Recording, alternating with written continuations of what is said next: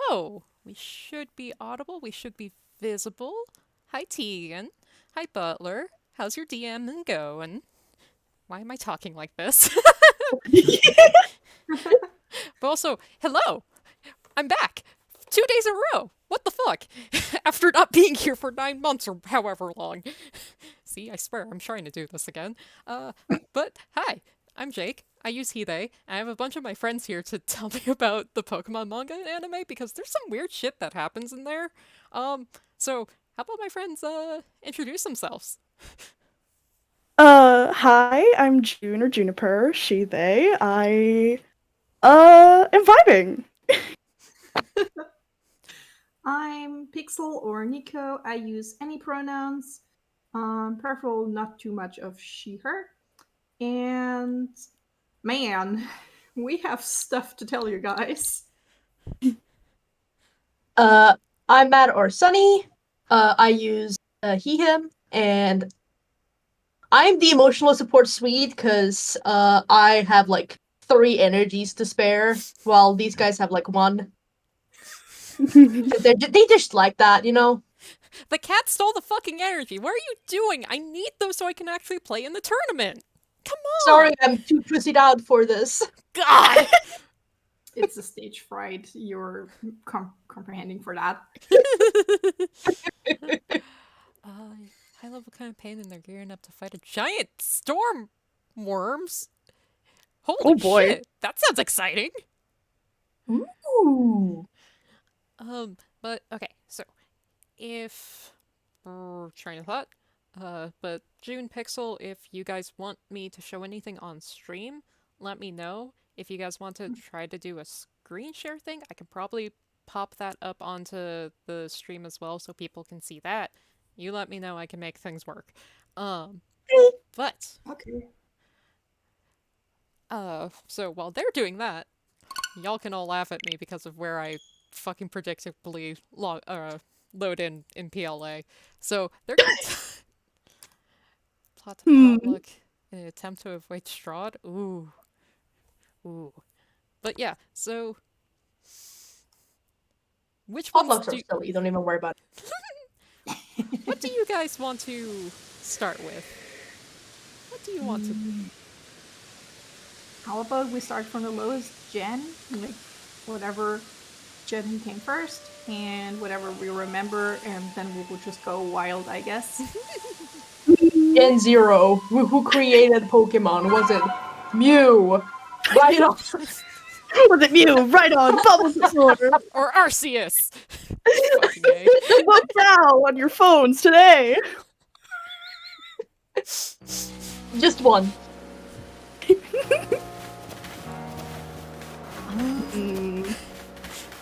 Oh, hello. There are people here. Hi, Ingo. Okay. Okay. I haven't played PLA in a minute. I was going to attempt to learn to do a specific speed run, but then I'm like, I'm so out of practice. Yeah, that's fair. So I'll probably be doing shiny hunting. I don't know. I have to fidget while I listen to you guys. Otherwise, I don't know what I do with myself. That's fair. Salute. So, what happened? So, is there anything? It's like I know a lot of the weird stuff starts in Hoenn that you guys start telling me about, but I mean, there's the classic. A Pokemon gets fucking sawed in half, but it's okay because it undoes that.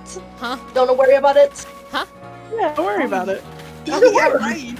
What do you Are we mean it talking- gets sawed in half? Doesn't like Rat's Pokemon kill It- some other there's a Pokemon? silly attack, and Yeah. it saws God, it's an Arbok, right? I forget Yeah. my Pokemon. Ignore me. But a Sawbug gets sawed in half, and then it is okay afterwards. You know, just a little bit of a silly moment. Yeah, that one scene that everyone on Twitter is like, hey, Pokemon manga's dark, guys, and it's always the Arbok. Never talk Always about the the other Arbok. rest. forget literally everything else going on. No, it's the Arbok. Literally everything going on in Hoenn. Are y'all talking about from Kanto? Was Lara bucking that happened in Kanto? Yeah. Yeah. In the original, Kanto manga. I mean, the only thing I can think of, like, right now, that's, God, I think manga stuff, but I think it's also for the TCG cards.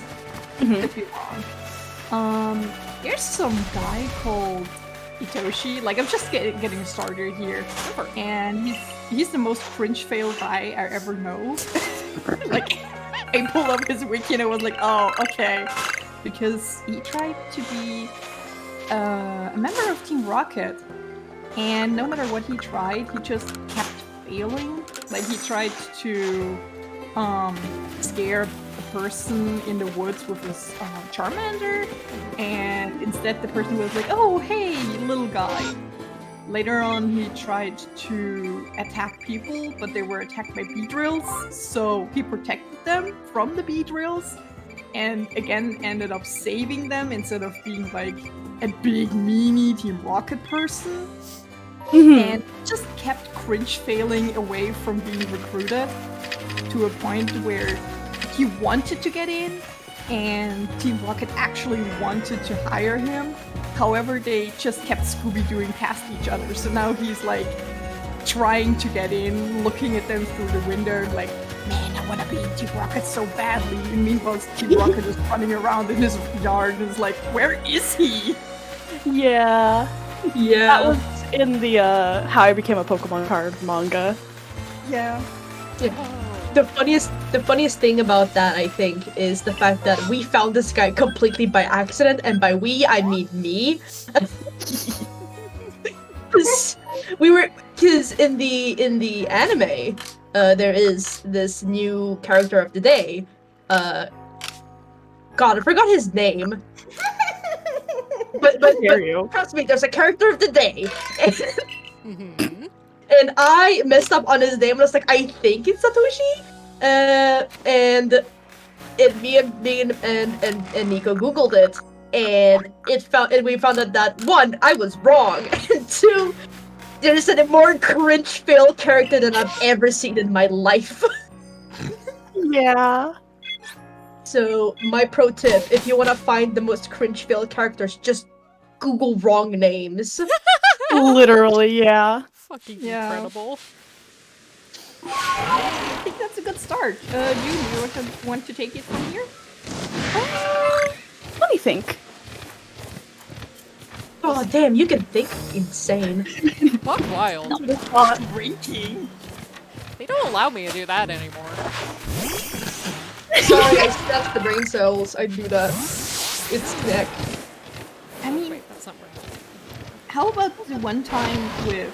No, Arceus is too far ahead, I think. We need to start with yours. So, tell me about Team Rocket. Team Rocket. What the fuck's going on in there? Because I bet there's some shit going on there. At least There is so much going on. Like, Team Rocket does not need that many admins for one. But like, a fun little like retrospective thing that the games have done in more recent years, which is more like 4 or something years ago, is in Heart Gold Soul Silver we were introduced to the official designs of the Team Rocket admins in, like I said, Heart Gold Soul Silver. And so in retrospective, when we got the remakes for Let's Go, they added Archer back in with his own model and stuff, because, again, his design wasn't in the original of Red, Blue, Green.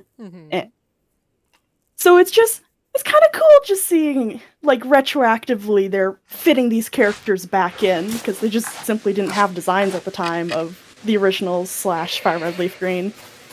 Yeah. Also, there's the thing in the manga where they have like 2 different designs and are almost 2 different people. Why would they do that? the anime likes to be weird, you know? Just a little bit cringe fail. Yeah. Oh, that was in sync. Sick tricks. Other little fun Team Rocket things is from the same manga that Pixel was talking about, How I Became a Pokemon card. There are other Team Rocket members we get introduced to, like Kaide, who she is Erika's childhood friend and stuff. And her only Pokemon is a Oddish that later evolved into a Gloom that she's horrifically allergic to. Oh god. However, she cares about Erika so much that it's like, I need to stay around you. I'm gonna deal with the plugged nose all the time. I can't believe this is the same. As, like, oh god. I'm allergic to cats, but also I love cats. Yeah. Looks at the two of you directly in my eyes. I look away, and I don't make eye contact. Oh, that's a big dust mouse.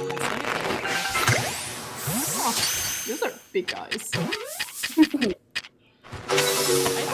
Why are your eyes so big for? What do they need to see?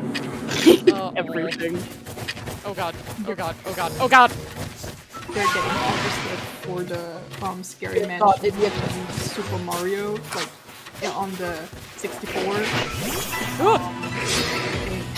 Get attacked. They just scored this device. Jump scare.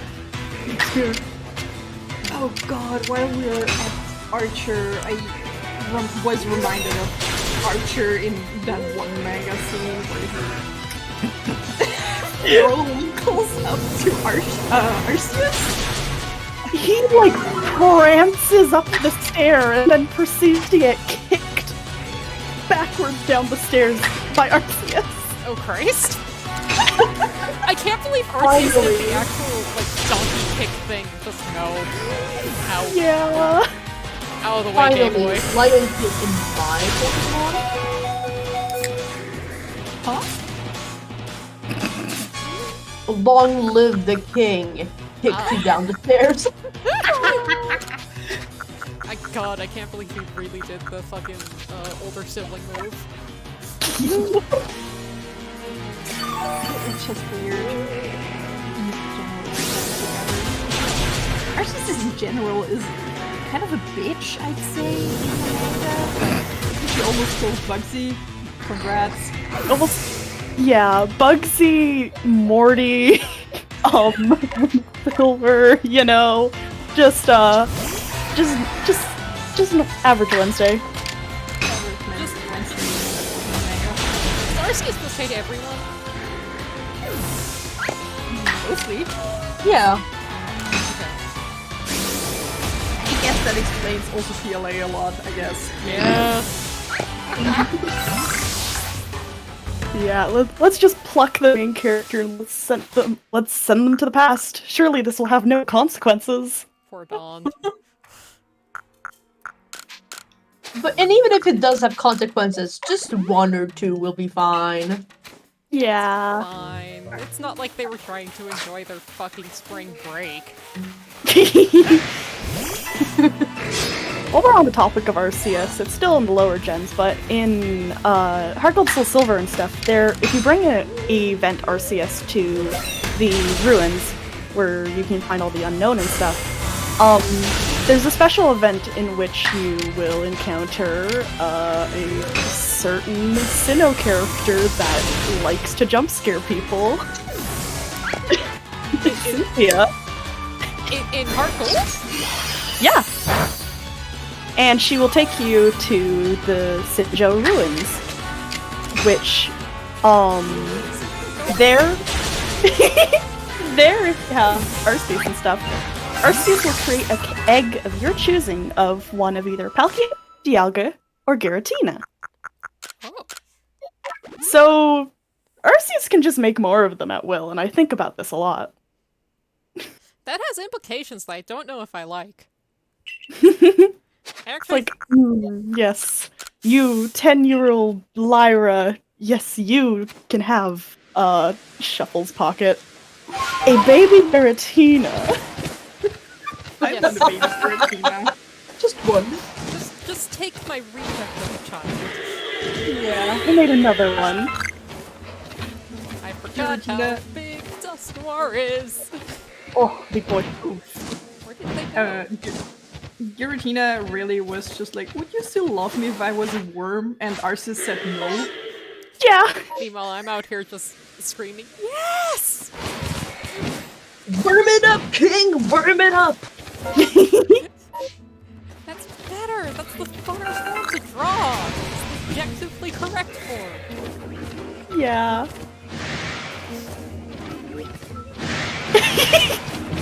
Arceus having kids like Yeah, Butler.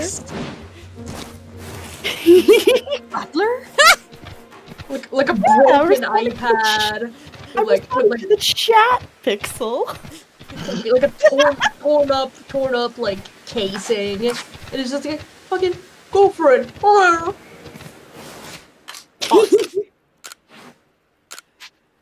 to think about where I can go from Kanto Johto things. So, how... Is Cynthia in the most games?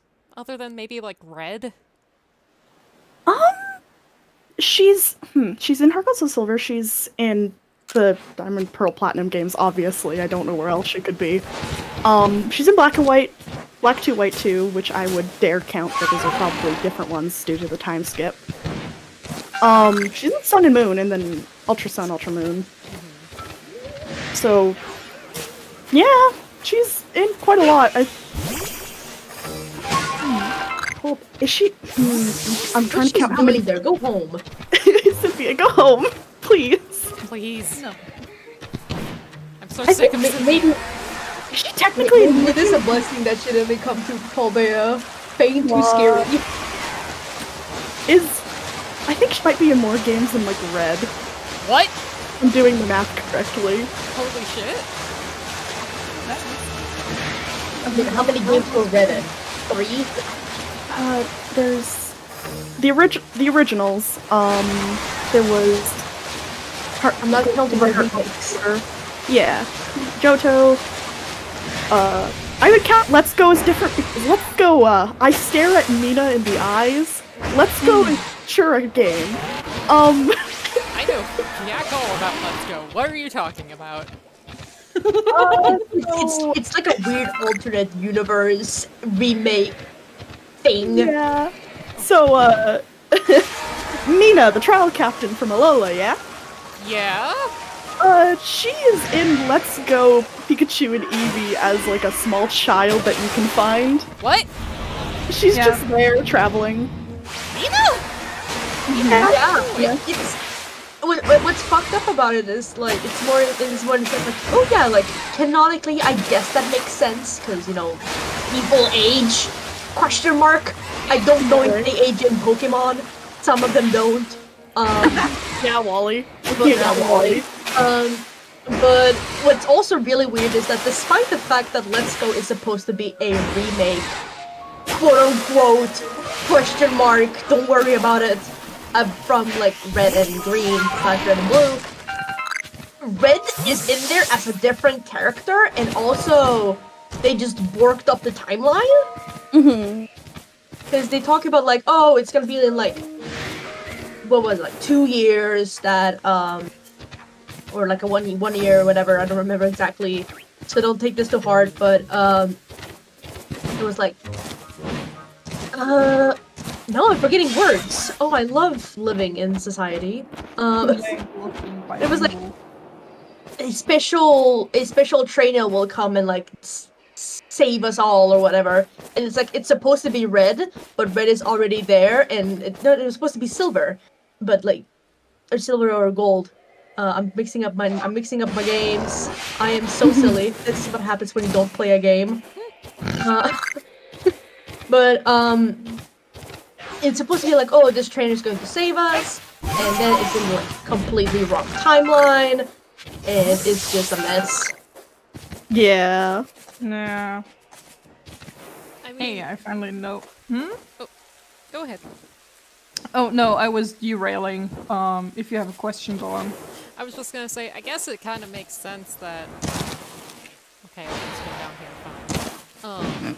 So that, one of the trial campaigns is from Kanto, considering all the, you know, all the other Kanto colonization happening in Yeah. Alola, so sure, I will say- guess.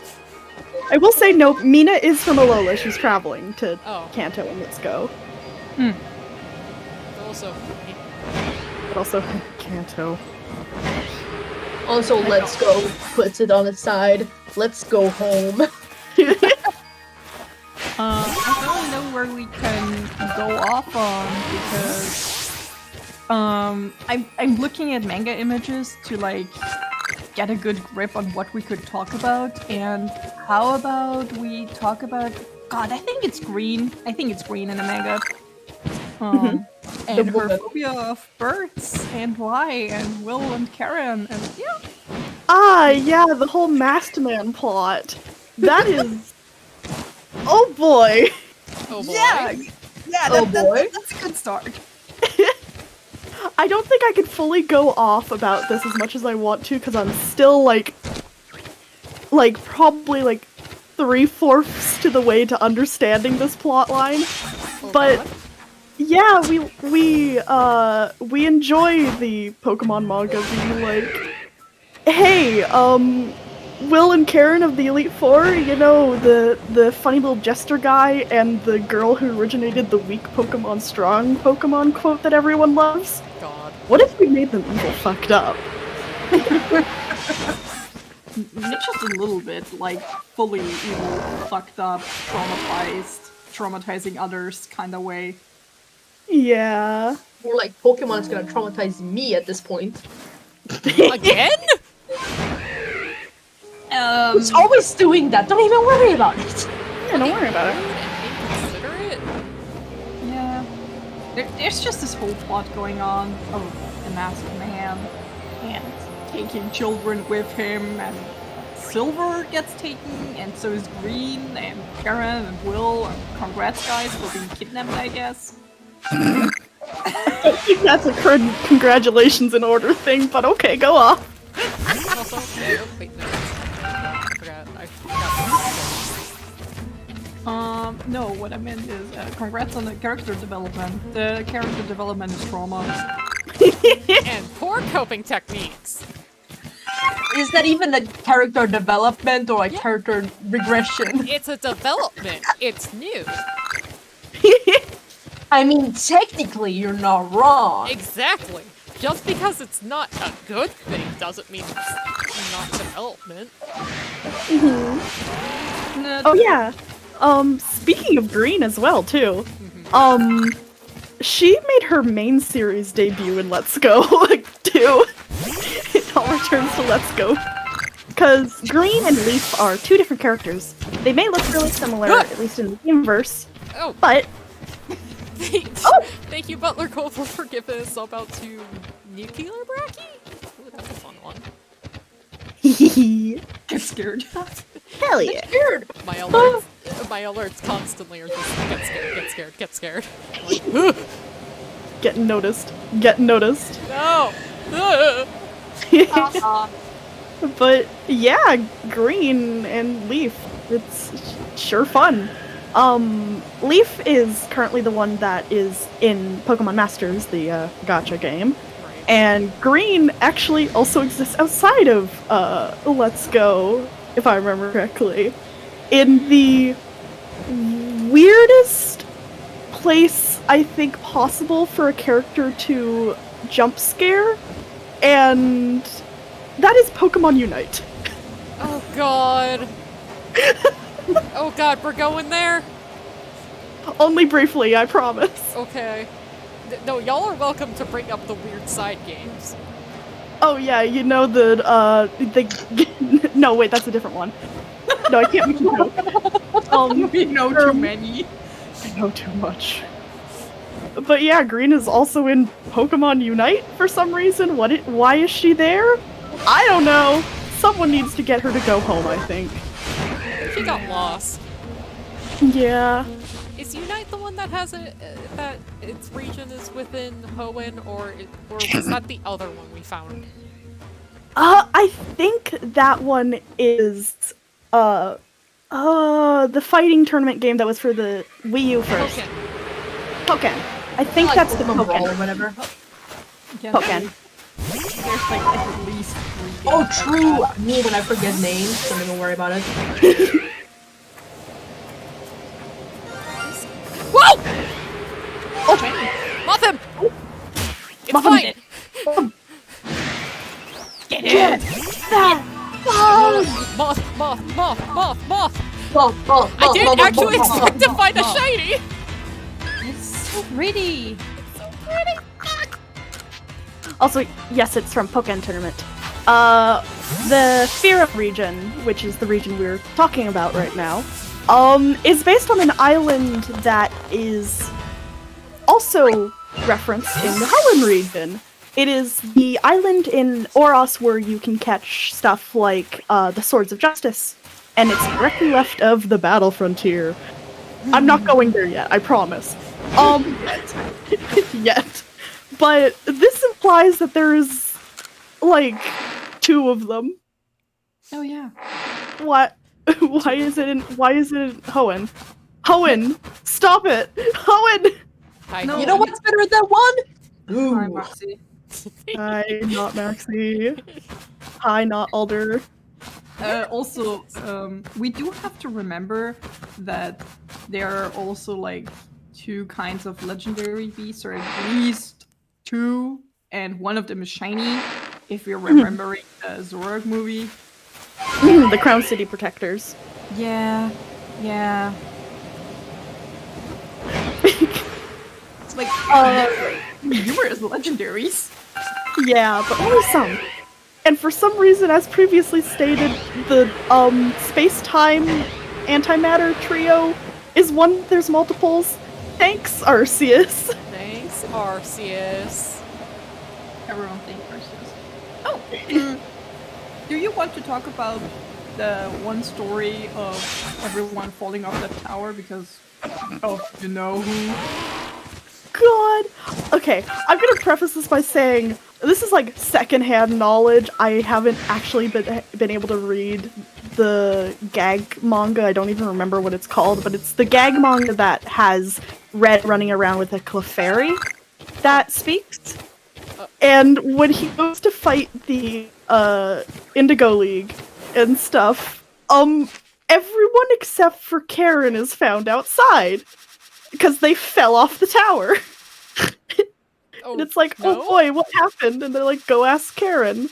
So Red gets to the top, and it turns out Karen just sucks at making jokes so bad that they fell off the side. Oh, I see. God damn. Incredible. Karen sure is interesting in her different portrayals. Mm-hmm. Mm. If we I had mean, a like, Go rental Queen.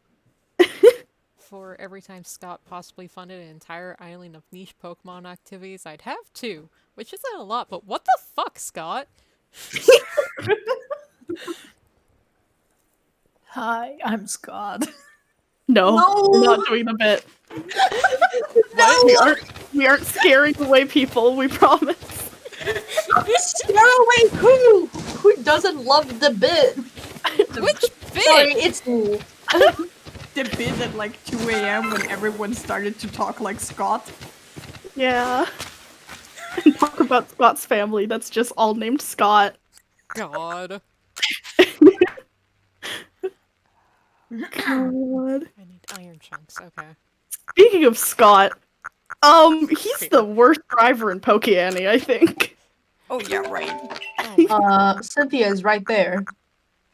But mostly she has a horrific car and she almost kills Malaretta or so. Yeah. Scott is still the like he drives worse than her. See, Cynthia has a bad car, but she's a competent enough driver that I don't think she needs her license revoked yet. yet. We're ignoring that she almost hit Meloetta with her car. By the way, it's a Jeep that has the top and the doors off of it. And she paid to get it imported from Sinnoh to Unova in the anime. Yeah. Scott, the first time we we see him, he drives like a normal person. And then it's like, oh, you want to go fight the factory head? Well, yeah, climb in. I promise I'm a perfectly normal driver. And then he I'm normal, I swear, I drives, swear, I swear. drives so fast, he drives on the side of a cliff and goes through a forest and spins out. Like Thanks, a Scott! chill out gamer. Doesn't he like talk about his grandma as well? It's like, congrats, he has a single relative we actually know about. Yeah, he's like, I haven't driven this close since, or this slow since I was with my grandma.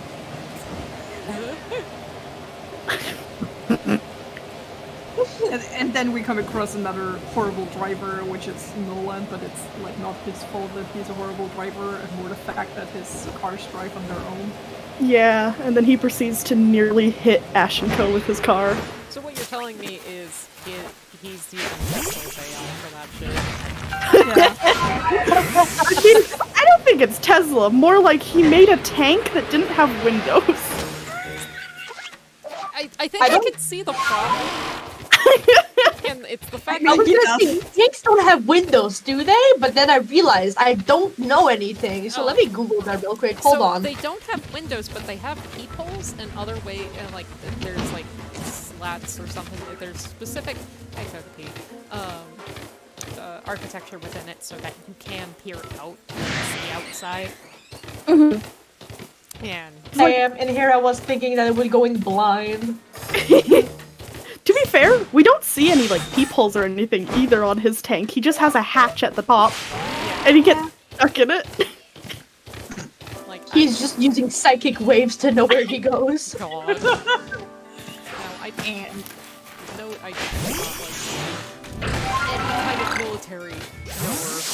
God, Yeah. that ain't my cup of tea. But I think making fun of the military is very important. it's Yeah. it's good for your well-being. Exactly. So true. Because you Oh. said you start. Let's go back a few topics and go talk about Silver, our friend rival Silver from the Johto games. Funny guy. Hey, did you know he actually exists in the anime? He has about 6 unique frames of animation in Pokemon Chronicles, only in the Japanese version of the opening of the first 3 episodes. Trying to get away as far as possible from the main plot. He is canon, but at what cost? Why is he just fucking... No, I'm only here for fucking... fraction of a second. Yeah, it's because they were kind of trying to show that, like, hey, Ash isn't the focal point of the story. Other people still have rivals, other people still have their own Pokemon journeys, yada yada. So we see Jimmy, who is the decision the anime made for Ethan's It's anime name. basically Ethan's twin. Okay, Yeah. I'm fine.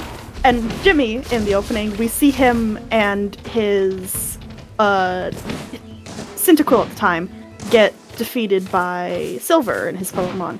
And for the 6 frames, we just see Silver step, and then the other shot is a single panning shot of him full body staring down at Jimmy, and then he has never been seen again or referenced. Silver exists in Annie-Poke, but only once. This is what happens when you're the son of Giovanni. He's busy in witness My protection goodness. programs. Yeah. God. Should I pull up the names of Giovanni? I know I have them saved, like the Pokemon ones. Pokemon, of course, everything's Pokemon. The manga ones. Whoop, I'm fine. You good? Yep, I'm not You're getting not killed by fine, you're about to artillery. be fucking slighted. I'm fine. Everything's normal. Don't worry about it, I'm fine. I'm staring directly at your game. I don't think you're fine. Yes, I am. Smile. Yeah. Astas live through worse. Don't worry about it. That makes me feel better.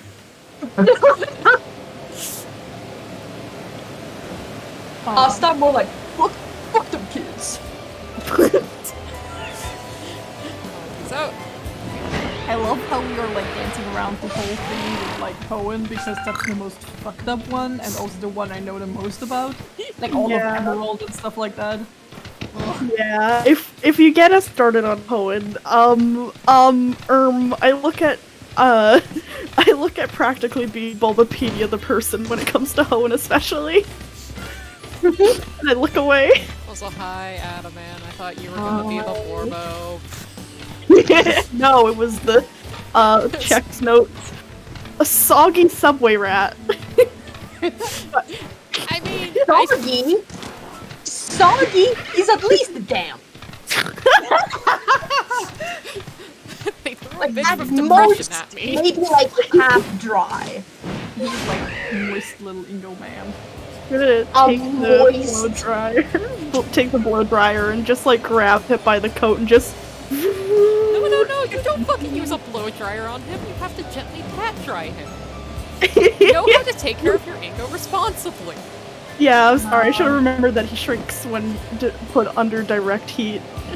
Hey, it's okay. It's okay. It's okay. Yeah. He shrinks, and that's why he has the look hunch to compensate for the fact that he lost 1 whole inch. But yeah, No, I said, do we have to like hand wash him, like get a fucking thing and like brush his coat? Yes, exactly. What are you doing with your Ingo? Put him in the fucking washing machine. What the fuck are you doing? I'm revoking your Ingo license. No, listen, he likes the spinning. But do you have the heat off? It's nice and cozy. I can't believe Bro, we why just you randomly ran across a Mothim. A shiny Mothim. Like, what? Mothim spawns here? Yeah. They try to kill Don't me worry about it, sometimes. you know?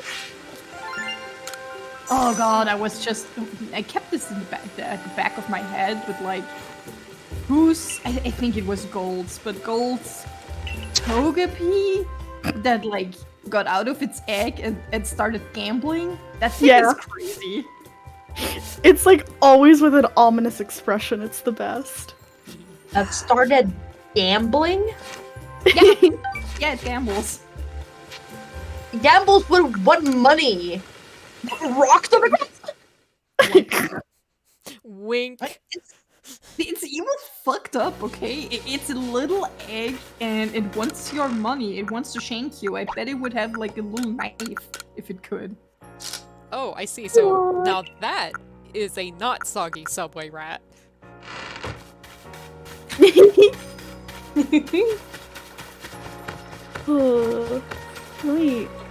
We are still dancing around the topic that is Hoenn. Do you just want to go for it? Do you just want to fucking go for it? Do you want to just tell me about Hoenn? Just tell me about Hoenn. Just fucking tell me about Hoenn. Okay, let's go.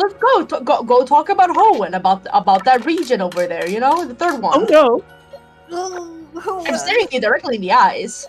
I don't care that I'm autistic. Come on. I think we should. God, the Hoenn manga starts with Palmer, I think, of all people. No. That is the end of Heart Gold Soul Silver, and it is in the first published Japanese volume of Black and White. You might also be thinking about the Palmer jump scare that's in the Oros manga. I think when he just shows up. Yeah, he just Brandon just brings him up on his communicator thing. He's like, "Hey Palmer, you should stay inside. The world might end soon. Don't worry about it. Happened before. We'll deal with it." Yeah. There's a lot going on. Yeah. But also, I keep mixing up things, which is why you're actually the one who should mainly talk about this. But also, where we it was the Emerald manga where we just started and were so confused because the first bit was not Emerald. Yeah, the first bit of the publicized Emerald mangas are Fire Red Leaf Green's final chapters, because usually the Pokemon Special manga takes the remakes as a chance to go back and explore the regions some more. Like, Oros is a return to Hoenn, not with mainly focusing on Zinnia and her plot. Fire Red Leaf Green is a return to Kanto. yada yada yada. Mhm.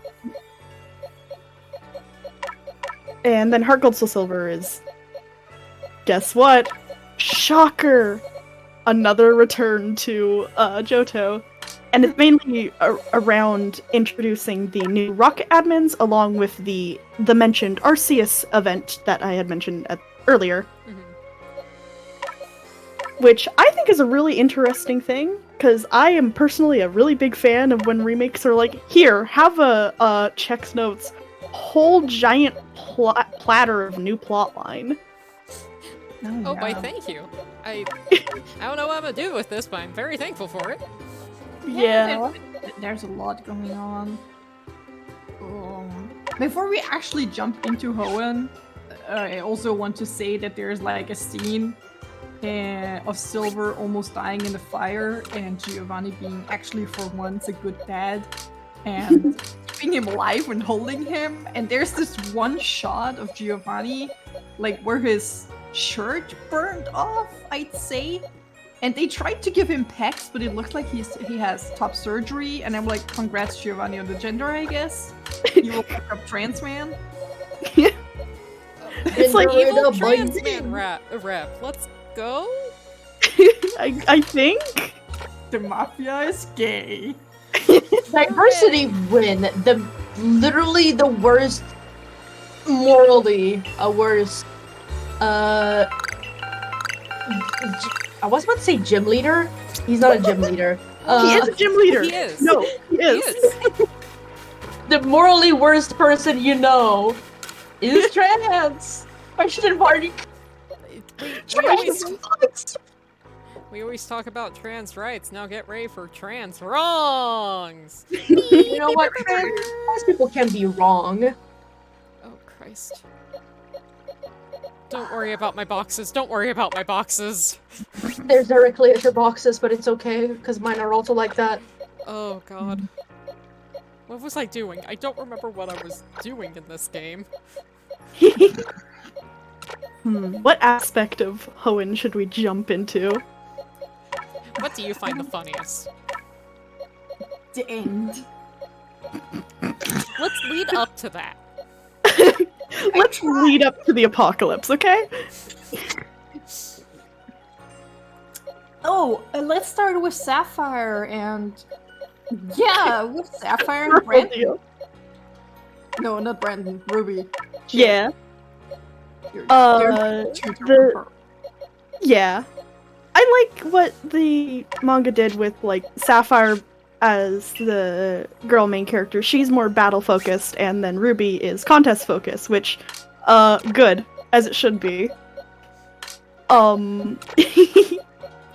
But Sapphire she is character of all time. #1 Sapphire fan can't go to me, but I wish I was. Is that the feral child? Yeah. Right. Feral girl who runs around on all fours occasionally and also has fangs. Thank God for her. Fucking weird girl rep is not prevalent enough in today's media. Mm-hmm.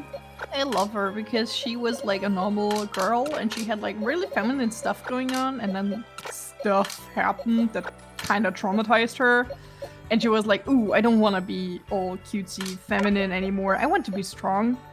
And her dad, Professor Birch, was just like, you know what? Okay, my child is allowed to run around in the forest with leaves tied around, running on all fours with like fangs and nails like claws and like barking and biting at people. Yeah. And then Ruby mentions this to Professor Birch and he's like, oh yeah, haha, that's my daughter. Like, this isn't a case of, oh, child got Tarzan or whatever. No, she's just like that. Yeah. The house is like right over there. Yeah. Hey. Hi. Hey. Looks at you, looks at my box, looks at you. Hi. Hi, look at you. Everything's normal. Everything is fine. Oh, aren't they all alphas? Wait, hold on. I have 6 alphas, and then the rest are Okay. normal. I actually did catch these on stream like a year ago when the outbreak thing was new. Good. I got jump scared when the alphas fucking spawned directly on top of me. Good. Because it's like, oh! What else is going on with like? Spirit Tomb, more it's more like Spirit Box. Hey! It's a spirit box. Let's see, Hoenn, let's see. I want to put my hand in that now. Don't. Yeah. A little snack. Don't.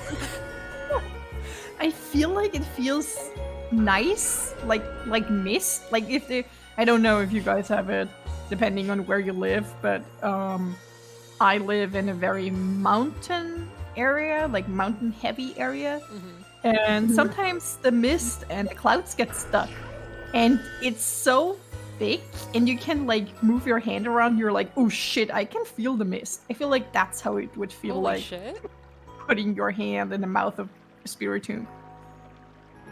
Hey, if it possesses me, it will unpossess itself immediately because I don't think it wants to experience what I experience in my daily life. So like, win-win. Well, God. I was thinking it would just kinda munch a cruncha, take a snack. Take a snack. You don't even know how small my hand, well, technically my paw right now, but Exactly. don't worry. It's But small. you don't know how small my hand is. It is like I can wrap my hand around like your pointer finger, no problem. It'll still look like it's so small. God. You're very small. Very small. Small. We can go on. Maybe we're going to Steven? Oh god, Steven Stone in the anime! Oh boy! Looks at So- you lovingly. Steven Stone of the, Steven Stone of Hoenn fame, rock autistic man supreme. He shows up for a single episode in the original Hoenn anime out of about 130 something episodes, if I remember correctly. I know it's broken 100. And he shows up for one episode, and it's like, oh, did they do a lot with that episode? No, they just introduced him as some guy in a cave with Team Rocket and Ash and Co. getting separated in the caves and having to come, like, find each other. And Steven is just there helping them. He's in, like, this really tacky, like, traveler's outfit with a big backpack and a vest and stuff on. And it's like, they also don't call him the champion. No. We only see his Gen 3 champion attire for like a couple minutes at the end when he's like standing on a boat like, goodbye, I'm sailing away to go find more rare stones. Goodbye. And then we don't see him till Kalos. Steven, get the fuck back! You I can't want- leave Wallace alone with the championship! Silly, I don't want that to be my life. Yeah. And then you might be saying, oh, so that means they're following Pokemon Emerald with Wallace being the champion, right? Right? Right? No. And to that I say, no, Wallace didn't appear at all in the original Hoenn anime. He instead made his debut in Sinnoh. Where he shows up and it's like, there's a whole arc of May coming back to participate in a festival that Dawn is also taking part in. And Ash gets in, but Ash is cringe fail at Pokemon contests. Yeah. And then it's like, yes, cringe fail. Dot. yeah. And then it's like, oh yeah, here's Wallace, the Hoenn champion and also Hoenn contest champion. Wow, he's so cool. And then we don't see him again till Pokemon Journeys in Galar, near the very end of the series, where Wallace makes his debut in his Oros outfit, and he has since lost his champion title. And Ash doesn't even recognize him, and he's so angry and bitter about Ash not remembering him at all. that he spends the whole episode being like, "Hey, you, we need to fight right now." And so they have an impromptu gym battle, and Ash gets his second rain badge because he already has the first one from Juan. Congrats. Also, I'm looking at the chat and they are talking about Tobias. Oh, Tobias! We're squinting at Tobias. Wait, no. The guy with 3 legendaries, that would be Brandon in the Battle Frontier arc. So here's how we get to the Battle Frontier. Finally. Also, hello, Hisui and Snow. Hi, asshole dad.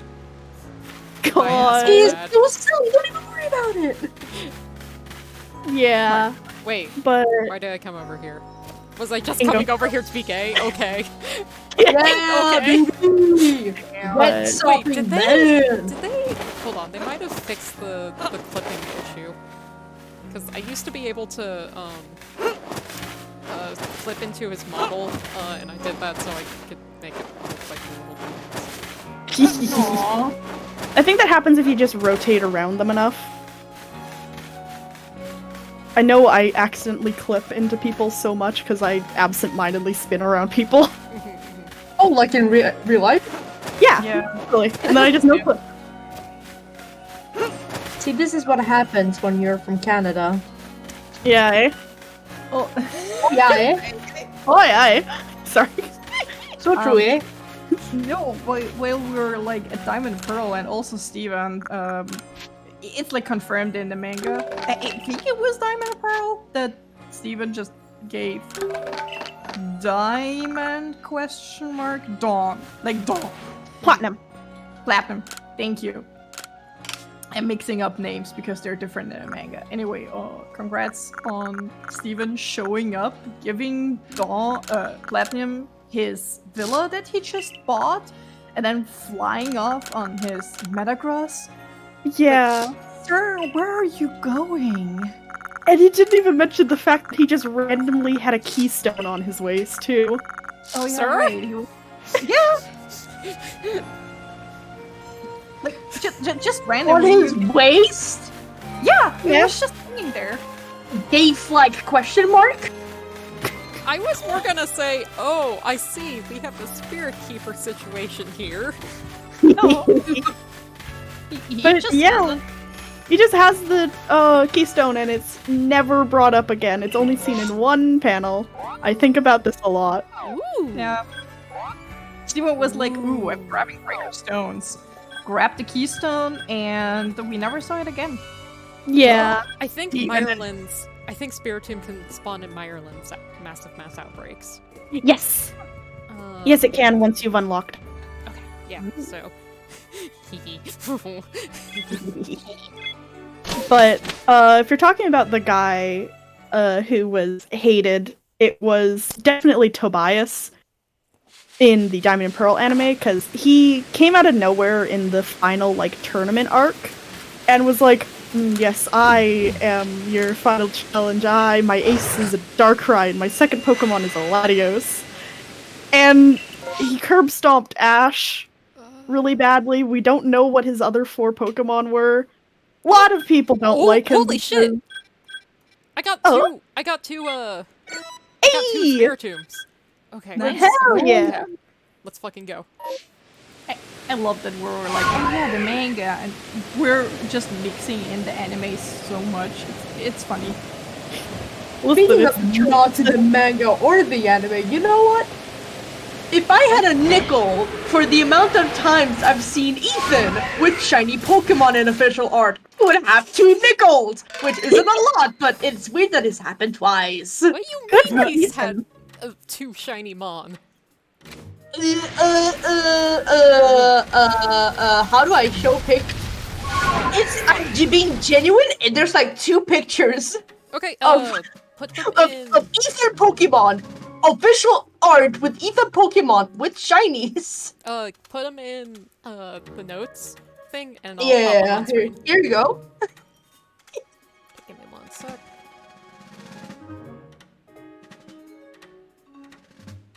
You no clipped out of the conversation a few hours ago.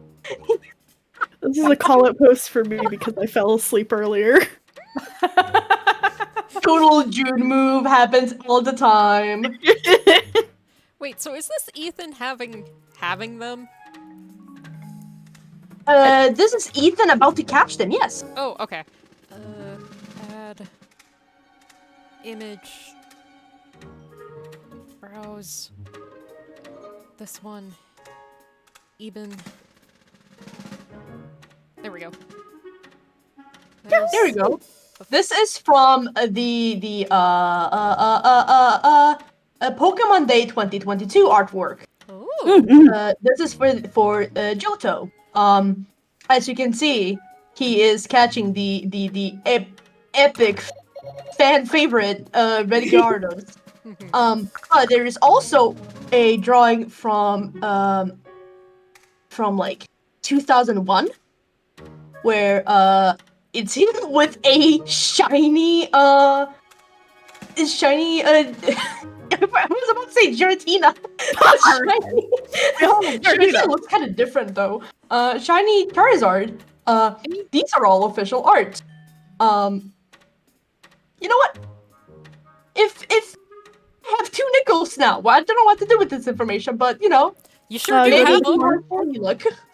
Also, you aren't like all wrong because shiny Giratina. Giratina? Oh god, we're really going at it. Finally. Rayquaza is also black and red, so Yeah. the only difference is the dragon typing. Haha. Yeah. Goodbye, you think I load-bearing know Ethan and shiny Charizard image. Yeah, you joke about it, but it stays in the OBS layers. It's just invisible. So it is load-bearing Ethan and Charizard image. Sure. Finally. Let's get that. Then. Do we want to go off about how Nola is a terrible dad? Oh Christ! Everyone's Nolan! Norman! Norman! They have very close names! Nolan did nothing wrong! Nolan is a good dad to nobody. Norman. Oh boy. Fun fact about Norman, there's a whole episode in PokeAni, like, dedicated to his wife nearly divorcing him. Oh, divorce guy. It was when they divorced in my Pokemon anime? It wasn't like completely his fault because he was just riding around. He didn't realize she wanted to divorce him. Yeah, it's because miscommunications. She thought he was cheating on her with a Nurse Joy, but in reality he was just trying to like get some help with like anniversary stuff because that Nurse Joy was a licensed pyrotechnics person and knew how to set up fireworks. Well, everyone needs a hobby. Yeah. Like that other one that had like Lottie. Yeah. Hey, real quick. Check out how big Alpha Spiritom's keystone is. Oh, Hey. that is a whole small boulder the size of a large boulder. It's not a boulder. He stowed? More like key boulder. Yeah. But yeah, aside from the divorce arc that we have going on in anime because of miscommunication, there's not really miscommunication going on with Norman in the manga. It's more like, you wanna go?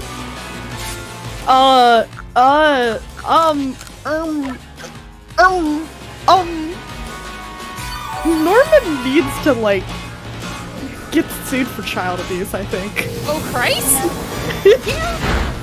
What the fuck is going on in there?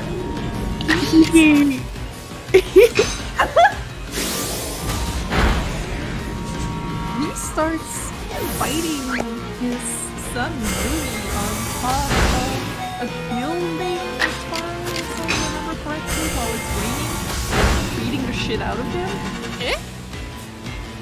And then at one point he like scruffs him and holds him over the side of the building while yelling at him, and it's like, Jesus Christ! Sir? Sir?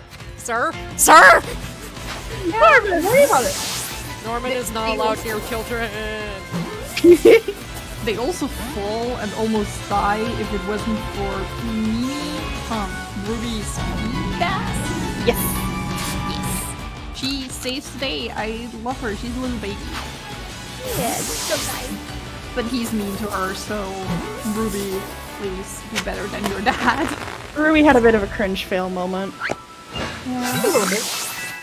Ruby's very funny in the sense that he like names all his Pokemon cute names and like constantly tells them how beautiful and cute and pretty they are. And he, like, I think his Magniana, he brushes its fur a lot and is like, "Ooh, I love you so much." And then he like looks over at Mimi and he's like, "Not you." Yeah. Because he's mean to Mimi. Shake my head. Wallace is disrespectful. God, manga nicknames though. Wallace in the manga. He names his Pokemon after the British royal family, which has implications that I don't want to think too hard about. Listen, his Pokemon are the British royal family in the manga. The Pokemon I fucking hope so. I don't want to deal with Galar have a fucking God, no. Yeah, but Wallace sets Ruby on a gay path. I don't want to say straight.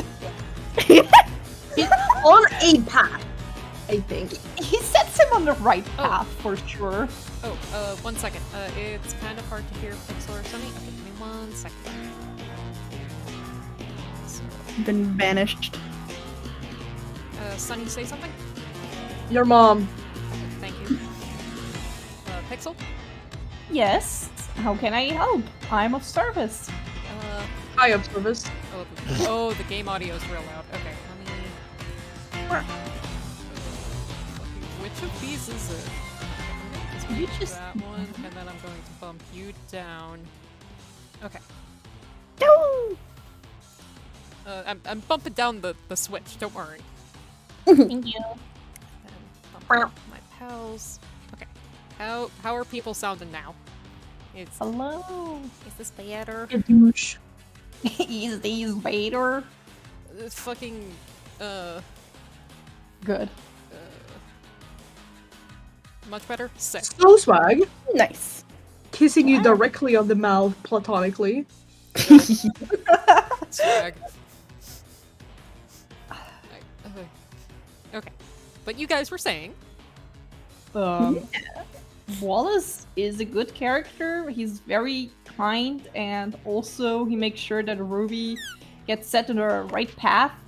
And he really starts going off about how Ruby treats his Pokemon. It's like, damn, you really treated Mimi bad.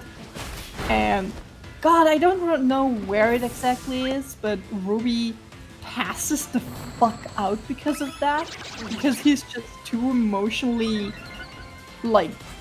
down. There's so much is happening, and he's just really, really having a time. It just passes the fuck out. Someone help these creatures. Yeah. Also, Wallace has a flying car that he can drive. Of course he does. Don't worry about Wallace's flying car. This is a surprise tool that will help us later. The surprise tool is trapping Sapphire in it for the final fight. Yeah. He didn't even put, it was Ruby that trapped him in Wallace's car. And Ruby, shake my head, didn't even put a sign that's like the AC is on, she has her music. She didn't even do any of that, shake my head. Get my goddamn head. Oh god, well, we're at Sapphire again, and also Steven, because Steven and Sapphire hang out at some point. And God, what am I getting at? Oh right, Steven's fucking stone grabbers. I feel like every geologist should have them. I need one of these. They're stylish and cool. Please? So for context, in his Gen 3 design, Steven has these two little iron bands around each of his arms in the upper portion. And in the games and everywhere else, it's like, yeah, these are just like part of his clothes. The manga had a big brain though. And instead he can pop them off and chuck them as they're like attached to a chain thing. Oh. And chuck them towards rocks, and they open up and clamp around rocks and bring them back to him. Hey, if you're able to find that on a store, you should add that to my throne! This is a joke, but also, God, I want that.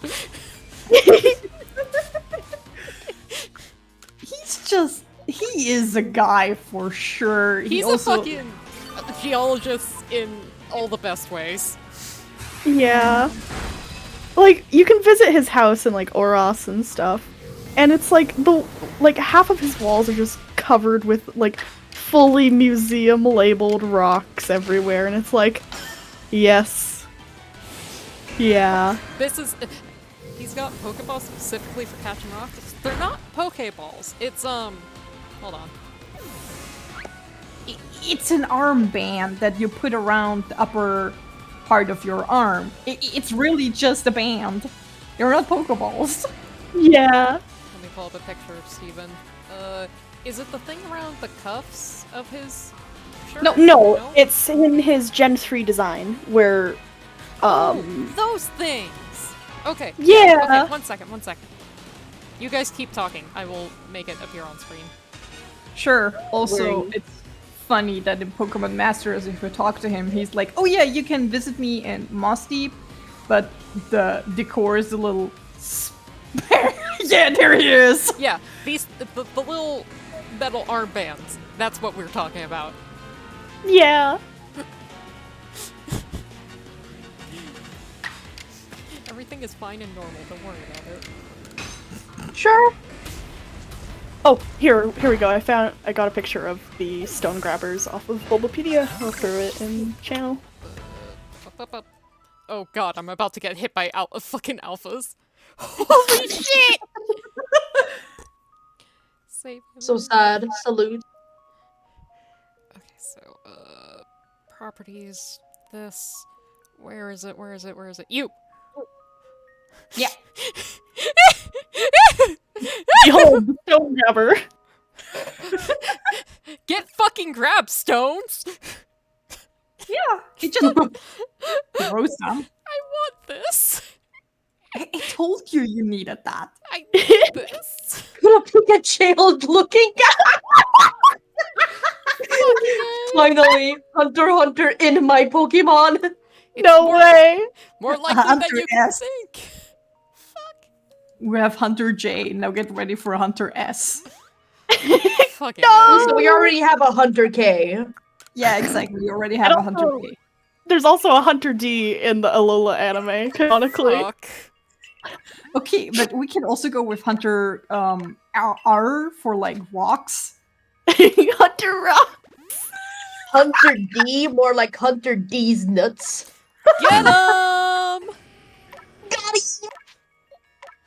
Don't forget about the hunter whose name I forgot in the Celebi movie. No. The Iron Mask Marauder? Yes. Okay. Yeah. Fuck. Brr. Die. Get in the water, idiot. Wash. Steven sure is Everything's character. fine. Everything's fine, don't worry. I can use my chains on anything but rocks. This spike will pierce my heart. If my Listen, the chin fun part. pierce my Mhm. heart. Fuck. Yes. Do I have, I do have. Okay. Hold on. Fuck. Oh my god. Yeah. They want me dead! Yeah, they want to add their soul to your collection, to their collection. No! Mine's They're doing a flame. little. God. No, the person who brought a shovel to the championships match was Byron from Sinnoh. Oh yeah. That man carries around a shovel day to day. He shows up in Black 2 White 2 to the World Tournament, and he still has his shovel. Like, how is this let past security on the airport? That's like a whole shovel. This man, the only thing he can do is forget about his son yell, "I love Bastion!" and talk about Everything's fine! Alright, sure. If that helps you sleep at night around the Alpha Spirit tombs. God. What? Oh no. you are getting like airdropped with attacks. Come on.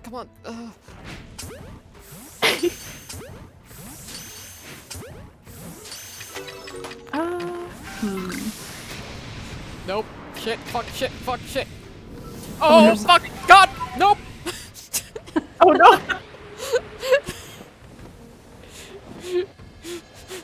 There's a whole thing going on with like a meteor and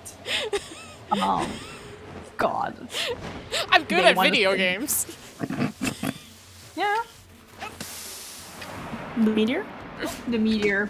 That the meteor that's going to fall, and they want to send it to a specific place. Oh yeah. So in Oroth, in the Delta episode plotline, it's basically a race against time to stop this meteor from impacting Hoenn and, destroying Hoenn and everything around it because of big meteor. Yeah, Oh no. A whole new, just like the mirror that fucking ended the dinosaurs, Yeah, pretty much, yeah.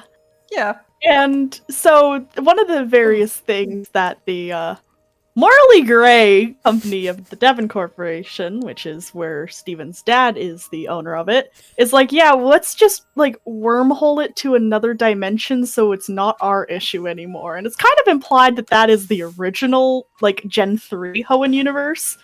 The one that was in our cartridges of Ruby, Sapphire, and Emerald. We're not gonna think too hard about the implications there. Don't worry about it. There's a whole plotline.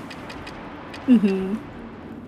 Like, congrats, guys. What the fuck? Also, Steven calls him his dad, like old man and pops.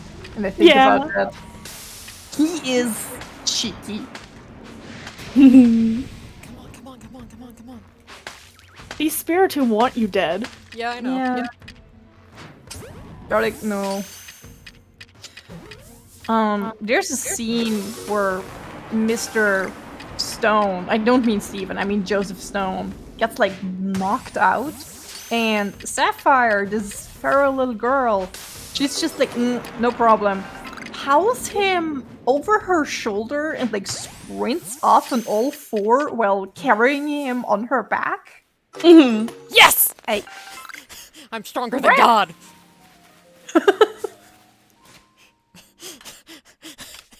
But yeah. Anybody want some Alpha Spiritomb? There's also the whole plot line with everyone's least favorite character, Emerald. I'm Those other squishing that thing. Spiritombs. You. Why are you so mean to him? Explain. No! Am I No. allowed to say that on stream? Huh? Emerald's gag is... raises my eyebrow. That's concerning. He's What do you doing mean something. Emerald doesn't exist? Yeah, Emerald doesn't exist. He can't hurt us. Yeah, Emerald is erased from our memories. Yeah. He's like, I don't know anything about feet, but I'm saying he's like 2 inches tall. It's microscopic. God, Emerald manga, bats my eyelashes autistically. Looks at you in Emerald, confusion. sure. What the fuck is going on over there? Emerald is a little child that's like, we were like, oh yeah, we don't care about Emerald because his character is like really boring, and he's like, ooh, my life is so bad as a small person, and Pokemon want to help him, and he gets bullied for it, and he's like, no, Pokemon are bad, I don't want their help, and he's like working with some kind of Pokemon Ranger thingy that throws sand and makes Pokemon listen to him. Okay. And he's in general just a weird fucking creature. Negative. Oh. Like, I think the writers were trying to go for something with his character of, like, being a bullying victim and stuff, but they could have written him a bit better. Oh no. He has the only fun thing of Emerald existing is Sounds good. he shows up and beats Tucker up and takes his salamence. Hi, Cassie. Cassie likes your Latios Sprite. Thank you! She thinks the eyes are cute. Hee June teehees and says thank you. Tucker.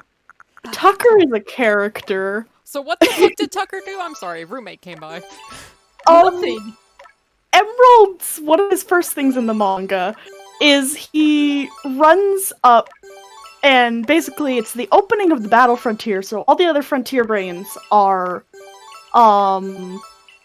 at the grand opening and stuff, except for Tucker, who's running late because he was like doing his makeup and brushing his hair and all that. So he's on his salamence and trying to fly there. Emerald's like, I'm gonna catch a ride. Grabs onto the salamence, and Tucker's like, who the fuck are you? Get off my Pokemon. Go away.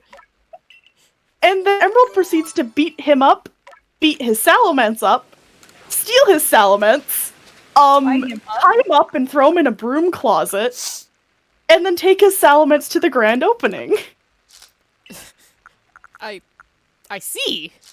Yeah, Tucker is fuming at the mouth throughout the whole manga and constantly wants to throw hands with Emerald, which is like understandable. I also would like to take this child and just chuck it off a building, I guess. Also, thank you, Butler. Yeah, I love the touch of your wings. Flip flapping. It's fun. It's good. It's like slimmy hands. Exactly.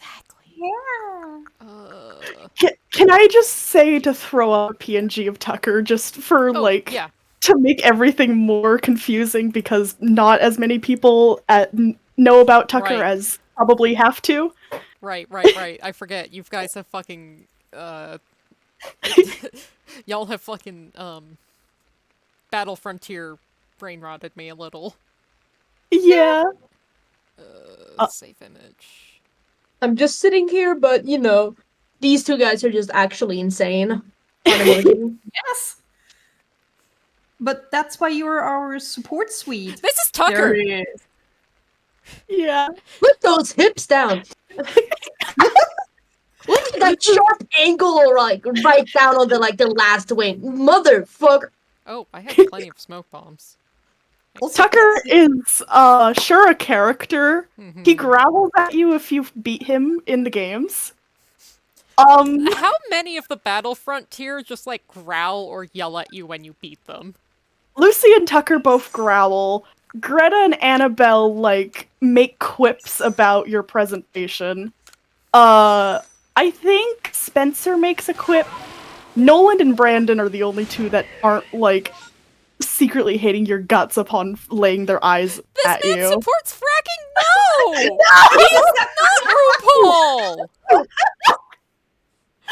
Incorrect, Butler. You're cool. Wrong. Hold up. But Hold up. Hold up. I also think about the fact There that we they go. just made him slightly buff in the manga. why? Yeah. Why would you do that? He's a fucking drag queen. It fits. Actually, you know somehow. what? Buff drag queens are hot as hell. True. Fair enough. Understandable. Yeah. Emerald in general is just really mean to Tucker, and they constantly have beef to a point where Emerald ties Tucker up again, and I think Brandon, and just ties them the wrong way around the teeth of Lucy's entrance to the pike. Yes, Lucy's battle facility, the battle pike, is shaped like a giant viper, and the entrance is its open mouth. And these two come to like interrogate Emerald. And so Emerald grabs them both and ties them to both of the fangs of the Viper. Tucker gets tied upside down overnight, which I think should have killed him because of blood flow. Yeah. Mhm. Concerning. Tucker also gets smacked on the back of the head by Spencer's cane. What else? He Bites Greta's head. Yeah, he bites Greta's head. He also gets, like, flung and knocked unconscious in one of the fights against the villain. Nolan is, I think, most of the time unconscious because somebody hit him over the head. Yeah, very early on in the manga, Nolan gets smacked in the back of the head by a sword and is in the hospital for, like, half of the manga. Nice. Take the L, loser. Just don't go to the hospital. Yeah. Like me. We'll get to that. Yeah. Also, the thing that Emerald does, to describe it best, he does something off buildings that is very icky. That's like the best way to describe it without going into detail. And there's like, I think he does it like 3 times. What the fuck? Was confirmed to have the brain cell in the manga, so they had to take him out. Yeah, pretty much. Manga also decided to put the, like, 10-year-old in charge of being the manager. So I don't think the, I don't think the Battle Frontier, allocates the resources properly. No. Annabelle is like, no, all the money should go into the little house that I have with like kids' furnitures. I think she's right, and I don't see any problems in her financial reports. I think she is doing everything correct. If you say otherwise, you're wrong. This is a joke. Or rights. God. But yeah. We need to allocate how much longer we can talk about Battle Frontier, because I know too many tips and tricks and fun facts about this thing. Fucking hit us! Hit us! Destroy! Fun fact, in the games you can find shinies in various of the battle facilities. You cannot catch them. They're uncatchable. There are full odds at the 1 in 8,000 plus odds. Smiles. Can other trainers have shinies? I believe so, in the battle tower at least. But like, out in the wild though. There are pre-programmed trainers in a couple games, such as there's one man in Sun and Moon who has a shiny Execute that you can fight. Okay. He's in a random Pokemon Center. I don't remember off the top of my head where he is, though. Well, we are at the battle facilities. Something. Diane Butler. Ah, Diane and Butler. Right. Well, we have someone named Butler here. Hey, you're in the anime? Yeah, Movie. movies. The movie. In Jirachi Wishmaker, one of the main characters is a magician named Butler. And he is trying to capture Jirachi because he got cringe-failed, laughed out of Team Magma for trying to revive a Groudon from a fossil. So he's like, I'm gonna capture Jirachi and make a a Groudon. Anyways, why we're bringing him up is because Butler and Diane actually exist in the video games as well. They make a random appearance in Diamond and Pearl, and Platinum and BDSP. In English, their names are mistranslated to be Donna and Felix. However, yeah, that's Butler. He is intensely 2003 ass anime core. Oh yeah. And I say that affectionately, but also there is some crazy shit going on with his hair vents. Also, untrimmed. Untripping. Trim. And basically, you fight them in a double battle on the route right outside of the Sinnoh Battle Frontier. And they have 4 Pokemon that they were seen using in the movies, such as like his Salamence, Midiana, Curlia, etc., etc. And so, yeah, they are technically canon to the game universe as well. There is also a couple other characters from the movies that appear, such as Elizabeth from the Manaphy movie, who is the girl from the Water Tribe, who is around the main cast's age. And you can find her and her Weasel and stuff in-game in Sinnoh. And the third one is Rebecca. Rebecca is the Metagross trainer from Destiny Deoxys, the movie that's like the big Deoxys versus Rayquaza movie. And you can find Rebecca on one of the routes in Sinnoh as well, and she will have her Metagross. And all four of them have dialogue that is very specific to their movie characters as well. Butler, for example, talks about his Pokemon show, Rebecca mentions the computer that she always carried around, etc., etc. Mm-hmm. Cool little fun fact. I see. So that's someone's OC that is very much loved.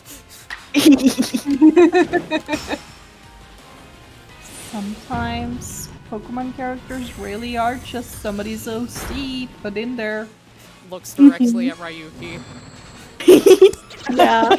I mean, to be fair, they are OCs. Yeah. I fucking guess. Yeah. I guess question mark. The fucking... You are right. See, Also, this is what happens when you have an emotional support animal that knows 3 facts. What were you gonna say, Nico? I was trying to go back to the manga, or we're going to keep talking about the Battle Frontier, depending where you want to go. I'm good with whatever. I'm just spouting fun facts, because I have so many. Lovely. Pats this Latios. You can fit so many facts in this bad boy. Yeah.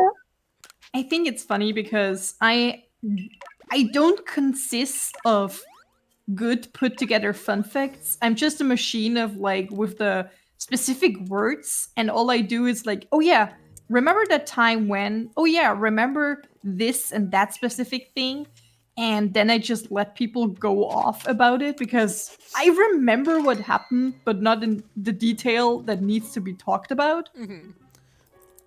But also, that's helpful. Yeah.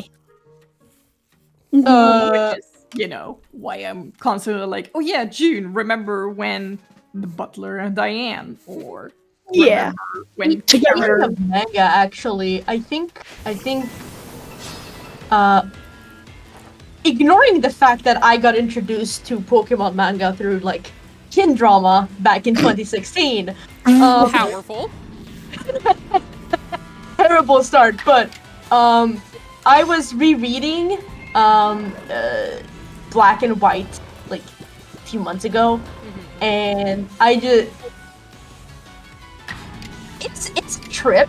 It's a trip, you know. How do I fucking begin this? Smiles. There's, That's my there's last. so much going on in fucking Black and White. Getsus fucking gives Ed a concussion live for caught in 4K. 4K. Then 4K, abusive father abuses his son more at 3. More at 2, more like for us. Because In Black and White 2, I think all of the Pokemon leaders got that's a the- Jesus moment and get all put on a cross. Yeah, in the Black and White manga before they moved to Black and White 2, it basically the gym leaders minus the Striation trio and Drayden go in and are like, "Hey, the Team Plasma Castle, we should stop that." And so they go in and everyone gets cringe failed attacked. And then they get crucified. yeah, Let me get that Hector. yeah, please. The crucifixion of like, congrats guys. It sure is an image. It sure is. I love showing it to people and going, so anyway, the people in the Pokemon manga get crucified, which means that God and apparently Christianity is either a thing, or they just thought that crosses looked good. I think what would be even funnier is the idea of just. Okay, I really hope Christians don't get from me for this. It's okay, I grew up Christian. But I think it would be funny if it was one of those like made up ideologies that just become like popularity, like fucking Lord of the Rings-esque kind of thing. Mm-hmm. You mean the fact that like a lot of people in like God, sorry if I get it just wrong, but I think in New Zealand are like Jedis as an actual. Oh, yeah, literally like religion. 0.5% of the entire Australian population identify as Jedi. What? Literally just like that. There was a confirmed empire in the end. I mean, yeah, I guess. And I mean, I mean, in the anime, also Misty gets a cross when she comes across Hahako. Yeah. Yeah. Yeah, she holds a cross when she comes across ghost Pokemon, so I guess Christianity is a thing. I hate Maybe? the implications of this. Same. God. Sorry, that reminded me them being in Lavender Town in the anime. So Tucker, the guy we were talking about before, yeah, in the anime he's in Lavender Town. Yeah, fucking hold on. This bitch. This guy is walking around Lavender Town in the anime universe, and I don't know what to do with this information. How I would mean, I? to be fair, How would he you is feel about- purple. He is purple. But how would you feel about this? You're like, oh yeah, this is Lavender Town. The music is really odd. There are everywhere graves. We know ghost Pokemon are constantly here, and this bitch, this ferryman, starts strutting around. This like No, I know he doesn't support this guy who like with various media height calculations is in the upper 6-foot range. Oh yeah. I like that. Turn the graveyard into a raveyard. Look, he's visiting his fucking goth boyfriend. Okay. This man is gay. This man is gay. I want to talk about this one because if you look up green-haired referee Victor, you will realize that in the anime, Tucker's referee dresses like a Yu-Gi-Oh character, and he walks like the thing starts with like Tucker talking and Team Rocket making his hair, like brushing it. And Victor comes in. He's like, "Oh, darling, I'm so glad that you found somebody to brush your hair because I was really worried when your hairstylist said they couldn't come." And I think about that so much. The English dub also gave him a really like stereotypical gay guy accent on top of it. Yeah. To be fair, they've done that with more than one character. Harley. Harley. I will show you Harley. Can you take your one for like Friday? What? Can you No, not that No, picture. We don't need to- let's not. I'm not gonna do the weird one. Any weird ones. I'm just gonna We pull up lost a two normal picture watchers of from Harley. early as Friday. Come on. It's not even Friday. We can't have people. We can't have them. It's on Friday. God damn. Where are you? You. I'm just doing this picture. Normal picture of Harley. This is Harley. He is an adult, and he has made it his life mission to fuck up the life of a singular 10-year-old named May. The reason why is because she said his cookies weren't half bad. And in the original Japanese version, May ends a lot of her sentences with kamo and because she's a little bit uncertain about what she says sometimes. And Harley fucking hates this. He wants her dead. He thinks she's making fun of her. So he spends the whole, like, multiple seasons that he's on there, like, trying to destroy her life. Holy basically. shit! Oh, Jesus Christ! Hyper beam. What? Sliggoo, you can do that? Oh, bye, Sliggoo! Harley is With the also stream, it looks like Harley is doing the hyper beam. Harley tries to kill another. Harley wants me dead now. Great. Like, Harley definitely. There are some things the anime writers made him do that would not fly in this day and age. Oh boy. But also, I fucking love him. There's something wrong with him. There's something new and special wrong about him.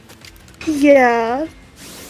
Thinking about the time when in the Japanese one he's just going like Haruko-chan, hi! And every single other translation was like, oh, let's make this the most horrific way to greet a person. Where he goes around is like, May, my little gingerbread cookie, how are you, hon? Which is like a shot. If you call somebody like that, it's like going, hello, every pony. Oh, Christ alive. Yeah, Finally. same effect. And I think the most important part is the fact that he says a variety of this in every other dub. Yeah. The Because only you know version. they all reference the English dub. Like Yeah. it's a bigger shot when it's like something along those lines as well. It's just like, huh? What do you mean gingerbread cookie? What do you mean sweet cookie? Yeah, because we can confirm this in English, German, and Swedish that he goes around and calls her variations of sweet things, such as the German version of Sweet Tooth, where he calls her Zuckerschnäuzelchen, and it killed me on sight. I would have to actually check what he says in Swedish because my memory's that of like 3 dying cells. Understood. God. But Or I'm pretty further- sure he says like something along those lines as well, just like a sweet cookie, like a sugary cookie. For They're just like translating. that, you know? Yeah, but for further translating, if you like translate it word for word, the German one, he calls her sugar snout. Harley? Yeah. Again, I said it's like translated to sweet tooth, like having a sweet tooth Yeah. in English, but just walking to somebody, like up to somebody, waving your hips around as if you had any, and going like, "Hey, my little sweet snout, how are you? Did you what?" Hmm. Explodes. The reason that they're able to get so many lines in from the original Haruka-chan, hello line is because he has his back turned. So the dubbers are like, this is our time. We can get as many syllables in as we want. We could do A silly delete shit. 4. Hmm.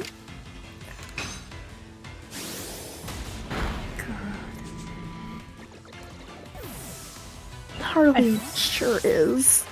I feel like it's both a blessing and also a curse that he's not in a manga. He is in the Ash and Pikachu manga, which I have never seen, like, described what he's like. All I know is another rival from Gen 3, Drew, who is another one of May's rivals. In the manga, they made him as flamboyant as Harley as well.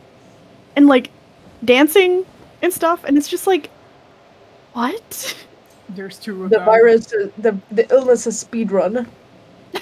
God. Like, I Yes. want to get my hands on the Ash and Pikachu translated mangas so bad, but also they're kind of hard to come by. Is that From the one what I've that's was only released in Singapore? A few of them are only released in Singapore, but yeah, it was only English translated and released in Singapore. So, shrugs. Why Singapore? There's a translator in Singapore who does a lot of English translation work of Gen 3 era manga, such as the Battle Frontier manga, and also a secondary translation of Pokemon Special, also known as Pokemon Adventures. So that's just one person going ham on it. Yeah. Pretty much, yeah. Okay. Pretty much. But it just ended up that a lot of these manga never got translated by Viz or anything, which is the main publisher of that era. Mhm. Yeah, because Fizz was fucking publishing everything at that time. Mm-hmm. Yeah. Hey, I fun. mean, now Yeah. they're like slowly catching up, but they're still releasing the X and Y manga, despite the fact that they're finishing up Sword and Shield, I think, right now. Mhm. Mm-hmm. Like the original Japanese version, Right. which is like, well, pick up the slack? Question mark. I mean, you had the money for it, kind of thing. What were you gonna say, Pixel? Well, we're still at mangas and also Battle Frontier. How about we're going to talk about your favorite character, Annabelle, and the fun things she's getting put through? The bell. Okay, so I think there's some unspoken rule in every Pokemon media to just do something to Annabelle. I don't know why. So in the main game verse, the bread and butter, the most basic thing is she gets EBDB'd to another universe and loses her memory and is being used by international police as basically a bait for Ultra Beasts. Some help. Someone get her out of there. She doesn't know she's a faller. We aren't gonna worry about this because this is the most well-known interpretation of Annabelle. To the point that a lot of people only know her there and they didn't realize she's actually a Hoenn character. Just like how I didn't know Ingo was originally from Unova when I first saw him until I was like, I saw him and I posted in my group chat, oh, he looks like a gremlin, I'm intrigued! And I said his name and another friend in the group chat said, hey, can you spoil that just in case? I'm like, oh, okay. And I was like, why am I spoiling it? So I look up and it's like, oh no! Yeah. There's supposed to be another. There's supposed to be two of you. Yeah. I'm I had a nickel sorry. for every time the Pokemon company has or Game Freak has decided, like, let's EBDB a battle facility member and give them horrific trauma. I would have 2 nickels, which isn't a lot, but I think it's starting a pattern. And I'm scared. I'm scared. Because before I go on the Annabelle TM, there's another character that also shows up from another battle facility. Caitlin! Caitlin of the Unovan Elite Four is originally one of the 2 people who run the battle castle in Sinnoh and Johto, along with her butler, Jirach. And yeah, she's also a weird little girl who is so full of psychic powers that she's an active bomb threat. Give me the screen cap you love to post. Oh, hold on. That'll give me. I need it for a second. What? I need to speed run. I don't have it on hand. No, I'm a fake fan. No! I'm sorry, I'm a fake fan. It's okay! I thought you You're knew! not a real gamer. I'm speedrunning getting Caitlyn explosion murder speedrun. There's something wrong with this girl, and yeah, then she got tired out, and then, like, the Nova League is like, yes, this one is perfect to become a E4 member. And it's just like, Jesus Christ, Caitlyn, calm down, please, girly. Girl, you can calm down, I promise. I promise. Oh, here we go. Here. Speedrun. What do you mean June's losing the title of #1 Battle Facility fan on stream? She's literally constantly talking about them. Hey, it's okay. Oh, yeah. I was gonna say you literally just woke up from a nap. Yeah. Don't worry about it. Don't worry about Caitlyn. She's fine. She is a average 14-year-old girl canonically at this point. She is fine. There's nothing that we need to worry about with her at all.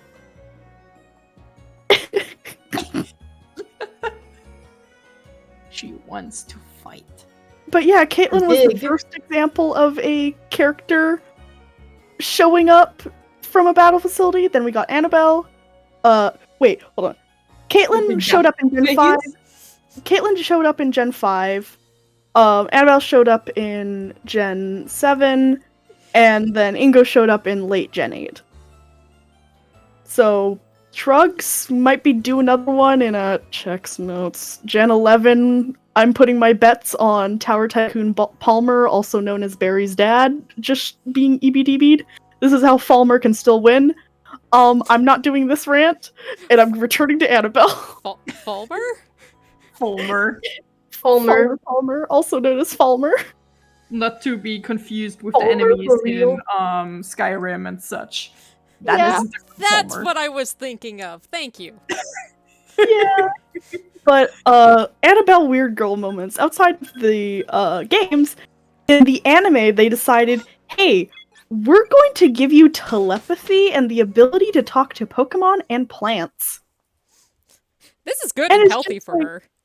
Yeah, it's just like, okay, this is also like the nicest Annabelle because all the other ones are a little she's sure a weird girl. Frankly, we need more weird girl representation, so I'm not about Yeah. to complain. Mm-hmm. In Hey, it's Pokemon, weird girl spring. It's okay. God. In Pokemon Special, they're like, yes, let's make her the manager of the Battle Frontier. It's like, she's like 10 or 11. What are you doing? Scott was like, this is good. This is great. I'm This is gonna the do best that. one to make new taxes.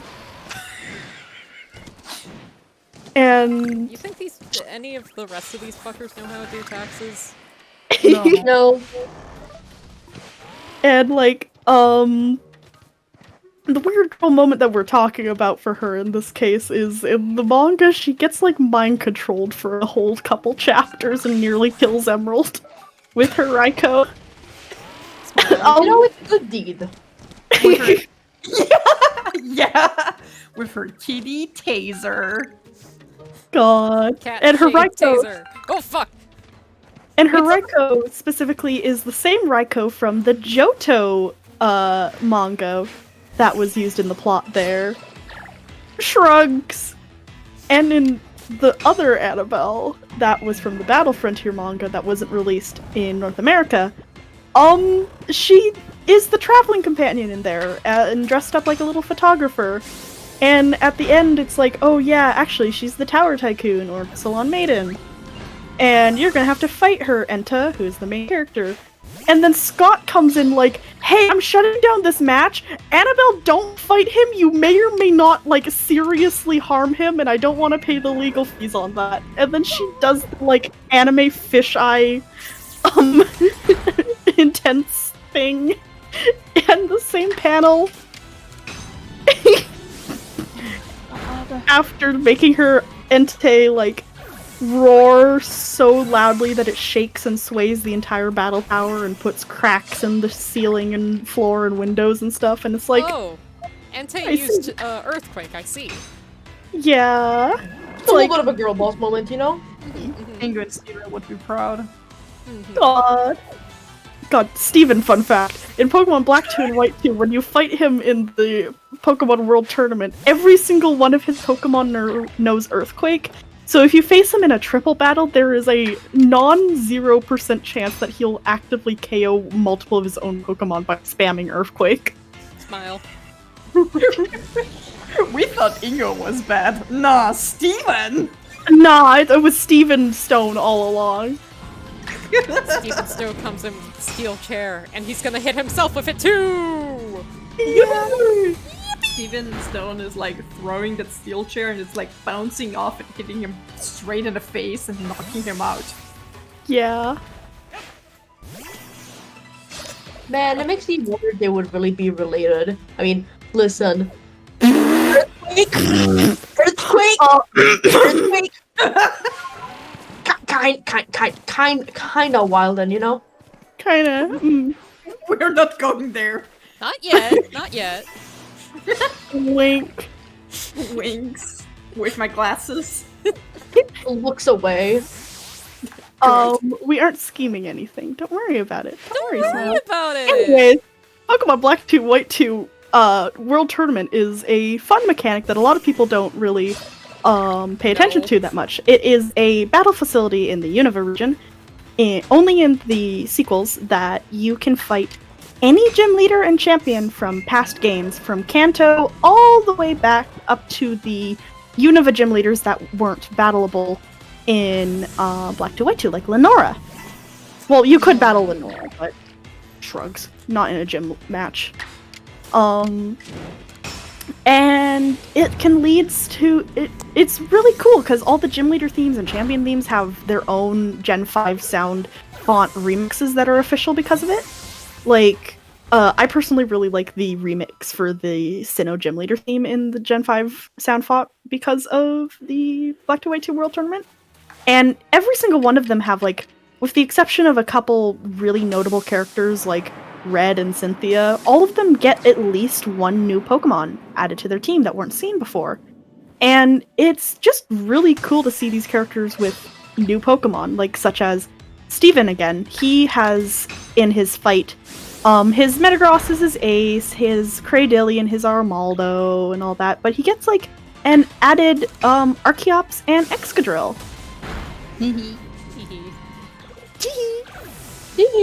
Something. I think it would be cool if Steven and the twins were friends. As a treat. Earthquake spam night. Look, I think that they have different flavors of autism, but boy howdy, they could get along. Finally, train autism versus rock autism. I think that's just me and Pixel with most of the other people in the Nimbasa server. Yeah. The time we talked about rocks for several hours. I literally pulled out... Note, I literally have, like, most of a bachelor's degree in earth science. It's complicated. Mostly got kicked out because parents shit. Anyways, but I was in school for earth science and I had to have, like, my files still for when I was in class for, like, mineralogy. And so Pixel and I just hung out and went over my notes for several hours. Smile. Smile. It's like you're insane or something. Where? I did Pardon try me, to I love that. I did try to get into trains because I really love robotics and how engineering works, but there's too much math involved, so my base autism is biology.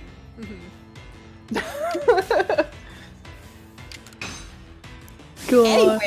Anyway, back to June, and also fun facts with all the people that you can fight there, and the weirdest editions of Pokemon. Yeah. I'm trying to just think of an example of who specifically to mention.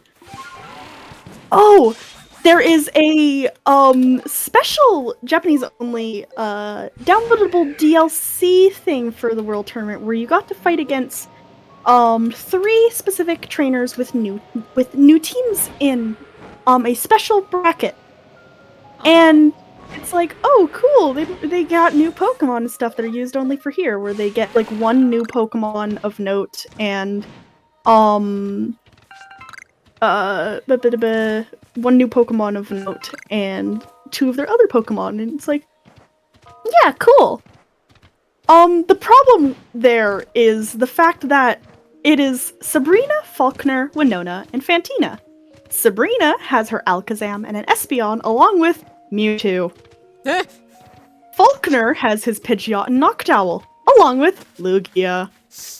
Winona has her Altaria and Tropius, along with a Rayquaza.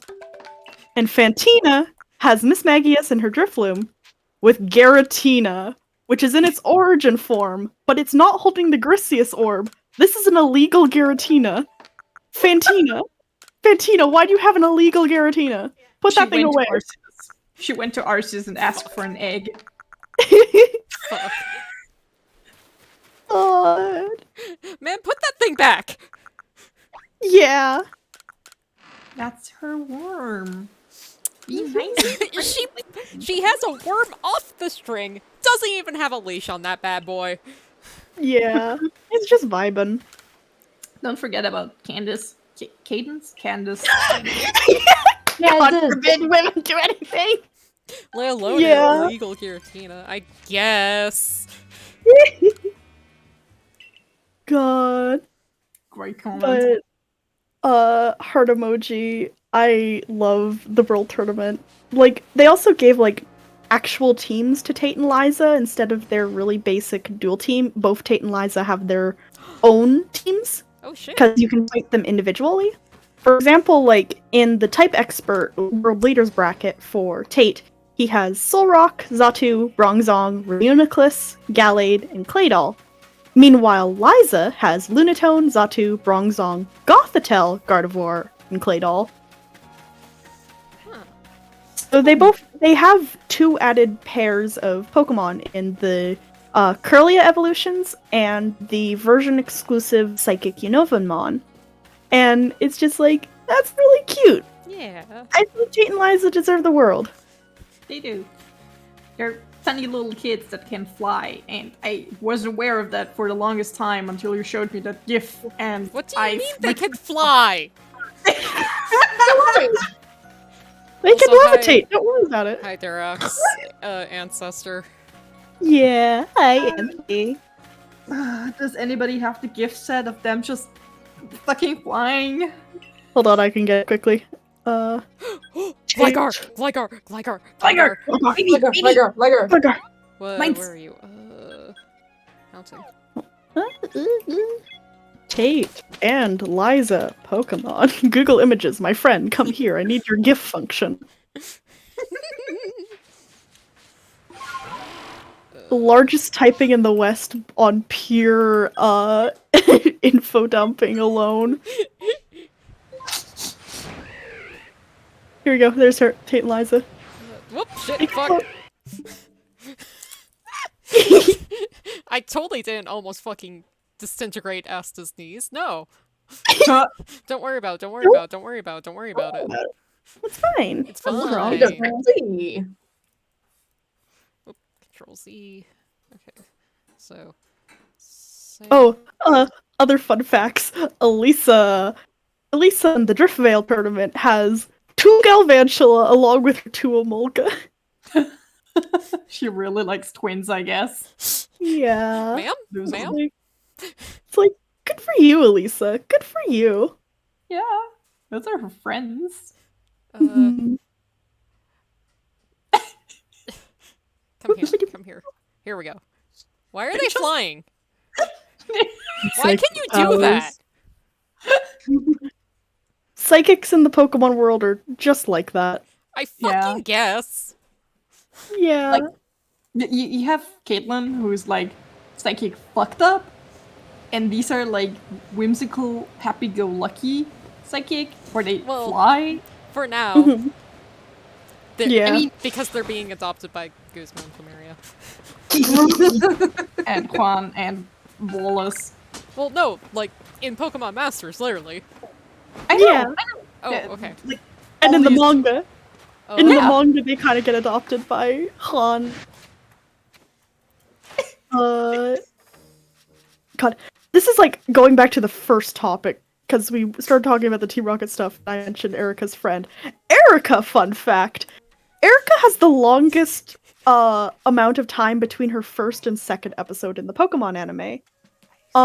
Her first episode that she appeared in was episode 26 of the overall series. And the second appearance of her in the anime was at a whopping let me do the calculations. I think it was 950. Yeah, she appears for her second time in episode 1179, aka there are a total of 1153 episodes between her first and second appearance in the anime. Okay, I was 200 off. The girl needed a break. Yeah. She it's really just said, like- peace. And So, fucking... I'm gonna head out. Man. Oh, stretch. Good stretch. I can't stretch a Mario Karting.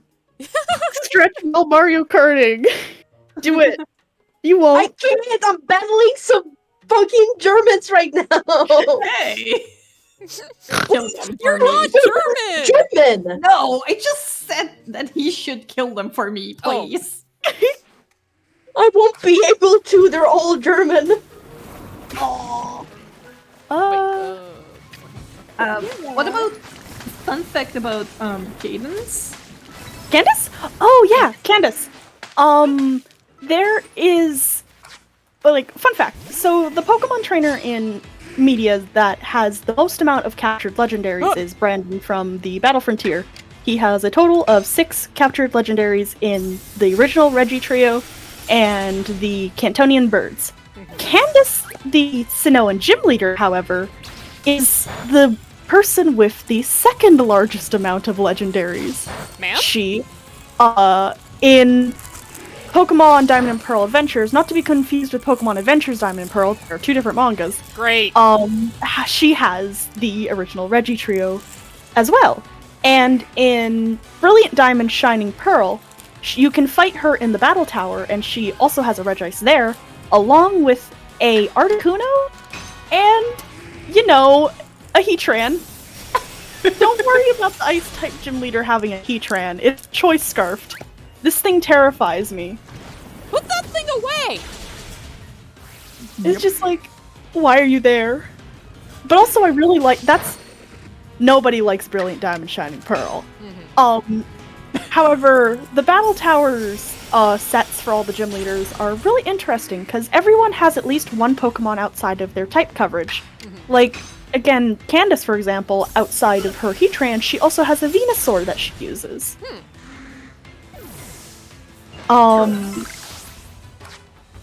Let's see if I'm going to go down a rabbit. Oh, baby, it's time for rabbits. Empoleon as well, for example, in the Battle Tower, and so on and so forth. Let's click Rourke, our favorite guy. Fruity twink. He is kind of fruity. He's kind He of is fruity, kind of sorry. fruity. Rourke in the Battle Tower has stuff like Salamence and Torkoal and Slowbro. And it's just like, it's cool because these are Pokemon that's like, yeah, I can see them using these. Like the Torkoal especially really fits his character and stuff with the whole mining stuff. And Byron, his dad, he has a Moltres. He's a Steel type gym leader. Don't worry about this. He also has a Heatran as well. There's multiple Heatran. We aren't worrying about this fact. For now. He also has a Pelipper, which I think is silly funny, but also the town he's in is a giant canal. So, yeah, checks out. One more. Let's do Gardenia. Gardenia. What's your BDSP stuff? Gardenia has a Ninetales along with a Milotic. And she's the grass type leader. And it's like, yeah, both of these are very elegant Pokemon. And a lot of her Pokemon are very, like, elegant Pokemon. And then she has her Torterra, which, best boy. Top tier. Love Torterra. Torterra for real. Oh, favorite Pokemon? I am world's #1 Starly defender, despite me being a Latias right now. I fucking love Starly. Hey, June. How many shiny Starly do you have across all your games? I think I have about 11 currently. I am trying to get more. But, I'm gonna let the other two say their favorites before I say the Starly story, TM. I don't really like. There are a lot of Pokemon I really love, and ever since I was small, I was a big fan of Trico. If we're going with legendaries, it's most likely going to be Victini or Darkrai, because boy did I cry at the Darkrai movie. And Victini is me for real. Gotcha. Little cheerleader, got it. I mean that, like, not as, like, the girly pom-pom. I mean, like, you cheer us on. Yeah. Also, fun fact, because you said cheerleader, in primary school, which is from 7 to 10 here, Mm-hmm. we did for fun one of those pyramids where you stack on top of people, Mm-hmm. and we did that for fun in the break time. Mm-hmm. And the teachers walked past and they were like, "What the fuck are you guys doing?" And I was in the lowest row. I was big boy strong, apparently. Fuck yeah. Look at Sunny. Sunny. Hey, Sunny. Sunny. No, I'm not dead. I'm playing Mario Kart. What's your favorite Pokemon? Litten. Keepy. Because I am a sucker for cats, and I saw Litten and I fell in love, and that was the first Pokemon plushie that I ever bought with my own money. I see. Nice. Valid. But God, the condensed version of the Starly story. I have very terrible shiny luck, despite being an avid I have free time, I'm gonna shiny hunt person. It took me 12 years of my life to finally get a shiny Starly.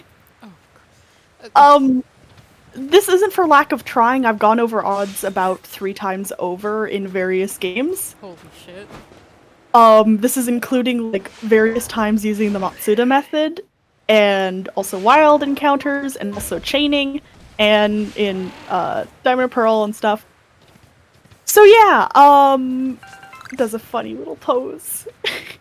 I see the odds are against you. The odds You're hate just me. silly. And then PLA came out and it's like, yes, here, look at these mass outbreaks. And my little ears perked up so fast, like, oh, increased shiny odds, you don't say. Tuck's Oh. hair behind here. Oh, right. And then it took you 18 million years to actually get a Starly outbreak. No, that is currently in Scarlet and Violet. I've only ever gotten one Starly outbreak, and I didn't even get a shiny from it, despite multiple of my other outbreaks getting 2 shinies in them. Christ. Speaking of shinies, Nico has some fucking IRL shiny charm. I was over at their place during the end of the year last year, and I brought my copy of Violet over because I was like, you know what, let's fucking game.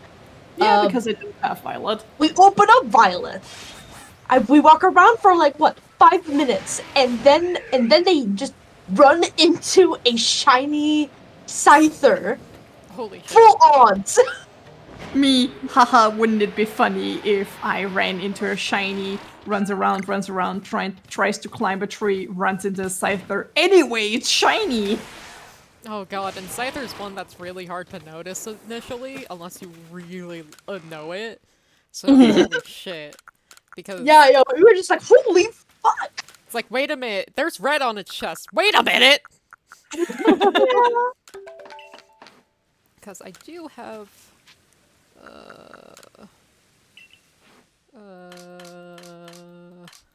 I'm just like that. where do I have my shinies?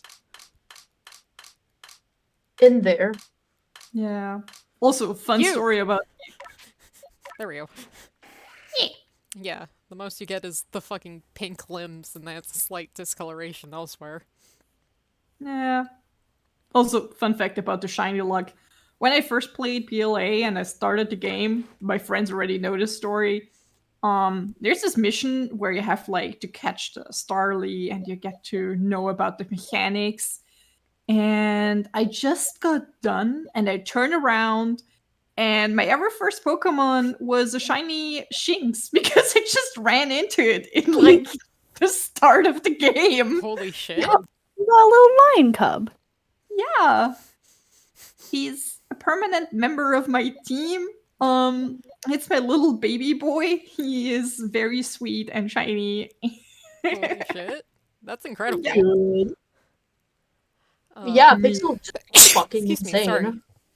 No problem, bless you. Also, we've been going for about little more than 2 hours. We should probably take a break, like a Mm. 5-10 minute break. Go use the bathroom, do what you need to. So, Get drink. yeah, Get y'all good with snack. that? World. Yeah. Okay, so I Hydrate. can give a Mario Kart commentary, which is I beat the Germans, which is such a great phrase to say out loud. sure, I'll keep the mics open so that you can tell the crowd about what's going on in not Minecraft, Mario Kart. I just hit myself with the fucking fire mushroom. I love being in 5th place. Oh boy. Um, by the way, for the people knowing, and for people like listening in, I don't play Mario Kart globally, so I play it regionally, which means that I only get Europeans. Oh no. Which is really fun because it really like ignites the like absolute fighting spirit that I apparently have? Question mark. Oh, God. I totally forgot I had a shiny Gastrodon. Huh. Huh. I was reminded of another shiny story because you mentioned Minecraft, which is that Sunny started playing the Pokemon mod with Minecraft Mhm. for like a few minutes at max and Mhm. came across a shiny Hoothoot because I joined VC. Oh my god. Oh yeah. S- My shiny story is that I've been playing since Red since '99, and I didn't fucking find a natural fucking shiny, one that wasn't like an event one or the Red Gyarados, until Pokemon X!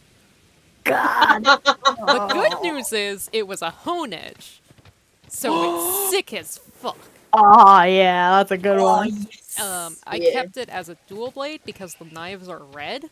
And I was really into the band Knife Party at the time, so it's called Knife Party because there's 2 members of Knife Party and Red, and yeah. But it's still sick as fuck. And then this is despite putting anywhere between 100 and 200 hours into each of the games. Each. But at least now with PLA, I am somewhat vindicated. Because now... No, nope, not that button. Because now I have... what is this? 1, 2, 3, 4, 5, 6, 7, 8, 9, 10, 11, 12, 13, 14, 15, 16, 17, 18, 19, 20, 21. 21. Mhm. And I actually had 2 shiny Rosalias, and I gave away the other one. Ah, But, I we should do the BRB. Yeah, after the Yeah. POV, I have more trivia about shinies. Yes, afterwards. yeah. Sunny, do you want me to keep the mic open for you? I can be mic on because Okay. I think people should be because I mean I do have like random things to talk about. I guess I do have a bottle of water next to me so that I'm not dehydrated or anything. Okay. Okay. Then I'm gonna go BRB. BRB. Not BRB because I'm kind of swag like that. Um, funny thing about Chinese though is that today was the Pokemon fucking community day, I think it's called. I'm not up to date with that, but they had like showing off Galarian Slowpokes and stuff. And so, when you open up a Pokemon Go, there's like 16 Galarian Slowpokes spawning right outside your fucking house, and you're like, what the fuck's going on? And then I somehow caught a shiny, both normal and Galarian Slowpoke, and I think that's the highest achievement I have in life. Anyways, these people in Mario Kart hate my swag because I'm being beaten to the dirt. They hate to see a Catboy winning.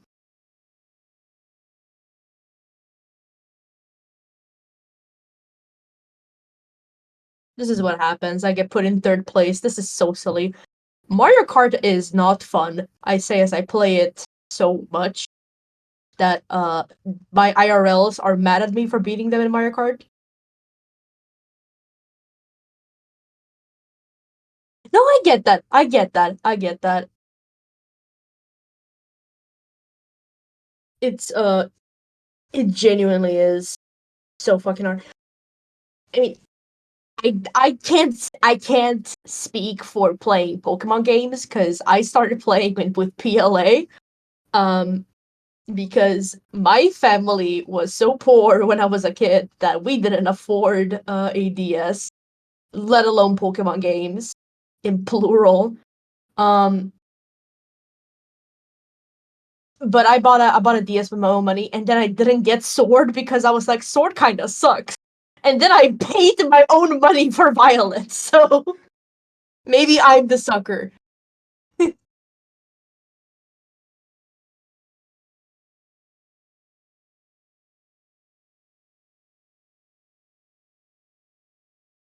Hmm. God, what more can I say?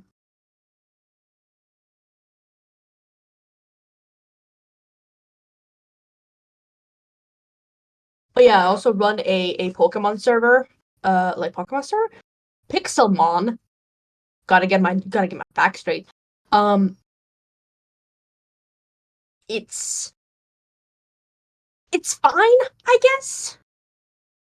It's really weird. To like play to play Pokemon on Minecraft. I say as I've played mods before. No, it's yeah, it's not the like nuclear mods. It's not the mods where you literally like create atom bombs, go to space. That gets me going like what the fuck is going on? No, it's the one where they just put really high quality 3D amalgamations of Pokemon in Minecraft. Nah. Everything else pretty tame. Yeah. Pixelmon is like it's fine. Um it definitely is different from the Pokemon normal game experience. Um More in the way that you can literally just run into random legendaries in the middle of everything, which I always found really funny because sometimes because I'm an explorer type of person, and sometimes I just run into like any type of like plains while exploring, and then I just get notifications just like Zamazenta has been spawned in a Great Plains biome, and I'm like, why the fuck is the dog following me? Put that dog away. Put that dog away. Don't. It isn't actually that heavy of a mod, I'd say. It's actually pretty tame when you have it set up. And you can pretty easily have it set up even with like a potato computer. And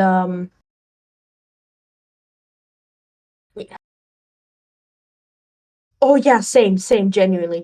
Like exploring in Minecraft is one of life's 7 joys, I'd say. Maybe even like the top 5.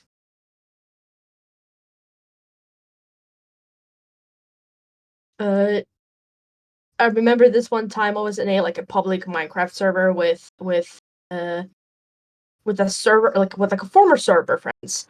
And genuinely what went on was that I just made a hole in the wall and made that my house because I'm not a house structure. I just build.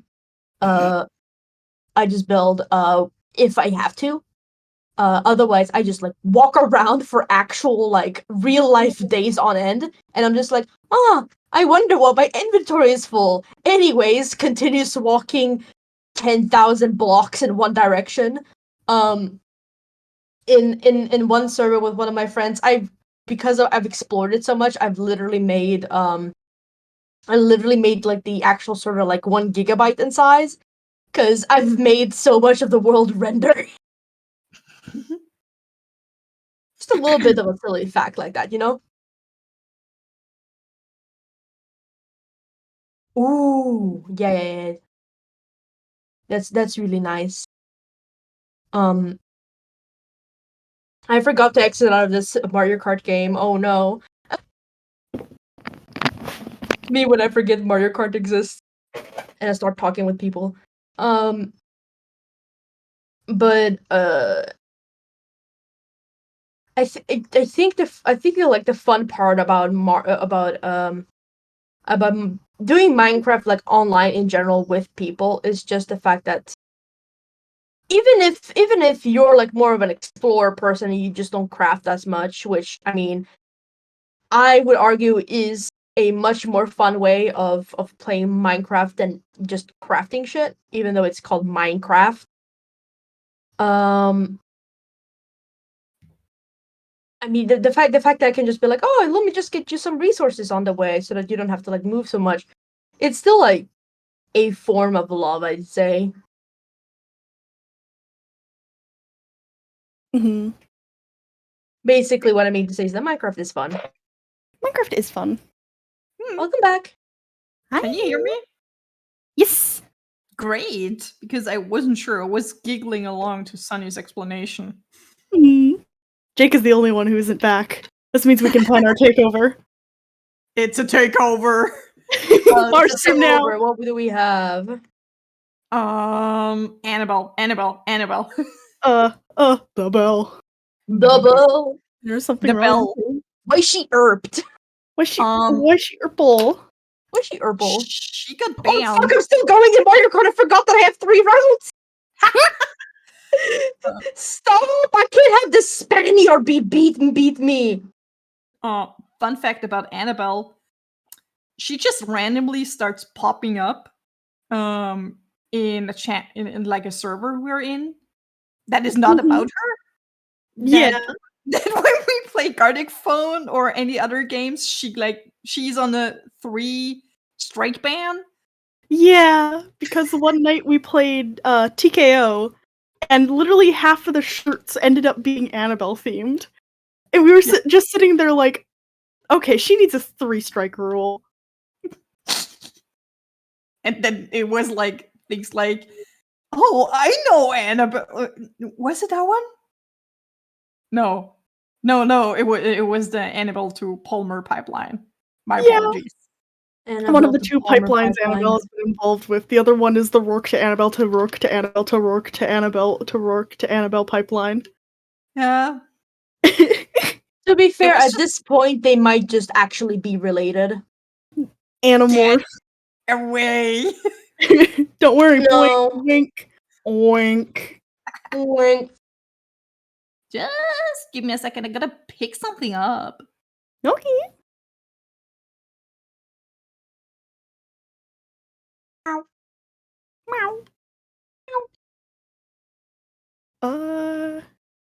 What's a lightning round of the most stupid fun facts I know?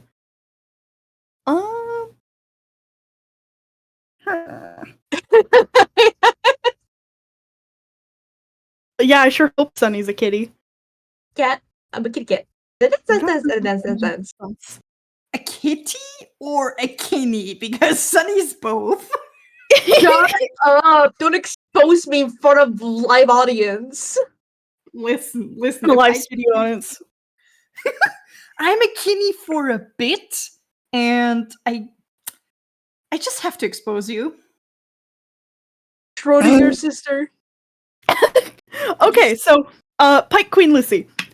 She is another frontier brain. She is the really pretty lady who's dressed up like a Seviper. Whose ace is a Seviper. Whose battle facility is shaped like a Seviper.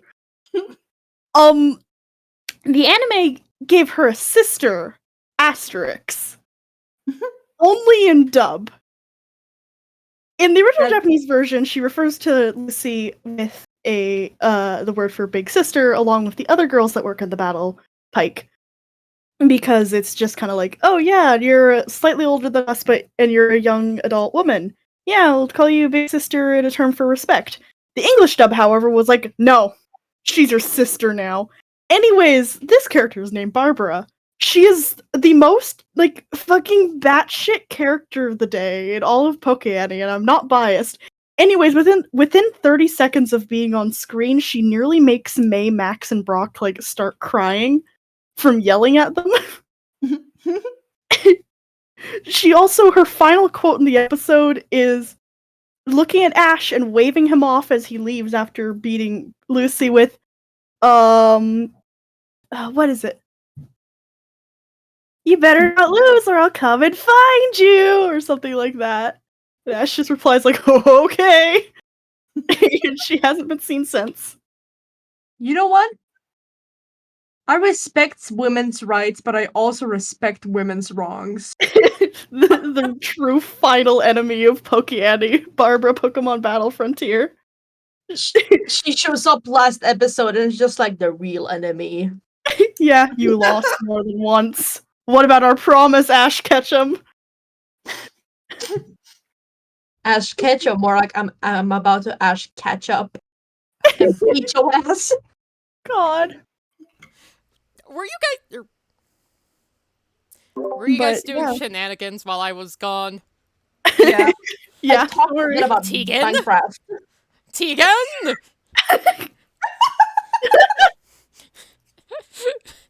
The trickster Fae fucking strikes again!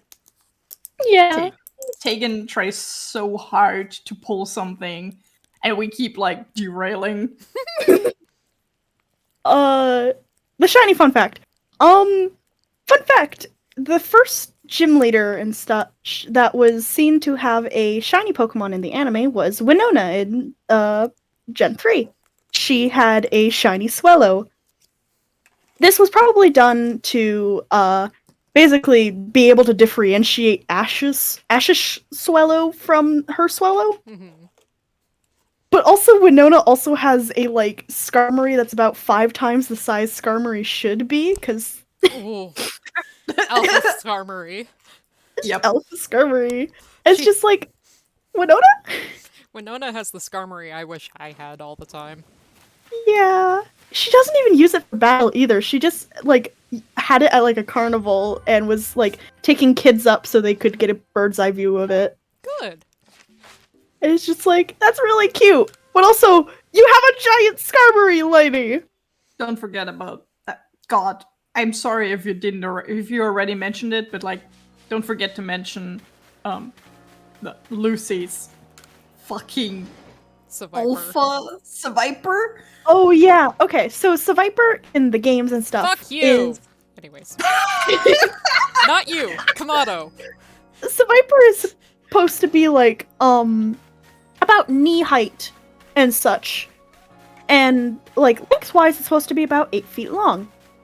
Every other media looked at that and went and said, nah. So so you see, like, Masters and stuff when she's in the lobby, she will have her Seviper out and it'll be about, again, up to her knee and such. And then you'll see the anime where it's like Jesse's Seviper, where when it's a little bit above head height of the person that's beside with that. And then the manga. Smiles. Seviper is like Lucy has a kaiju. arguably, yeah, it's like arguably a kaiju. It's like just its bottom jaw probably is the same length as Lucy herself. And Lucy is not a short character. Not in the She- slightest. I think averaging out between all the different various official like guidebook lineups and stuff, she averages out to about 6'7", I think. This is good and healthy for the lesbian population. So true. But it's so big that she can like just sit on top of its head and ride around with it, and I think about that constantly. Because, like, you'll see scenes and it's like, oh yeah, Annabelle's Raikou is out, and Spencer's Crobat is out, and a bunch of the other Pokemon are out, like Tucker's Salamence. And then Seviper's in the background like a fucking kaiju, and it's just like, I see. I understand now. Yep. Alright. Also, for people who don't do the other metric system, that Lucy's around 2 meters, something like that. Over 2 meters, yeah. Yeah. Just for the others. Yeah. Yeah. Come on. Just like, Come on. girly. Lucy is a very fun character because there are type specialists Gyarados, and then there's whatever Lucy is, which is if it's a serpent, I want it. So she's me. Yeah. AKA in an area where multiple of the other Frontier Brains will have legendaries and like fully competitive Gen 3 overused by Smogon standards Pokemon, like, you know, Salamence and Charizard and the Laddies and all that. Like, genuinely terrifying Pokemon competitively. And then you look over with Lucy, who uses Seviper, Steelix, Gyarados, Shuckle, and Milotic. However, all of her Pokemon are horrific, actually. The Shuckle is a stall Shuckle that doesn't know an attacking move. Mhm. The Gyarados only has one attacking move, and it's Return.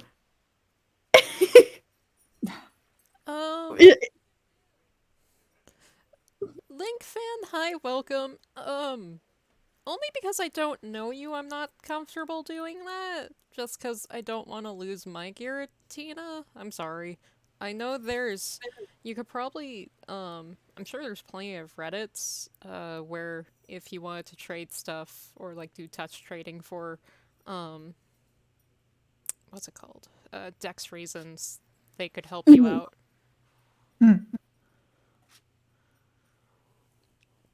I'm sorry to interrupt. No, it's fine. I very much love Giratina, and if anything happened to it, I would fucking explode. Please do not take this personally. It's your emotional support worm. Exactly! You get me! I do, because it's also my emotional support worm. It's baby. Worm off the Wait. string and off the shit. What other horrific facts are out there that we can tie into literally every media we know of Pokemon? Which is so many. It's So all many. tied together. I mean, Like strands of graph, probably. Magic? I mean, like, if you want to bring up some of the weird, side games, go for it. Oh boy. Smiles. I was thinking specifically of one single one with one single specific character. Yeah. I know. Yeah, go for it. Talk about him. Talk about him. Yeah, the guy that I found for you? The guy you found for me. So... Oh, long message. Ooh, there's a PLA board game on Tabletop Simulator? Ooh. Ooh. Nice. I will look into that. That sounds neat. We're all just making the little sound. Eyes emoji. Thank you for the heads up, Butler. Thank you. Thank you, Tegan. Exactly. The game I was thinking of is Pokemon Duel, which was a phone game you can no more download. It's not a fact, but I'm pretty sure that it was the first try for Pokemon Masters. You played more or less. God, I don't know the English name for this game, but it's similar to chess, but with like Pokemon, where you place down figurines and stuff like that. Monopoly? No. Duel? We call it Mule or Dame, so that is completely different. Damn. Either way, the thing is, it has a story going on while also having internet mode where you can play with other people, and the story is quite normal. Like, it's not the most interesting one. There's like one AI that's called Carlo, that is your phone, and it talks to you and stuff like that, and you're trying to figure out what the fuck's going on, and you realize that some people are manipulating the game, and the game never got finished, so we don't know the ending of it or some stories that were started with the characters. However, at the last chapter, we get introduced to a character called Number 7. This man is possibly the most depressed Pokemon character I know. I think he just actually is. Yeah, like sure, Volkner has depression, but at least he has a boyfriend and he doesn't crave death. He is also very intensely, boy howdy, you look like 2012. Give me 1 second. Wait, no. That's 2012, idiot. 2012. Am I wrong? No. Number I 7. think you have to show his like bootleg JoJo pose.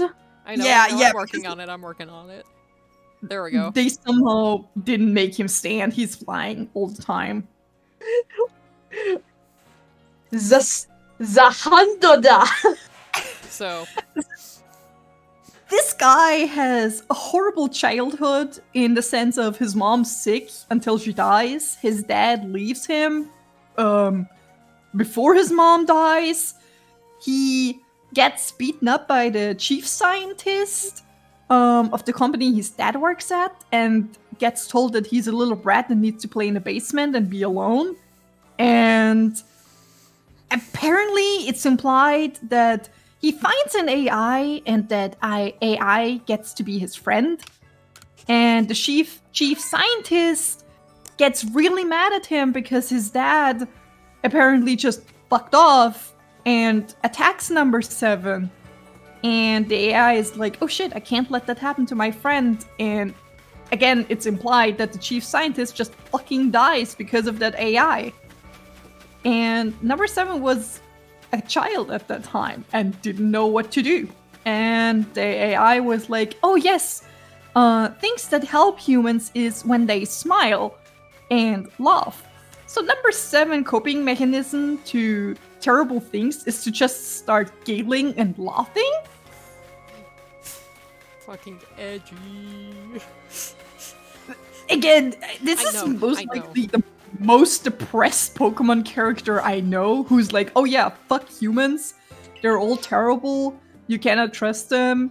And I can't wait until I rid this world of myself. Christ. Right. Yeah. There's just fun something fact with about that. this weird phone game that never got an ending. That probably is partially lost media at this point, too. There's nothing in the Pokemon Wiki other than their pictures. All this information I have is from watching Let's Players. Make it big, bigger as more than Gladeon. The amount of edge that Gladeon has compared to this guy is like Gladeon is the dullest knife. Gladian's going to Claire's. This guy's walking out of, like, a grungy punk concert. God. Yeah. But speaking of Gladeon, fun fact. Yes, so, please. So as you might be aware, Gladeon has a very specific theme when you battle him. That is, Gladeon's theme, yada yada. However, the really interesting note is, let me put on Sun and Moon release date. Fake fan, I don't have it off the top of my head. 2016 is the release of Pokemon Sun and Moon. However, Gladeon's theme has a very specific melody that's played throughout almost the entire game, or not the game, entire theme. And that exact theme is actually directly copied from a past Pokemon soundtrack piece. Y'all want to take a guess? Yeah, do you guys want to take and don't interact? Do you guys want to take a guess? Taken is not allowed to Gander. say. Please be our guest and guess. You probably won't get it, and that's the best part. You're expecting too much out of people. Some people have been commenting, so maybe somebody wants to try. Mean to me. Yeah. We are mean to Tegan. I love being mean. It's part of my silly guy code. Listen, I'm saying take and don't interact because I'm like 99% sure I've spouted it at least 3 separate times to Tegan. Yeah. You know, at least one time has happened around me. Yeah.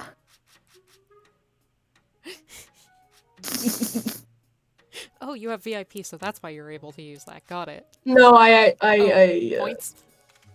yeah. Gotcha. Or maybe I can't do it. No, I can't do it Oh. without points. Hmm. I'm just silly like that. Oh, Giratina, I love you. The worm, the worm. Oh, the worm. But, drumroll please. The answer to what the Gladion's theme is originally from is Pokemon Rescue Team Red and Blue. Specifically, his theme has the exact same, like, overall, melody in it as the theme called, Bye Bye Fugitives, in which you, the player character, basically have to run away from everything you've known in the world you're in on run. And it kind of adds quite a bit of meaning to Gladion's theme knowing that, because, well, he's kind of on the run too.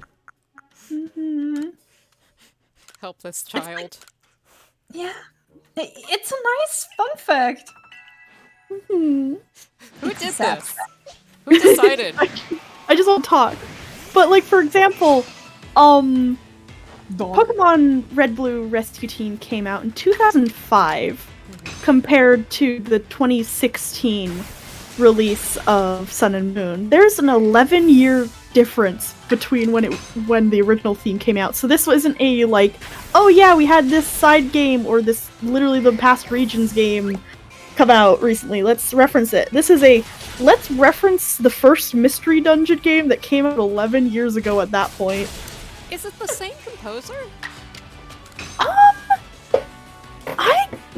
I'll have to check. Let me do it. Because if it's the same composer, then I could be like, okay, this is fun. I like when, like, musicians in general do callbacks to some of their past work in ways that are, like, not super straight up. I could do a whole, like, lecture about, the ways that, like, Skrillex does that with his work. It's really interesting. IMO. Yeah. I don't know if anyone else would find it interesting, but You're valid. I also have no idea if I would be able to fucking, like, make that as a stream, considering, like, if I would want to play the songs, but then it would just be copyright. Yeah. Anyways. I'm trying to... Bye. No, Google, my friend, don't do this to me. Bye, to Pokemon. Composer. Because I'm seeing 2 different credits. Yeah, because I know in the mainline games there's multiple composers on that bad boy. Mm-hmm. Because I'm seeing the recent remake for Rescue Team DX. People are listing the arrangement as Keisuke Ito's. But all the uploads from, like, the original one are, like, uncredited, just people talking about, ooh, this made me sad. Is there multiple composers on Mystery Dungeon? I believe so. Pokemon Mystery Dungeon composers. Google, my friend, help me. Arata Yoshi.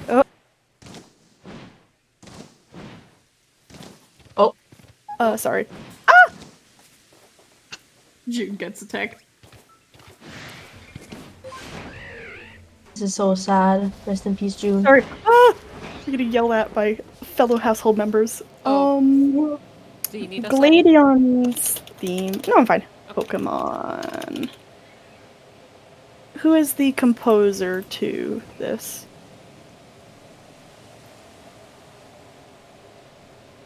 Okay, you don't have the composer. Hatsune Miku! Sorry, I just saw Hatsune it. Miku! Hatsune Miku! Damn, Hatsune Miku beat fucking Toby Fox in being a composer in Pokemon? I didn't know that. Women have such a way with words, you know? I'm sorry, I just saw Hatsune Miku getting online on your site. It was just like Miku. Miku. Miku. Gladion's Oh yeah, theme. speaking of what Hagen wrote before, which is that Ultra Sun Ultra Moon ruined Sun and Moon's original good god tier quote unquote story. How do you guys feel about that? I say you guys because unfortunately I have never played a Pokemon game until PLA, so I can't say anything about that. So, as correct. a certified Guzma fucker, I would have to agree with Tegan's assessment, because so I didn't get to play Ultra Sun and Moon, however, because everyone already knows that, oh yeah, no, Jake is fucking insane about Guzma, I had other friends who did play it and give me all the deets, and so, one of the main differences that, like, I know Tegan would go on about is that, there isn't... Instead of, the fight... So, in original Sun and Moon, you end up fighting Lusamine, being, when she combines with a Nihilego. And so she's put in, like, you know, she is shown to be a reprehensible person, and, like, shown as a villain. Meanwhile, in Ultra Sun and Moon, she doesn't end up, like, she is the antagonist for a while at the beginning, but then it gets distracted by the Ultra space stuff. Did collab with Set Off, now she's in Pokemon. Hatsune is OP, nice. But it gets distracted with the Ultra space and Ultra Beast stuff, and the story ends up kind of forgiving Lusamine for the abuse and bullshit that she put all of her family and all of Aether and Team Skull through, and a lot of the other media, like Masters, also lean into the more Ultra Sun and Moon plot, where she's seen as forgiven instead of Held accountable. yeah, to the point that, like, despite the fact that literally, you know, the y'all are stupid quote happens right after Lusamine jumps into an Ultra wormhole, and she, like, drags Guzma along with her, and when you find him, he's like, he had a trauma incident happen with, I think, the Nihilegos there, and Goliathopod saves him, but he's, like, sitting there like, the y'all are stupid is like, why the fuck did you follow us here? Mm-hmm. So that's where that quote comes from. Yeah. And so it's just, Yeah, no, I get yeah. that. I get that. Like, a part of me is like, you know, like, I know that they did that because of fucking, we can't have an actually morally reprehensible character, you know, they've been smoothing out every single other, you know, pretty fucking evil character. Looks at Cyrus. Looks at who? It's Cyrus. Looks at Hunter J. Wait, hold on. One at a Jay time. has no review qualities. Yeah. What are they doing with Cyrus? No. We're talking about characters that are like bad, and Like morally reprehensible, like Yeah. you know. So I said that Cyrus is one, and they've been mellowing him out a lot. Okay. Same with, I think the only one they haven't done that to, as far as I know, is Getsis, but that's because Getsis is just fucking insane. Mm-hmm. Yeah. I mean, they did kill Lysander. Don't worry How? about it.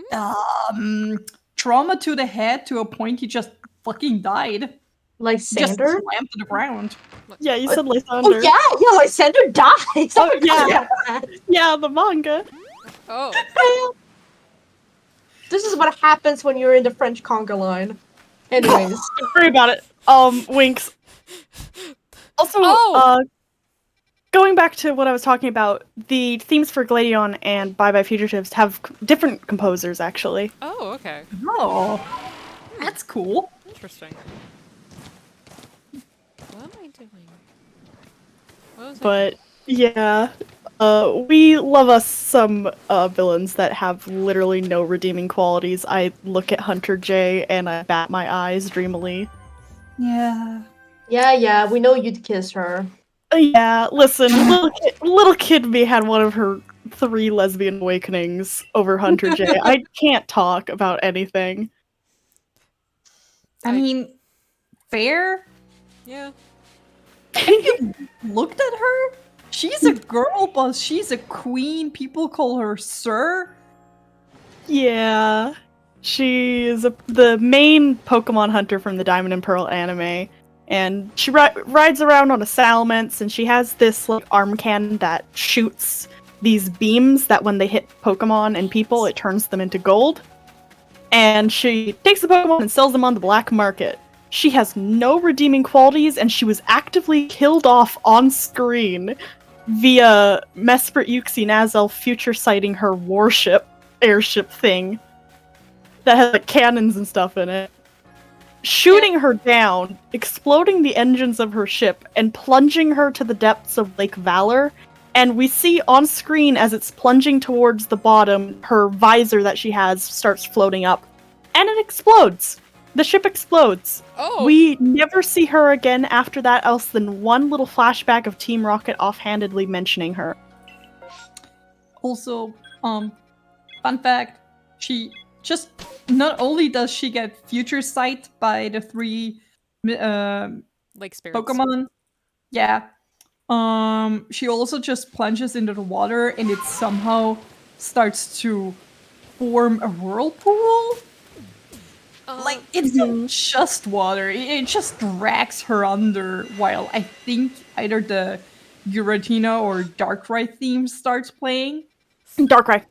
The Darkrai one, yeah. Wait, what is... Oh, okay, that's a sack. And it's just like, hello? Why did they decide on that? Yeah, like, to be fair, Gen 3 and Gen 4 PokeAni was the we're getting away with things era. Oh, they were certainly getting away with things. Yeah. Questionable. It's like the same thing they did with the Hoenn manga. Honestly. Yeah. Same energy, okay? Yeah. Whoa, is this morally stuff in my... You know what you haven't mentioned? What? Annabelle's energy, the red hands from the manga. So the manga, in comparison to the games, where Annabelle doesn't know she's a faller, in the manga, she does know she's a faller. And she has this, like, aura when she takes off her gloves and stuff that trails off her hands. However, how it's drawn makes her look like she slapped the top of an oven in a cartoon and her hand started glowing red. Oh my god. And, like, I can imagine in my head very clearly the comical pop-bump, pop-bump, pop-bump sound. Mm-hmm. But it's like, oh yeah, that's the faller aura from the Ultra Wormhole, and it's just like, Girly, you touched the top of an oven and you're trying to make us think otherwise, aren't you? Very much. Finally, becoming a faller just means that you touch the top of an oven. Yeah. Couldn't be Yeah. me. Sorry, Ingo. Ingo touched the top of the oven too. You can hear Emmett's voice going like, "Hey, do you think the oven is ready? I just realized that I mistook oven and stove. Haha.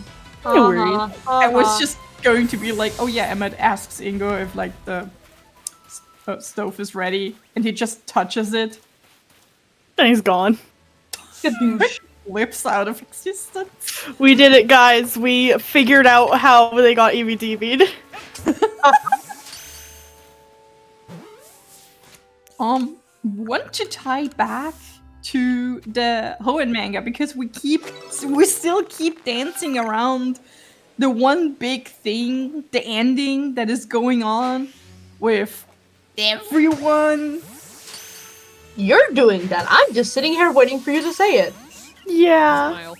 So, long story short about the Hoenn manga. It is an apocalypse in the bad timeline. People die. Multiple major characters die on screen. And Hi, sorry, Esther. there's my cat. Hi, Hester! Hello, Hester. Oh, baby, But that's Hester. multiple major named characters die on screen. There is implied to be a lot of unnamed civilian deaths.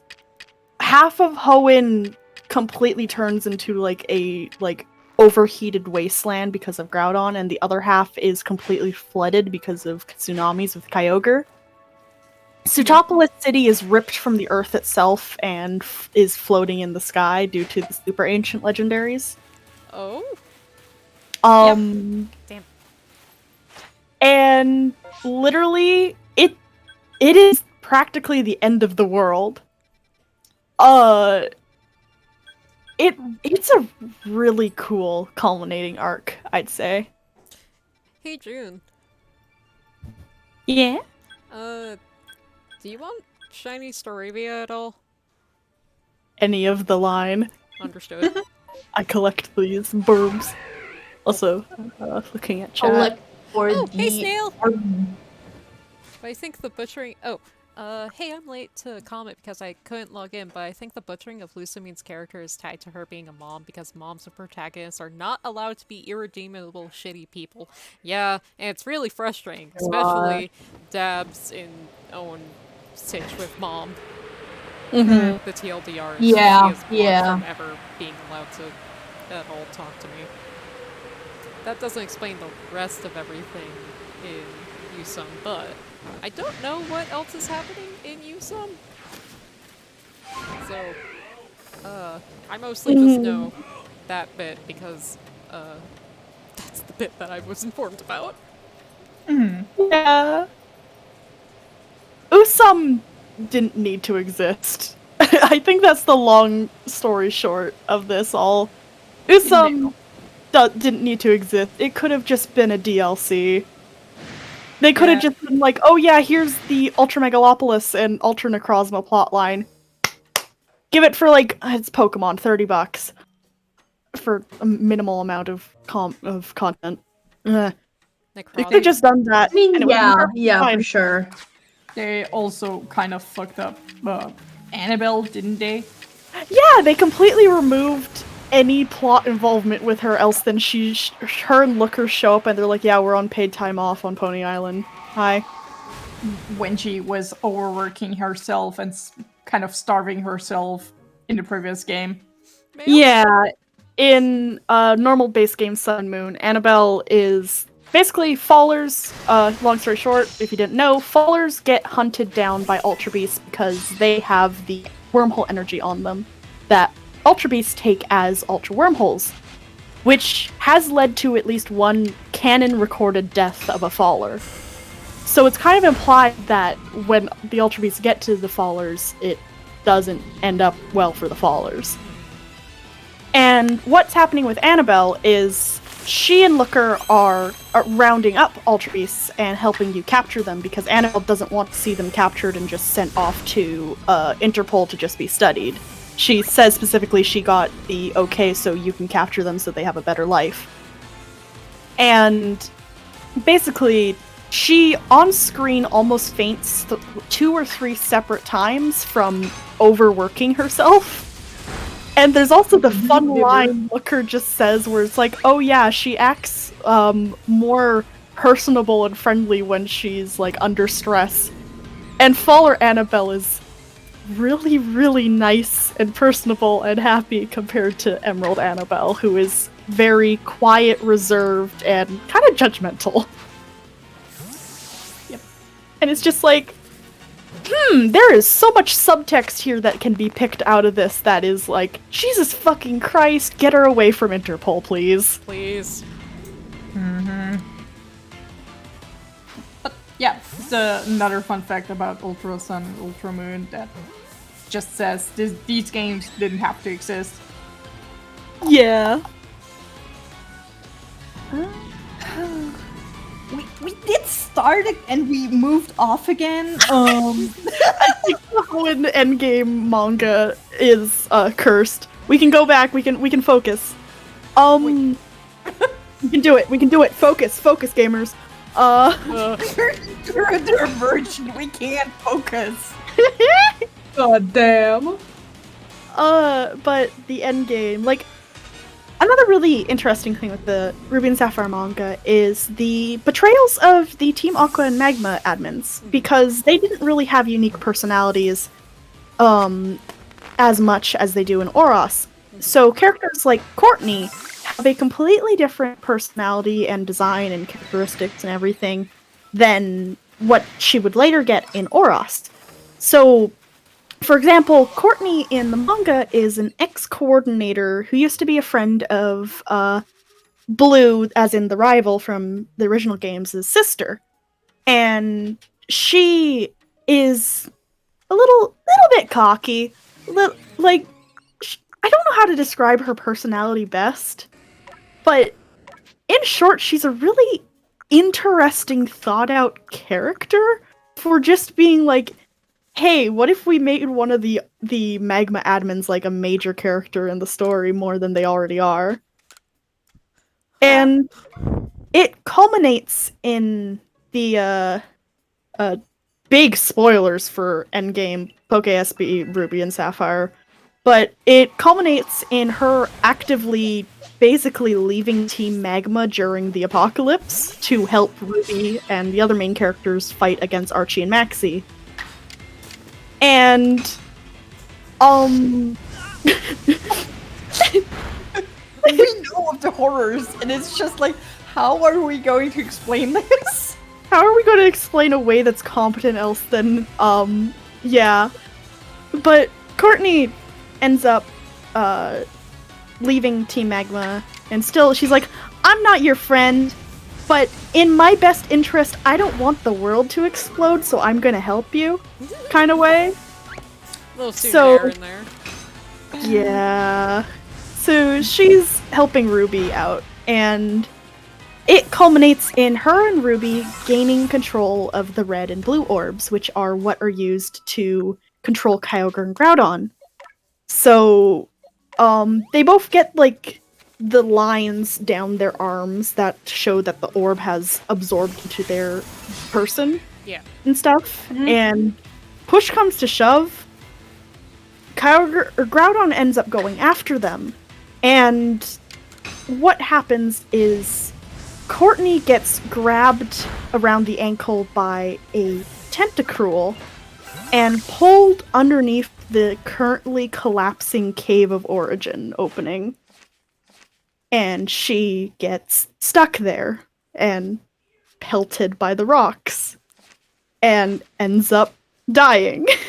Ah. We actively see her die. And one of the things the manga does is the admins in Magma, the horns on their outfits are lighters that have flames that can record memories and stuff. And Okay. so basically what Courtney did was she sent off one of these horns right before she passed And so you have these scenes of Ruby listening to it as she's explaining what to do, and the manga just keeps panning back to her dead, unconscious body on the floor.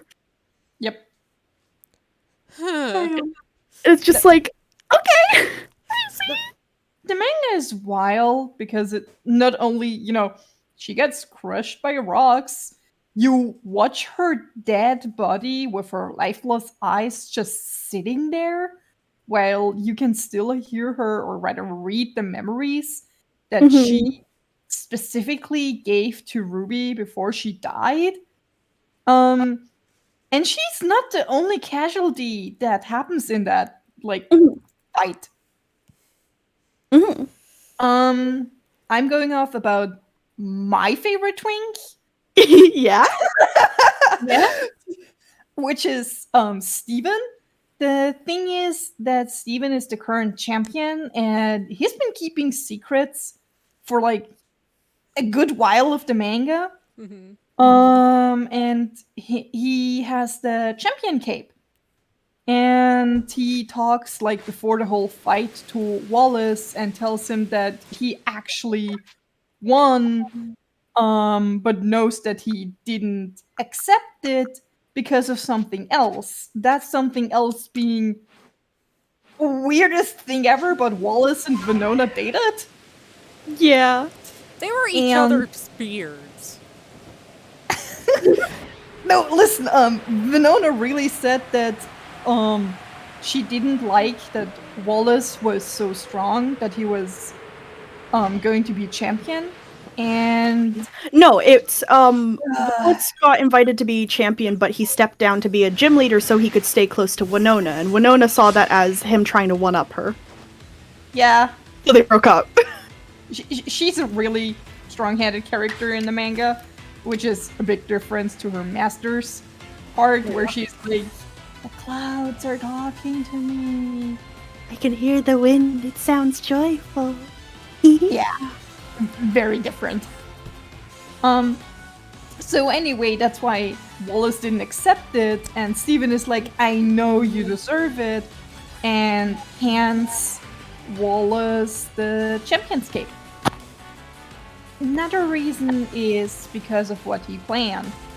Because to stop, or rather make sure Kyogre and Groudon don't ruin all of, The boy. Hoenn. Yeah. He summoned together with his buddies the legendaries, the Reggies. Sorry, I just looked at chat. You're good. And they all started to, I think it was with the stone tablet, right? Mhm. Yeah, with the stone tablet, they got to make the Reggies listen to them. So they all got together to make sure the world doesn't fall apart. And they all, the Elite Four, I'd say. Yeah, the Elite Four, Wallace and Steven, all got together to make sure that the Reggies were all placed correctly, and for several days until Ruby and Sapphire returned from a weird island where they got trained by Quan, returned, they just kept being there, making sure that nothing goes more to shits. The thing is that the Reggies drain life energy while being controlled. Steven was the one person who took that burden upon himself to, give the Reggies his energy. So at the very end, when he sees that things are working out and that Kyogre and Groudon can be stopped, Wallace turns to him because Wallace and Steven are standing on Reggie's seal because the Reggies are huge in the manga. Yeah. And Wallace goes, "We Like did they it! Should be. Yeah, Yes. they deserve to be giant." And Wallace is just really happy. He's like, "We did it! We really did!" And all Steven can do is just stare off and mutter that, yeah, they did it. It's great. And then he falls over eyes open, and is dead. Stephen just died for this cause, and he was not only very much aware of it, but planning it from the beginning. That he was like, okay, if this doesn't work, I guess I'm gonna give my life. And then Wallace, like, it's not just one thing, it's just Wallace screaming Stephen's name and having to tell the others that he fell, and then starts carrying Stephen's dead body around. Oh yeah, and doesn't he like carry it around for the rest of the thing? Yep. Yeah, he carries it around for like a whole chapter until Wallace alone tries to challenge Archie and Maxie. He gets beaten the fuck up. Oh yeah, he nearly gets beaten to death too. Yeah. Together with, Winona? Yeah, basically Archie and Maxie took Winona hostage and are actively like crushing her to death and being like, hey, if you try and Pokemon battle us, we're we're going to like kill you. Smiles. We're gonna kill her too. We're gonna kill her first. And Wallace is like, okay. And then they start beating him up. God. Yep. Real quick, just to also address the thing about chat, I know you guys answered it, but has it been the same writer the whole time? Yeah. Yes, the artist I believe is the only one that swapped over, but it only swapped once. Because the original one got sick. Ah. And let me check real quick, but I think it was during X and Y. Hold on. Oh no, the person who drew the manga changed over in Gen 3, I want to say? Gen 2 or Gen 3? Gen 2, yeah. Yeah. During Crystal. hmm So yeah, it's been the same writer, but just the artist has changed. Which means Which is a feat that I think most people don't have. Yes, Nico? I just wanted to say that the writers just really went off with all of Emerald and Poem and what went on there. Because, you know, Marge/Courtney getting crushed, dying, Steven dying. You see several dead bodies just being there. Fun fact, also, Norman dies. Norman dies in front of Ruby, and then Maxie rolls up with his Houndoom and burns his body in front of Ruby. Zinnia gets impaled by Rayquaza and ends up in a wheelchair. Yeah, she gets impaled and hyperbeamed and thrown into the ocean. Yep. So Or the people writers should draw really Zinnia in a wheelchair. But also, Jesus Christ! Oh, they do show her in a few scenes in a wheelchair. Yeah. I think it's just medical one, not an actual wheelchair. But drugs. But if I ever draw Zinnia, she's at least with a cane. Yeah. Because no one can stop me. Puts a pin in my list of things to draw.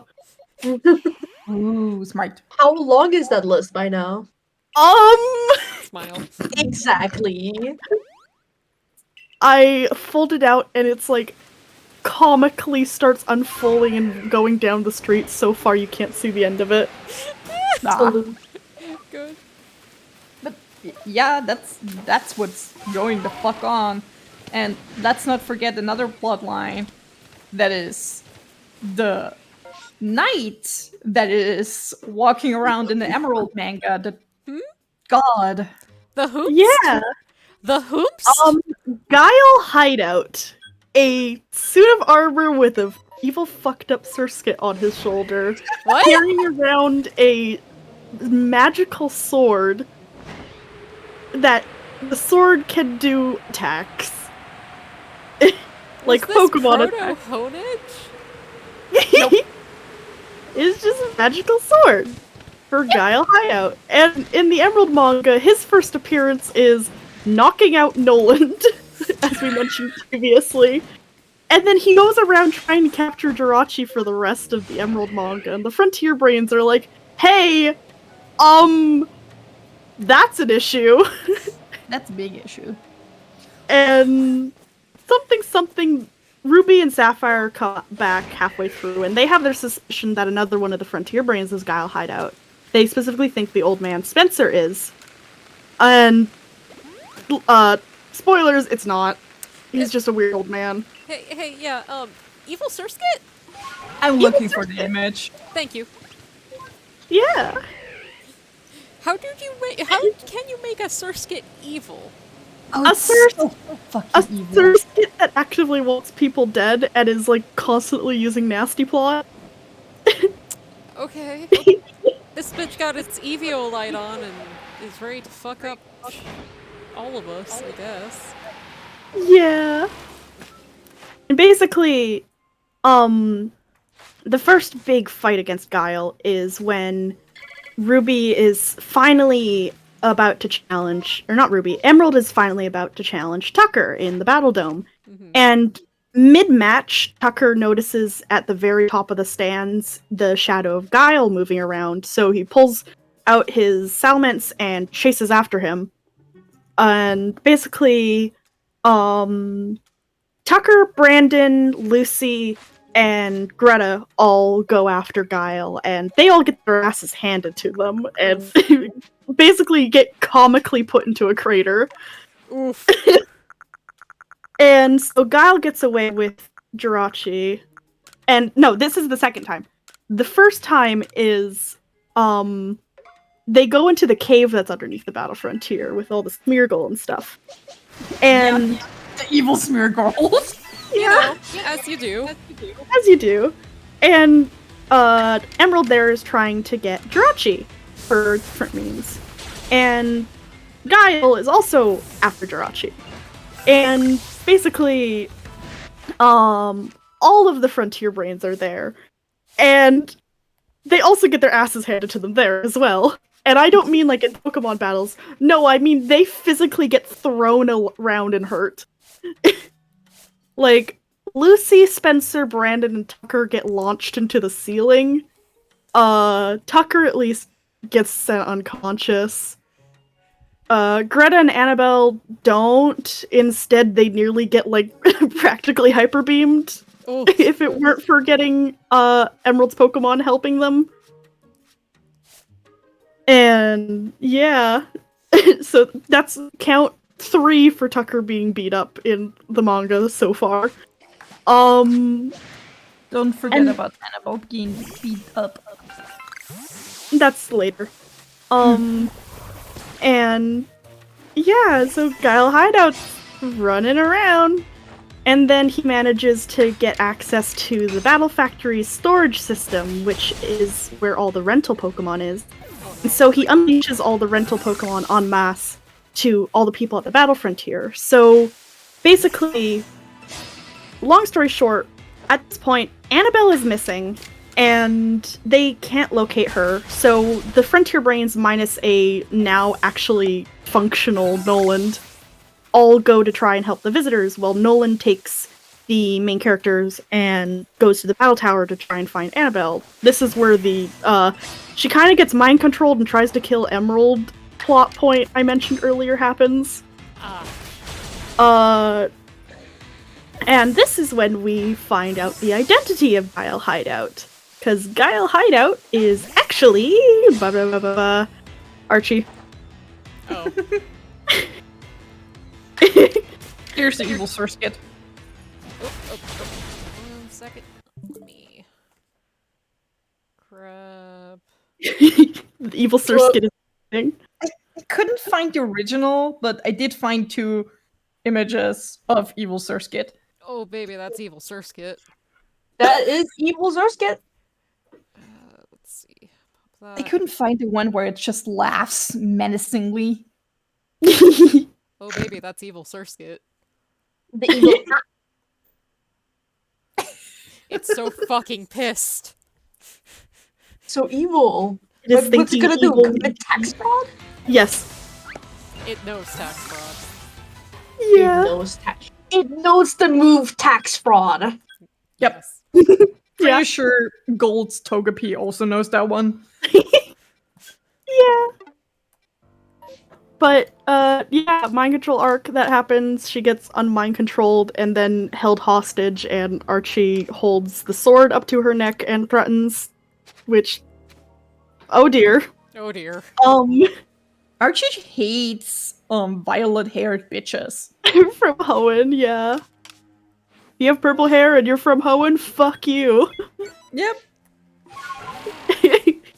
And They basically, hate genders. God.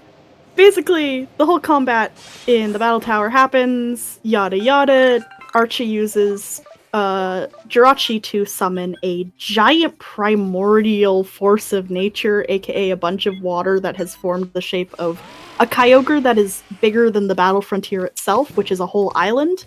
Ooh. And is basically trying to drown everyone on the island, which marks part 5 of Tucker getting beat up.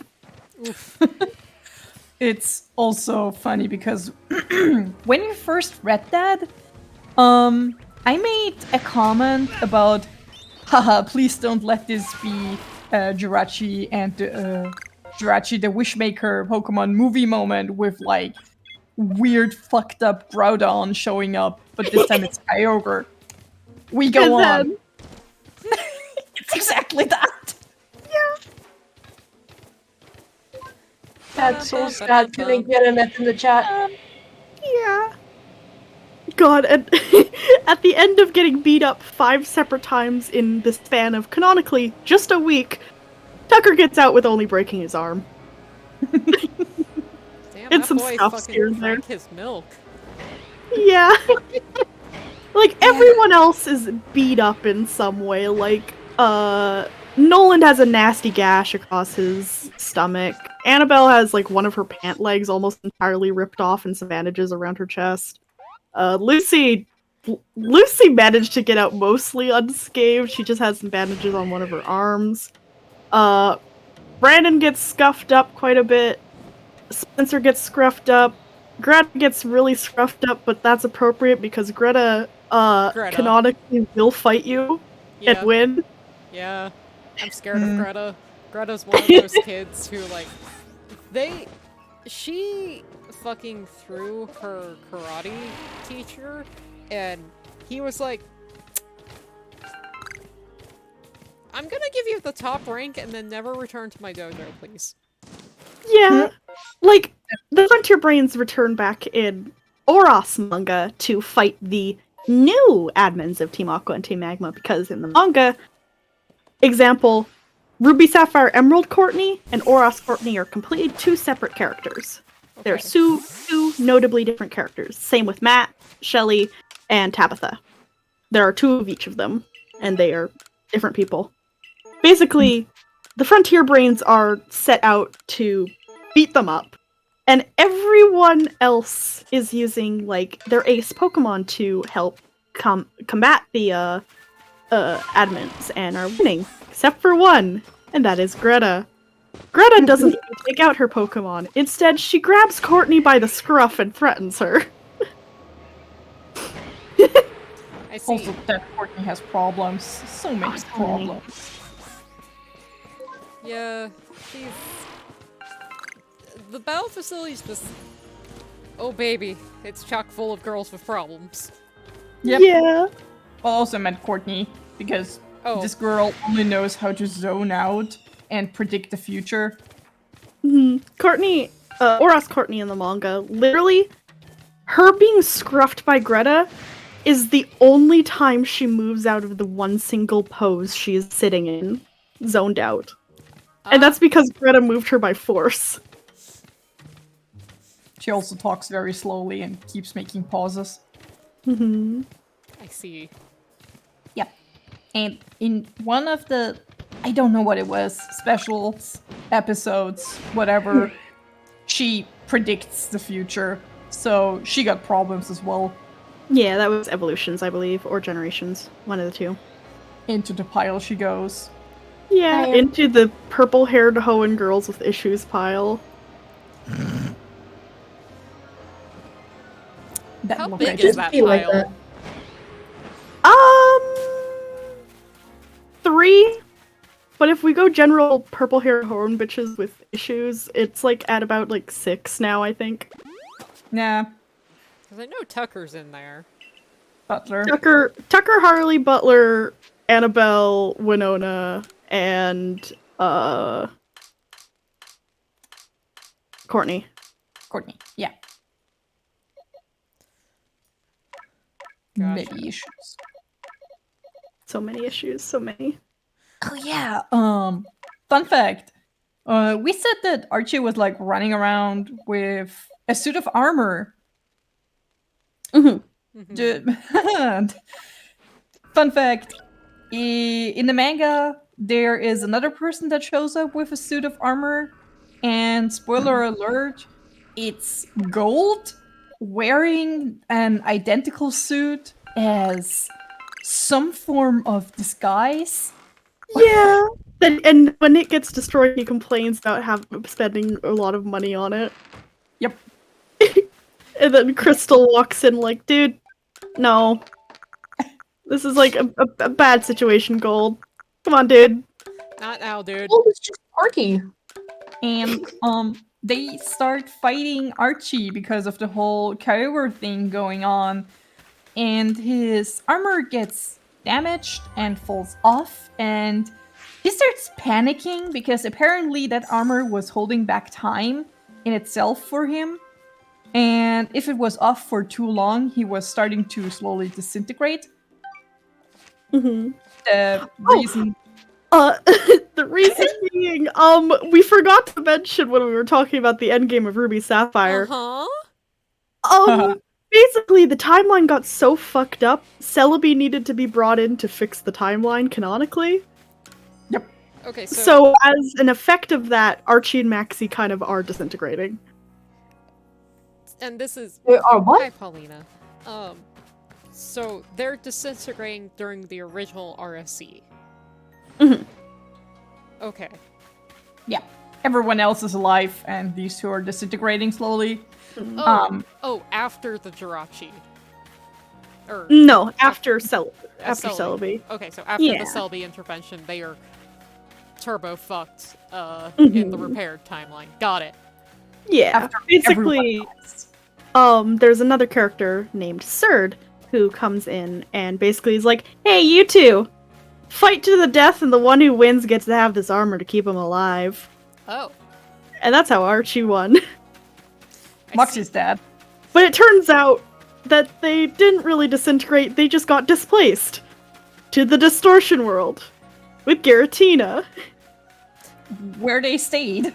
Forever? Yeah, where they stayed for a few months and then they got out and were like, you know what? We need to capture Hoopa now, actually. Let's team up. Let's fuck over Hoenn a second time. Yep. Good lord. So both of them Also- got out of Distortion World, right? Yes. Okay. It is also fucked up to watch Archie slowly disintegrate as he tries to put on the armor again, but he grabs Gold's fake armor instead of his own. Oh no. Yep. That's terrifying. It is. Ooh, Zora. Ooh. Let's go. Ooh, Duwat's also potentially interesting. Actually, what Ooh. is Hisuian Samurot's shiny colors? The same as it goes to the same colors as normal Samurott. Okay. So it's blue. There's Okay. blue with the light peachy sand shells. Cute. I'm doing Zora right. Or taking care of Zora. I'm thinking about what happens I thought this afterward. was a Toxel for a half second. But yeah, Nico? I'm thinking what happens afterwards because I know there's something going on. Oh, right, we forgot that Steven's dad almost dies and he's in a hospital for several chapters. Yeah. Steven is like, Lord. Dad, I wish you would be here. I wish I could talk to you one last time before he dies. Yeah.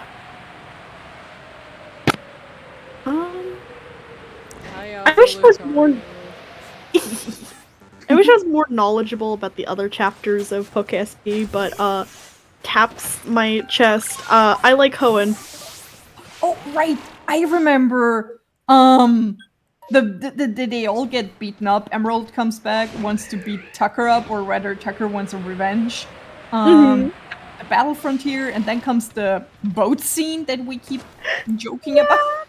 Yeah, basically, Scott's like, yeah, I got a bunch of people to come from all over the Pokemon world to come visit the battle frontier. And we see the boats come in, and it's a bunch of like recognizable characters that are like side characters in the manga, like Bill and Bridget and her sister Lynette, and a bunch of like random characters, like some of the sages and stuff from Johto, and also Riley, Pokemon Diamond and Pearl.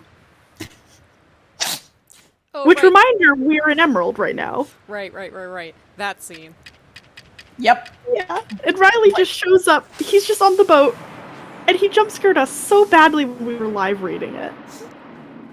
We yelled. We both just read it, and then it was just us going, Riley? In an exact same voice. Riley's in there. Yeah. Do you guys want me to show the The meme? the page? I can get it. Yeah. Special. Oh my god. Also, Riley's cringe fail afterwards. Yeah. Riley is a bit cringe fail. Yes. Where's the the Spiritomb? You're so ridiculous. You're also very younger. Ah! Pretender. Over. Wait. What? Please don't kill me. Dark type. Stunned it. Okay, so dark type moves. I think. Everyone untrimmed! I'm shrimping. I'm shrimping. Check your shrimps. I don't have any shrimps. I Oh wish I god, had my shrimp. shrimps! Who is making you rice them? Wow, nobody. I don't have shrimp fried rice. This is fucked up and evil. Every lesbian deserves some kind of fried rice of their favorite variety. So true, so true. We should all get some fried rice one day. Oh, I want fried rice. Same. And it's I like, want to have enrichment milk again. oh, enrichment Strong milk is so good. Woo! Hello. That Zoroark fucking spawned directly on top of me. Wait, Jake, do you know what enrichment milk is? No. Do you want it? So Is it food crimes? Or is it just... no. No? Okay. No. Okay, I had to ask. No. It's just I take milk, I put it in a bowl, I put a little bit of sugar in it, Oh. stir it, and then I place it in the freezer for several hours. The enrichment is me trying to crack the milk open and eat it in pieces. You know, Ice out of cream all with the extra sugar. things... Out of all the things I've heard people do to milk, that's strange. Not the weirdest. And... You know what? Okay, yeah, that's fine. When I was over and got to try enrichment milk, the spoon got stuck in the actual like frozen mixture, Oh no. and we had to like stab the whole like frozen milk mixture to just get it out, and it helped by flipping it. It's a core memory, Fucking incredible. genuinely. The fun part in enrichment milk is just stabbing the spoon against the frozen milk, because you can just stab something and also get a snack. I see. I mean, it is a snack. Yeah, but also enough of enrichment milk. Let's talk about Riley just showing up, and also that reminded me of Thornton Throckmorton. Our cousin Thornton. Thornton Throckmorton. Thornton is the character ever, one of the other Frontier Brains from the Sinnoh branch. Another favorite Blorbo of someone in the Pokemon company. Yeah, he's a writer's blorbo for the Masters dev team, and honestly, we love him for it. He is...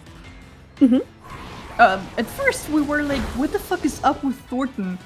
And then we read the manga and we were like, oh, he got the autism swag. Gotcha. Yeah. Like, he doesn't emote with his face very often, and he, like, has to move every single one of his limbs when he's talking. So every time he's talking, a new panel will be him with his arms stretched out a different way, but his face is still just the, flat expression. Something, the battle facilities hold all of the autism. There's so much autism in these battle facilities. Genuinely. And, he repairs something for a really long time. I forgot what was going on, actually. I don't know. I don't have much memory. It was a sensor thing that Team Galactic had. Yeah, and he fixed it, and after that he just fell asleep and got scruffed by Argenta. Yeah, and she just picked him up by the scruff, carried him outside while he was still asleep, and none of them have been seen since. Yep. Isn't that also the same one where they went to the distortion world with Palmer? Yeah, Diamond, Pearl, and Platinum. Palmer, Barry is Pearl. Barry doesn't exist, it's only Pearl, it's manga. Palmer is there. Cheryl, Mira, Riley. They all go to the distortion world to try and... Yeah, Flint and Vulkner were there before all of them, trying to fistfight Giratina. And, basically, Riley eats shit, and lands alone on one of the distortion world, things, while, like, Marley's also with Cheryl and Mira. Cheryl, Mira, and Marley, who are the stat trainers that in Diamond and Pearl you can encounter as double battle partners. Basically, they all, like, hold hands, and so they don't get split apart. Same with, like, the other guys. And so they all go to their own islands. Like, Palmer, I think, lands with Platinum. Riley's on his own island. The stat trainer girls are on one island. And then Diamond and Pearl come in on a different note. However, Palmer also eats shit because his ace in the manga is Cresselia. And somebody from Team Galactic there smiles, has a Darkrai. And Darkrai snags Palmer and just goes away with him.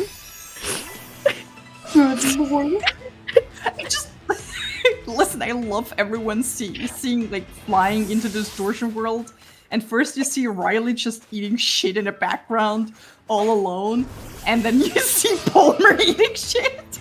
Yeah, it's like, yeah, fuck these guys in particular. Yeah. Good. Humility. Yeah. They need to learn it. Vulkner and Flint. Jesus Christ, they have something going on with Vulkner going for the ankles when he starts to like have an argument with Flint. And also they were like, oh yeah, we're holding hands and fighting Giratina together, and not one of us will do it alone. We will do this together even if we die. Mm-hmm. Like, good for them, I guess. Hetero but also... don't. Oh, here we go. Here's Riley eating shit. Let me grab that. I just like the posing. Oh in god, this I forgot to panel. also show the other Riley thing. Apologies. No worries. We're having a Riley moment. Yeah, Just one. but not for me. Oh, there goes Marley. Oh, Christ. Someone help her. Okay, there we go. So... Open that, open this. Change this to... that. Make it visible. Oh god! There's many. Guy- Well, Giganosaurus. receive many visitors. Yeah, sure are. Roar. Roar. Roar. Alright, okay, here we go. Riley.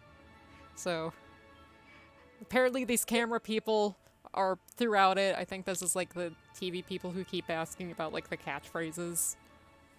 Probably. And then, what are you doing here? Yeah, What are you doing here, Riley? he's Me just 10 hours there. before. That looks Yeah. like a man who just doesn't give a fuck. Yeah, Nico. Me just going like 10 hours beforehand, like, man, I want to see more Riley. And then we started reading the Emerald manga, and this bitch shows up in the last panel, and we're like, Riley? Riley. Riley Pokemon?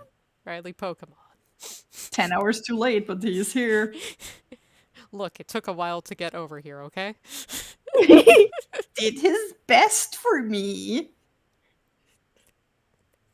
There's Just your for Riley you? companionship. Wow. Whoop! Jude's wings cover his face! I'm comically smacking him in the face. Hey, Oh my Hey, Riley. Smacking amount. hey, hey, Riley. Hey, smack. Hey, smack, smack, smack.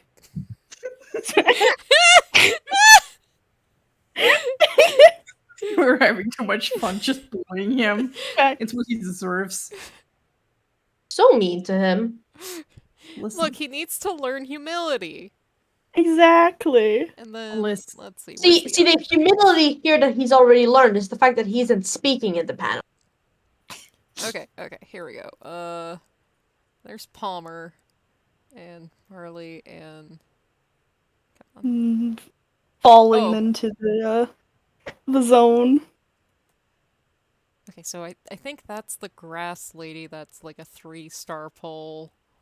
Yeah, Cheryl. Cheryl, Cheryl, yeah. Marley, the one Mira. girl, Mira. The guy in the cloak is a manga-only grunt that's helping them from not Plasma, Galactic. Yeah. And then you have Riley. So Riley's here in the corner, yeah? hmm Okay. You can tell by his stupid hat. Oh, his stupid hat. I mean, at Stupid this font angle, hat. it's hard to see the special portion of his hat. Yeah. His special, custom-made portion of his hat. Then... It Mhm. looks that like other his file. There it is. Lucario bit into it. Yeah. There is a buff just smacking right into an island.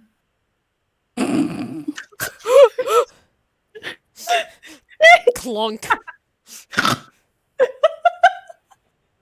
Good lord. Also, the little dot on the island that's sideways right above Palmer's head, in the final panel, you can scroll up a little bit. Yeah, you can see Riley on the panel in the middle of the top. Here, bap him, bap him, bap him. Wait, Bap, no, there. Bap, bap, bap, bap.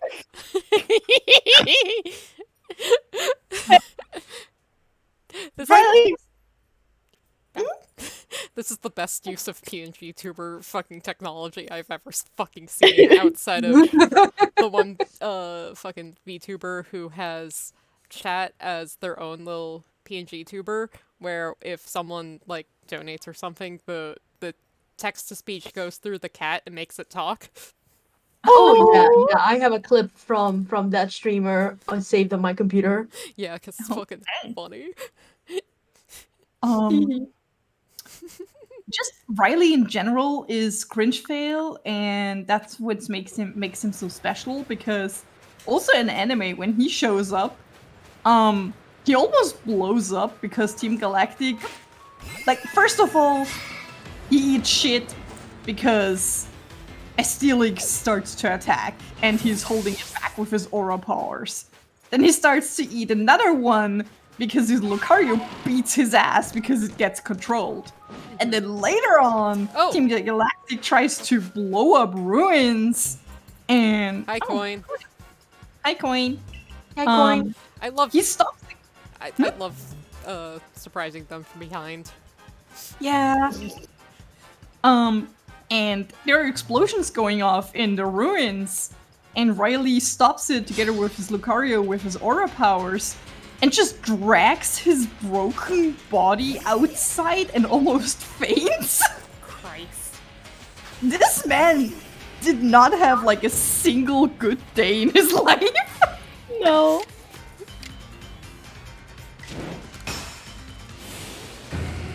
Tisk tisk. You can see what, like, my type blue, pathetic twinks. God. They're funny. Do you Really pick funny. the? I can't believe June is giving Riley the Mike Wazowski treatment. He deserves it. The Mike Wazowski Bap, bap, bap, bap. Bring back my BK promise so heavy. What other fun facts can we pull out now that we finally got over Hoenn? Finally dealt with whatever the hell was going on in the Hoenn region.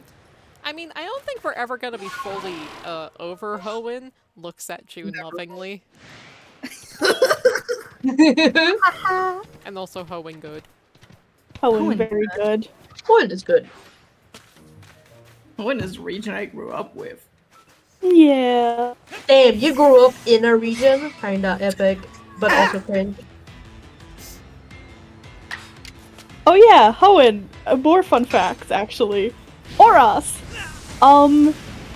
Currently, if I remember correctly, Oras is the only, like, remake game that has, like, added in more than one major main character for the story, not just, like, some background characters. Mm-hmm. Because I think, I know Fire Red Leaf Green added in, like, the Sevi Isles and stuff, but they weren't, like, oh yeah, here's main characters that you're gonna meet throughout the entire game.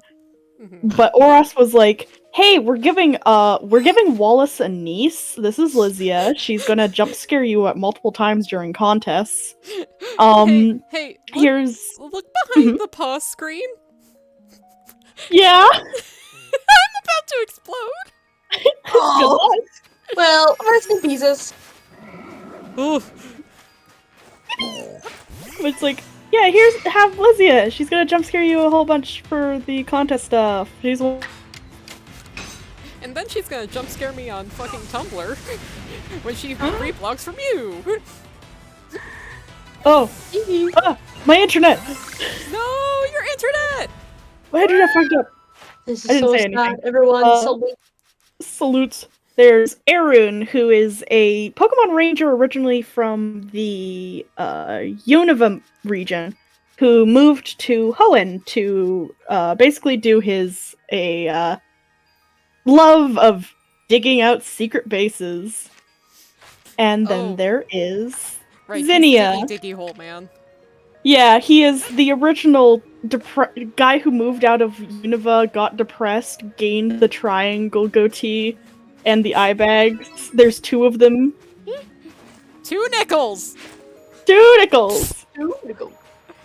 And then there's Zinnia, the wonderful, wonderful main antagonistic force of the Delta episode. And I will defend her to my grave because people were really mean to her at Oris's launch.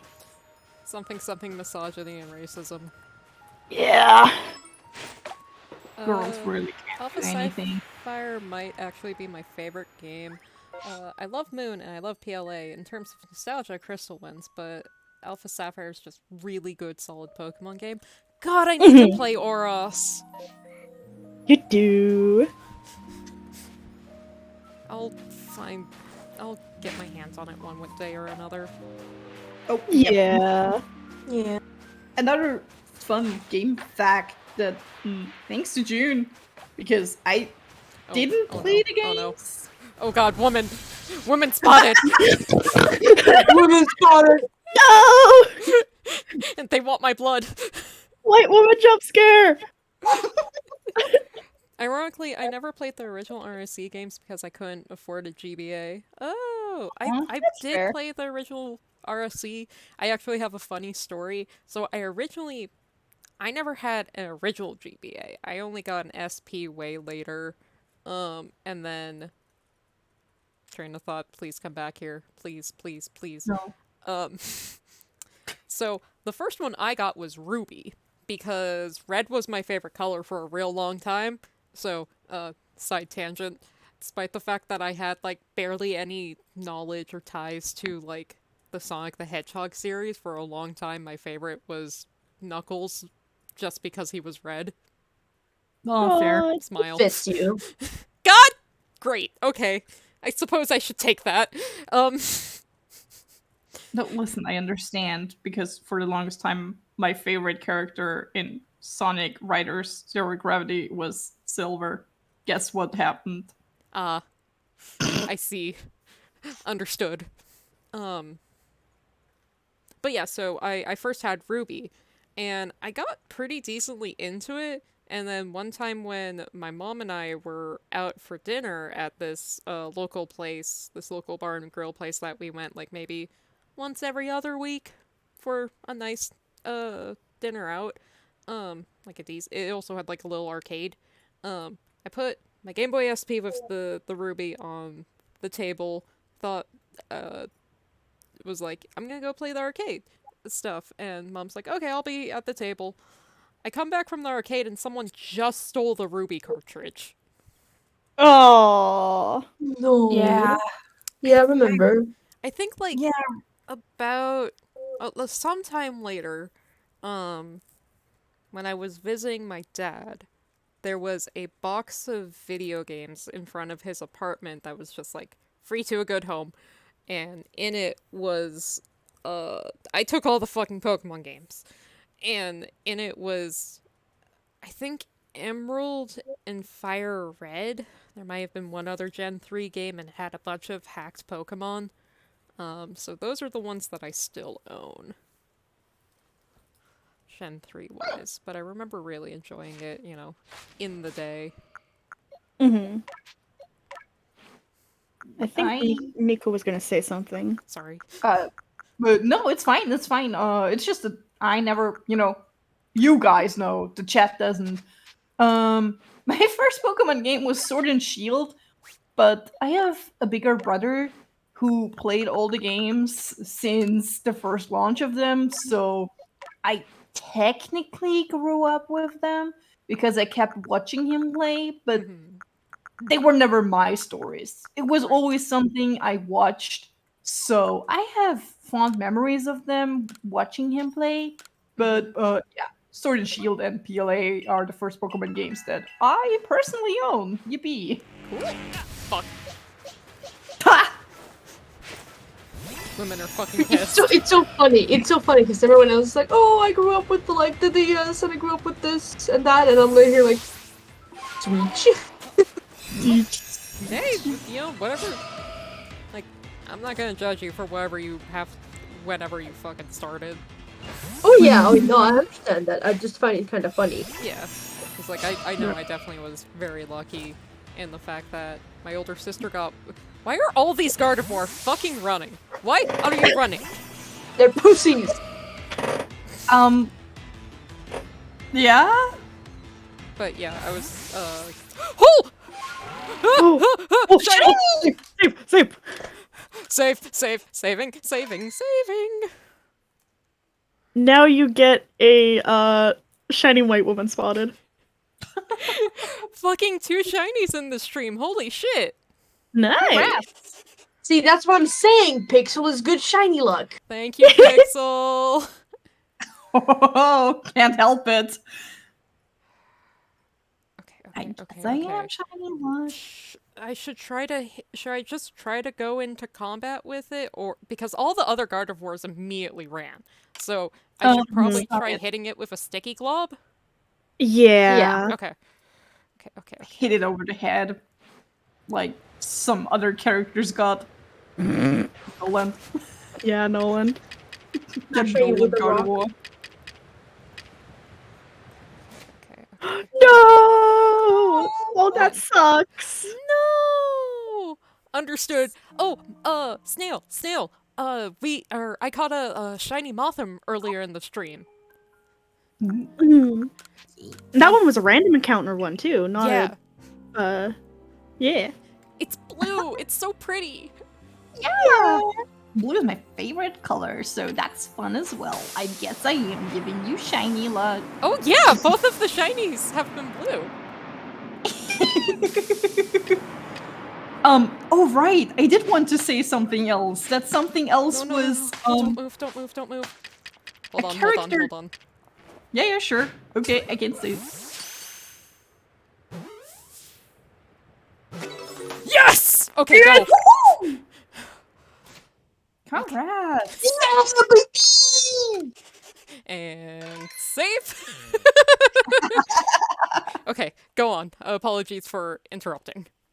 Oh no, it's fine, it's fine. The thing is, just another character that keeps showing up is Steven Stone, because who guessed it? This guy is all over the place. And also, as far as I'm aware, there are no Beldums in Hoenn. Nope. No And- wild Beldums. Huh. Nope. And he just has so many. First of all, in the manga, he has enough to, like, he has Metangs and Metagrosses and all that kind of stuff. Mhm. So he can carry people around with it, and like the Elite Four flies around with them. Yeah. And he keeps giving away baby Beldums, which is so funny to me. Because, you know, there are none in Hoenn, but Steven is another person that you can make the joke of breeding way too many babies together with Emmett, Good. which is, again, another thing where I'm like, oh, they would be really good friends, because he can talk about breeding with Emmett and Earthquake with Ingo. And he gives you one Beldum that's called Iron. My heart explodes for Iron. I love him. Them. And he also, in the X and Y series, has a shiny Metagross, which means he got so many Beldums that one of them was shiny. Yeah. Steven, actual breeder, and like Pokemon breeder, and also rock enthusiast. He fucking knows what's up. Exactly. He knows what he likes. Yeah. And it's not being a champion, apparently. Fair enough. Keep stitching it. You're like, hey, hubby, Wallace, can you be like champion? I don't feel like, and I want to go look for rocks. Also, I'm sorry for a tangent, but I'm like, I didn't even hear the shiny sparkle for that Gardevoir. Yeah, we could, because we kept talking. Fair enough. Mhm. Hi, Garrick. Hi, Garrick. You almost were a Blorbo, but I fucking can't believe I still have to laugh at that. Anyways,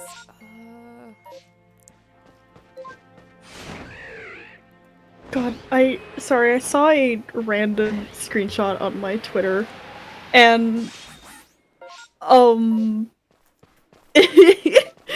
just reminded of Gladion and Lysia's interactions in Masters. what the fuck is that like? Please tell me. Also, hi, Basically- Jericho. Hi, Draco. Hey, Yuko. Basically, Lysia shows up and Gladion is hanging out with like Hao and stuff, and Gladion is like, ugh, she's so annoying. She has too much energy, and Hao is like, you know, she's kind of like you, Gladion, you know, and he's like, no. And so Lysia starts going off about like doing posing and Pokemon battling and stuff, and Gladion's like this, and then he does his signature pose, and she's like, yeah, you got the spirit, and then he just starts smirking to himself. Unlikely friends. Yeah. These two mentally ill kids can be so good friends. Yeah. Honestly, any event that has Lysia in it, because Lysia is another one of the Masters writers Blorbos. Good. They're so good. like one of her main event is like trying to get better with Pokemon battling with the help of Hilda, who in Masters is canonically the Battle Subway partner. Oh, yeah. Yeah. So Lizia keeps losing because Ali is a pampered prince of an Altaria who is a soggy paper towel in battle. Oh, baby, this bad boy has no EVs or IVs. Yeah, Not for only battling. he knows Draco Meteor, but he doesn't know how to actually use it else than to make glitter. But basically, her first full event is like fighting Hilda, and then at the very end, she finally wins a battle that's like a genuine battle, and it's like, oh, that's cute. And then like other things, like the New Year's event with Dawn recently. The Furisode girl that is trying to deliver Lizzie and Dawn their outfits for the New Year's contest, and she's on the other side of the island. And so Bede looks at her like, do you want to get over there faster? Because Bede was like the entire event like, ugh, I don't like Lizia, she's too energetic. And Lizia's like, oh my god, thank you! And basically what happens is, I think Bede uses his Hatterene to smack Callie, the first soda girl, so hard she goes flying across the island. And then she lands outside the contest place and runs in to give them their outfits. Fucking incredible! It's just like, Jesus Christ. Fucking there they fucking go. I think Lizzie is just making friends with all the rivals somehow, and honestly, I live for this. Good for her! Good for her, but also Masters in general. Sometimes it's so fun to pick out things you like. Like the fact that there are just two, not even life-size, but like taller than life-size Lear statues, two different ones, and one of them belongs to Steven Stone. Yeah. Huh. He didn't win it. It was gifted to him because nobody wanted it, and he was like, yes, the ore that was used on this, interesting rocks. Chris is in Masters. I think Chris is normally in the general rotation, so I don't think you need, at least for Alligator, you don't need to have a special event. No, she starts with Totodile and then you have to evolve it. Yeah. Chris is real. Chris Real! There's this Masters has these story events that are like the villain arcs, and basically it's region by region, Team Rocket is trying to like control the other evil teams, yada yada, for their nefarious means. And so in the Johto villain arc, Lyra, Chris, Ethan, and Silver all team up to infiltrate the Team Rocket base, and Ethan, Chris, and Lyra all get legendaries from Johto that they partner up with, because Silver, his base unit, is partnered with Ho-Oh. Ethan gets partnered with Lugia, Chris is partnered with Suicune, and Lyra gets partnered with Celebi, and they're actually some of the best units currently. Oh, damn. And competitive and everything. Damn. Because I knew Chris for Alligator was okay, but it wasn't the greatest when I was last playing a hot minute ago. So that's cool that she gets to come back and be good. And then here, I can show you. So here's normal Chris. Oh god, the horrible render. Horrible, For a little render. Totodile. Wee. And then here's the poster of when everyone got their new one. Yeah. I still love. Yeah, I love this art piece so much. It's so pretty.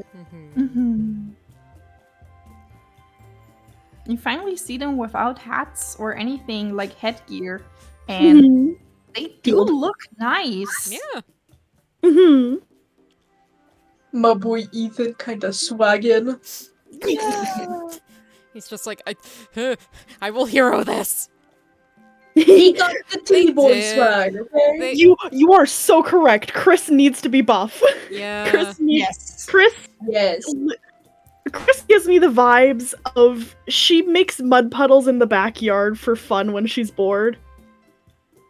I feel like Chris, because she is super interested in like Pokemon and working together and more researchy stuff, she's the kind of girl that's like, oh no, you shouldn't work out to be strong or anything. It's just funny when you're buff in a place you shouldn't be buff. And she's like teaching a class of people about Pokemon and then flexes. And Yeah.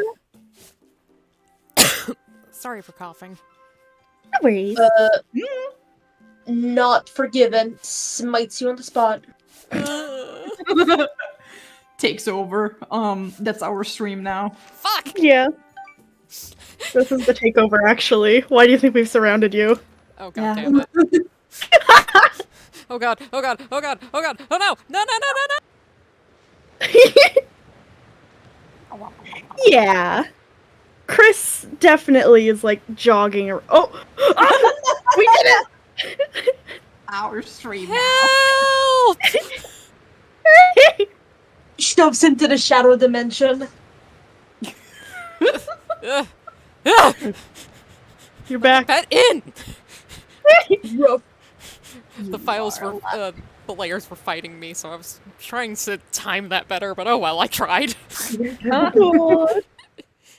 But yeah, no, I'm totally with you on the Chris needs a little bit of meat on her bones. Let her be beefy!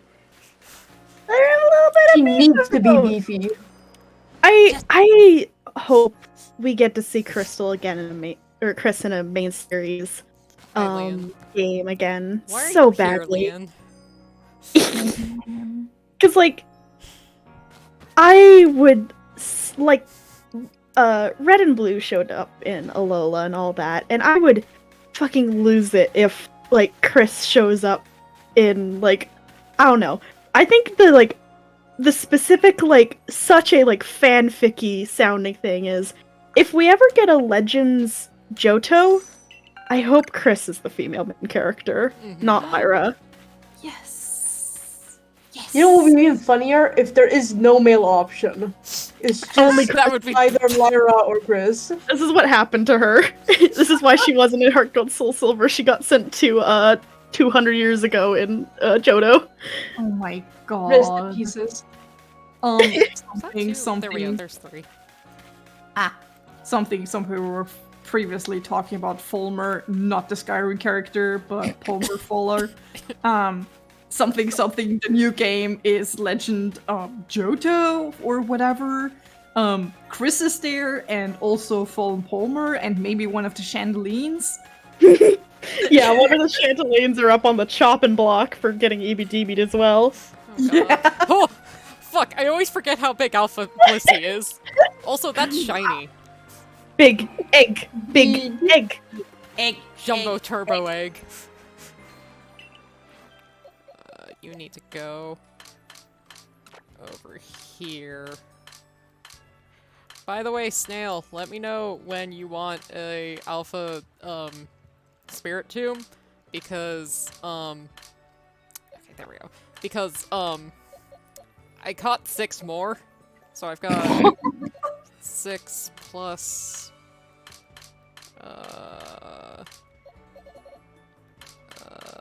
there we go. I've got like 12 Alpha Spirit Tombs. Smile. What are you doing with all of them? Don't worry about it. Mashed them together to make one huge Spiritomb. You don't worry about it. It's fine. It's Gotta be normal. So many souls trapped in there. Me just like I'm not saying on top of all of the spirits of the people from bad timelines. No, not at all. No, not at all. Don't worry about it. Don't worry. What do you mean no? Do you not want them? Do you not want one? I have plenty.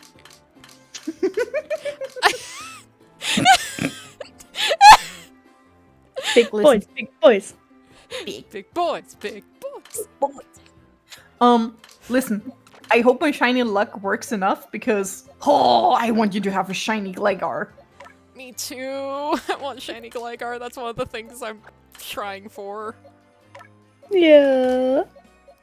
I also want shiny Spiritomb, but I understand that one's going to be harder. Mhm. It just.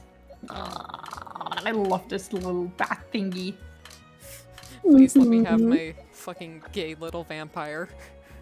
No, do not mash them all into one giant Spiritomb. I won't. I mean, promise. I will though. Once the Pokebox is full with Spiritombs, they all mash together into one giant one. No. And then the world explodes. God. Okay, right. I have a brain. Sometimes Wait, you have I like to think about how. Hmm? Hold on. I have to pull it up on screen. frog.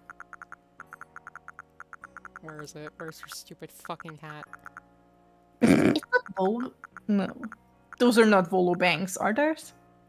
There we go. Sometimes I think about how Riley's stupid fucking hat is here. Yeah. Not Sir Aaron's, to be specific.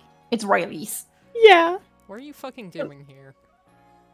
Because Riley has 2 canon ancestors. Actually, technically, one of his ancestors was revealed before Riley himself. God. Yeah. Lucario and the Mystery of Mew, which is a Gen 3 movie, we are introduced to the character from many, many years ago of Sir Aaron, who is a knight, who is very obviously related to Riley. Like, if you try and say they aren't related, I'm gonna give you a funny look, kind of. They're so obviously related. Mm-hmm. Also, And then in Peel... Mhm. I was just gonna say I agree with you, Snail. I really wish we could combine hats. Headgear. Mhm. It's like, please, just let me do it already. Please. Mhm. Yeah.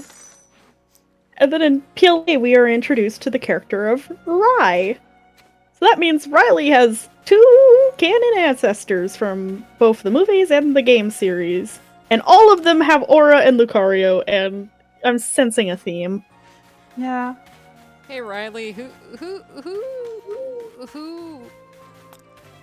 are you the OC of? Yeah. Somebody looked at that and was like, God, that's a good design. I'm gonna give it to 2 more characters. Pretty much, yeah. Lance is at that one out of context pic of Sir Aaron. Oh, From- no. Look Yeah. fun and fear. Looks knowingly. No. Looks knowingly away. 32 Larvesta. Ooh. Well, Snail is trying to get... What was the egg move you were getting, bud?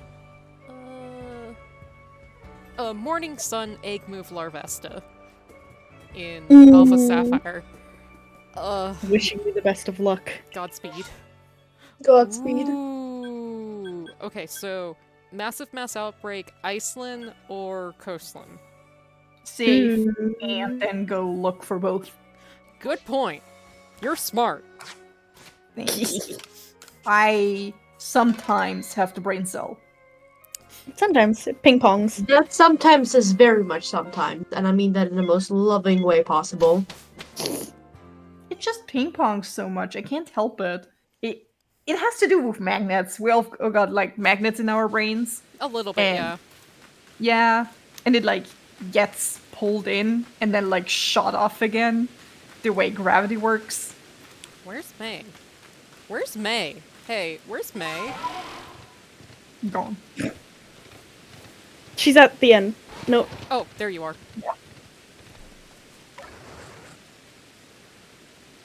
Hi, Munchlax. I wonder if sometimes Munchlax could be shiny. I suppose that would be difficult to tell since Munchlax is one of those, like, little bit of hue color change. Yeah. I don't think so, because PLA does pay really good attention to, like, gifted Pokemon if they're shiny enough, such as if you get a shiny Wurmple for the guy in front of the gate, Yeah, for Jean. it'll stay shiny.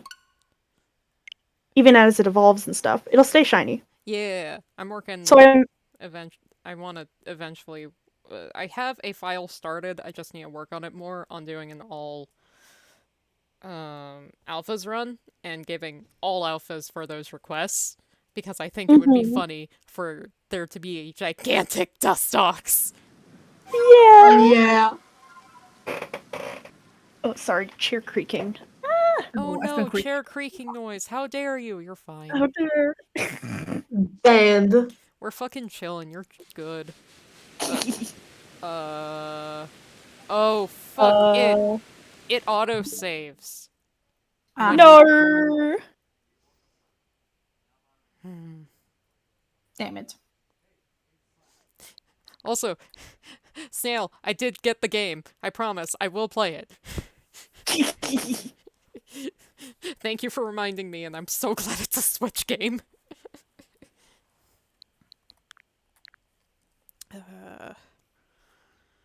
Was there anything interesting? No, there wasn't anything interesting. Really, there was like Growlithe. I don't even know what shiny. It's Go yellow. look again. Yeah, there wasn't anything all that interesting, IMO. Same.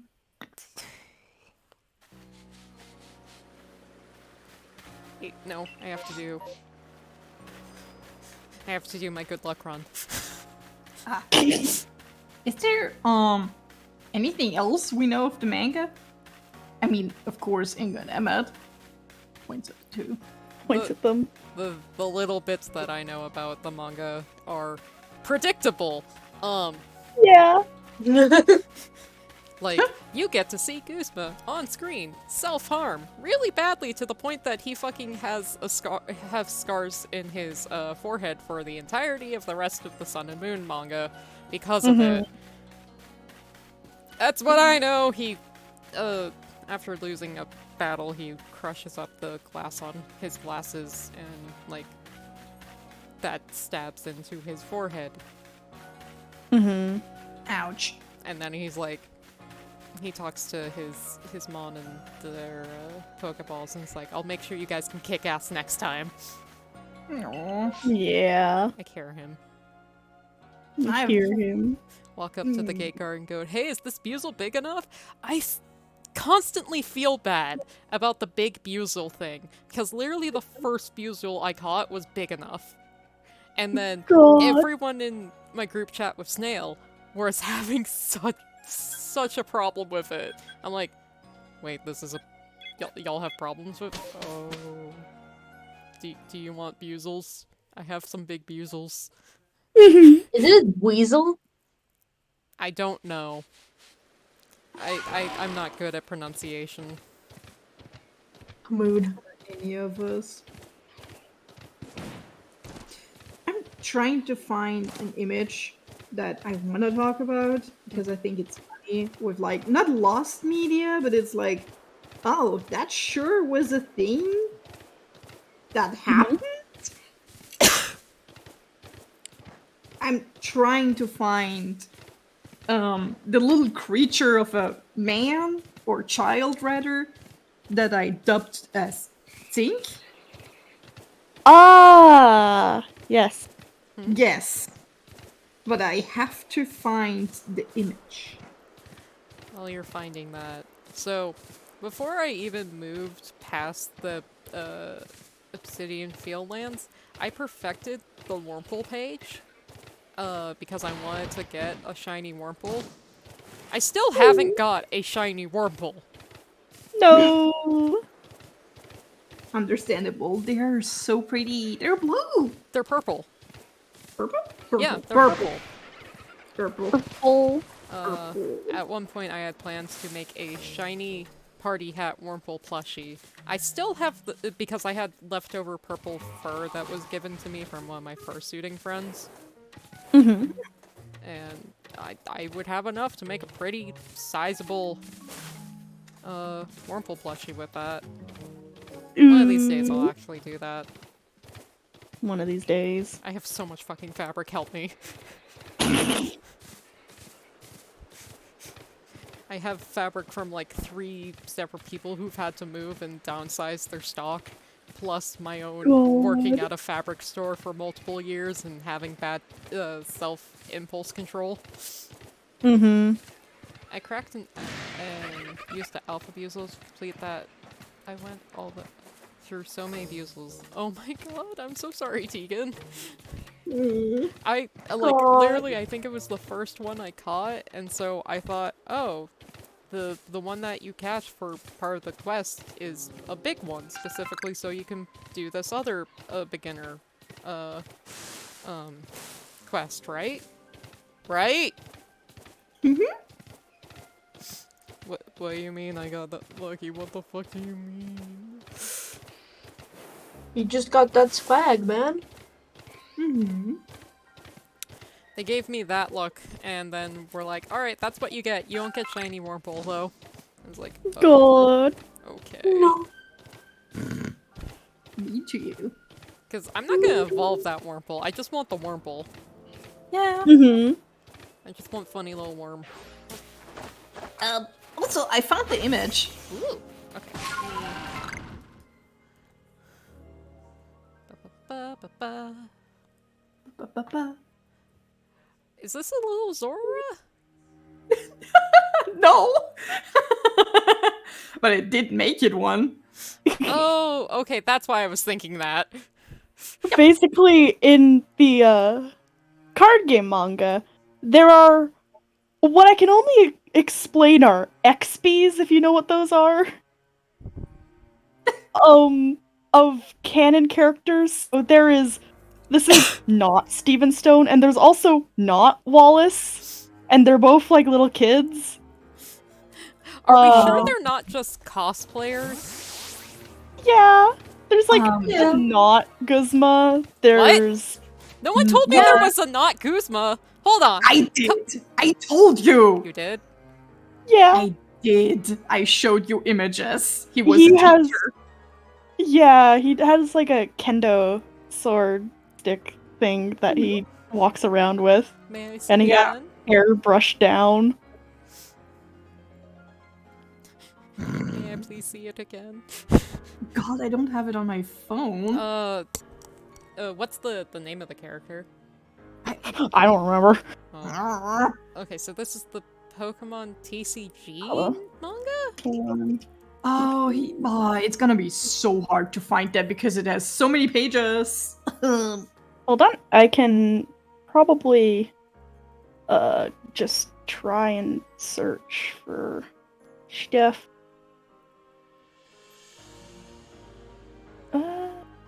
I know something else because I don't tag you a lot.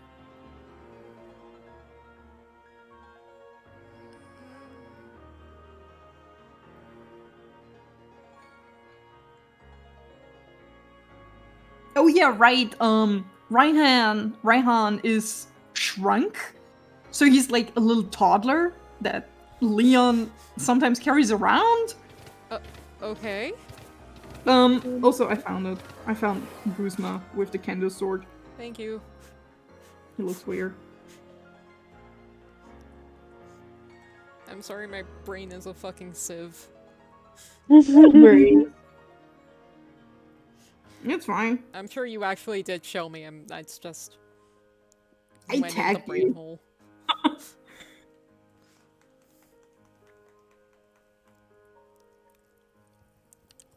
So I'm tagging you again. There you go. Works for me.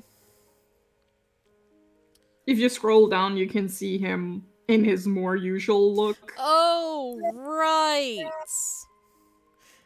This guy who kind of looks like Death the Kid. We have Guzma at home. Guzma at home.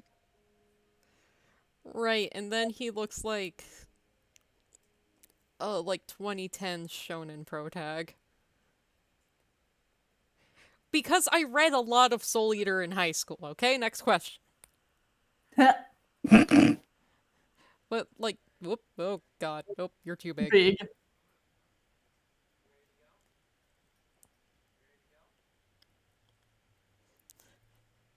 Look. It's not Guzma. It's not Guzma. It's Walmart Guzma. No, you say that. But also, I got, my shoes for my Guzma cosplay are like $8 shoes from Walmart. So, Guzma's already the Walmart brand. So he's God, what the fuck is it called? Costco? No, thinking of Austrian brand. Kika? No, Kick. Yeah, Kick. It's like really, really cheap. There we go.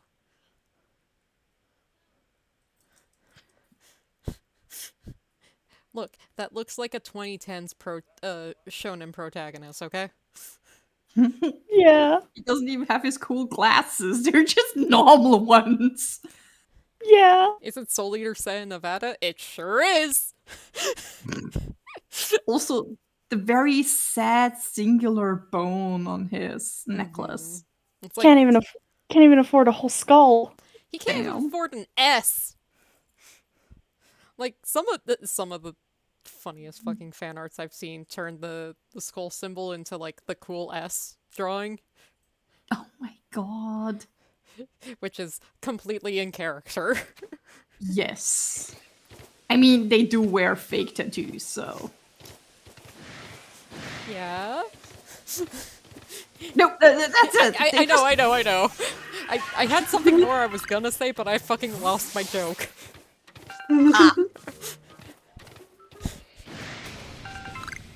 Again, functional brain here. Hi, Pichu. We should be the ones that don't function because it's like 4:30 in the morning. Oh, I'm just mental, y'all.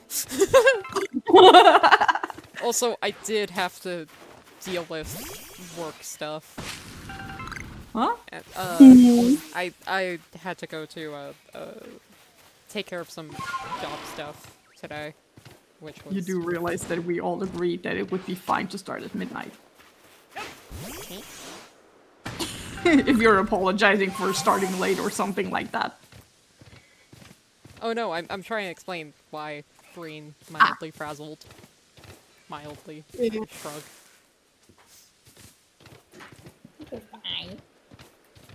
Trying to find some Wink translations for the names of the how to play Pokemon card game manga.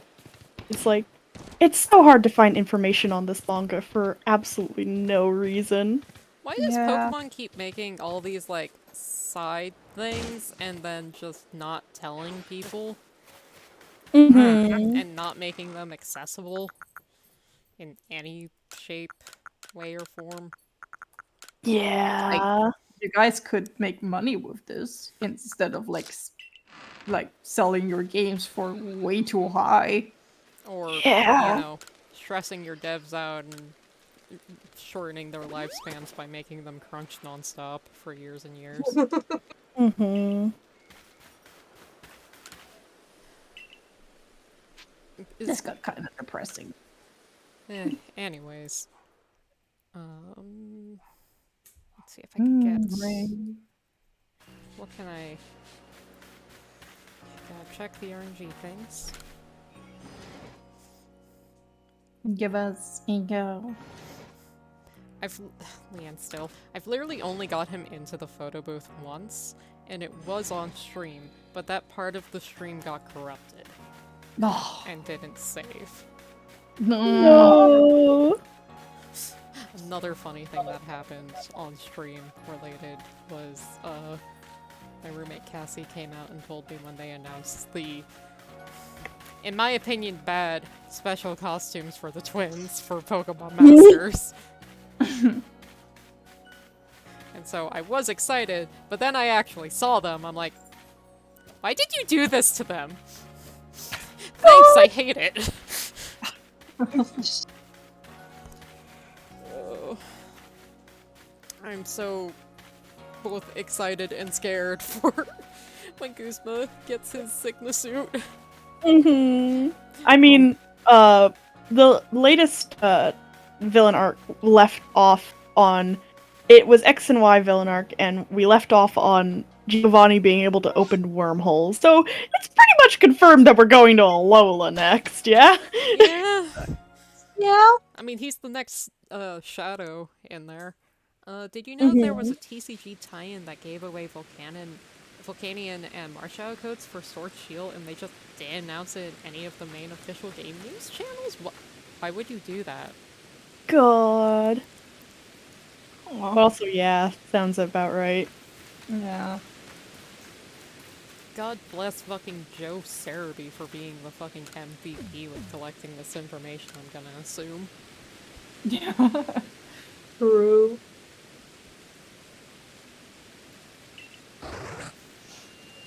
Anything good? Anything good? Anything good?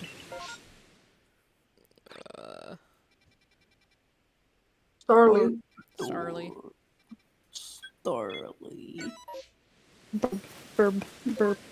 See if I can get you with... Everyone say thank you, Cerebi. Thank you, Cerebi! Thank you, Thank you, Cerebi. Cerebi. Despite wanting to milk money from the fan base, the Pokemon Company hates the fan base. I literally don't Yeah. understand it, man. It's like... Sorry, Sorry, I'm scrolling through the Steven tag to try and find the link to the translations, and I ran across my Steven's advice post. Your what? My Steven's advice post. Share with the class. Yeah. My Steven's advice post. I love it, and also I can't wait to get Steven's advice from you one day. Oh! Yeah. Right! However, Fuck, right! You're fucking... So... There's this Pokemon card. Give me a moment. Hold on. That's I know, hold on. hi, not Guzma. This is my Steven's advice pile. So there's this Pokemon card.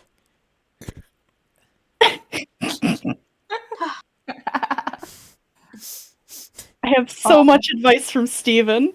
So Or much. is it good advice? Smack. the advice Smack. is that stop smacking him. The advice is you may lick rocks, but only after you verified that they're not deadly. What? Sorry, I spaced out because I was so focused on smacking Steven. I said that the advice is you may lick rocks to identify them, but only after you made sure that they are not deadly or harmful in any way. Also, hi, Jericho! Huh? Hi, Jericho! Hi, Jericho! In chat.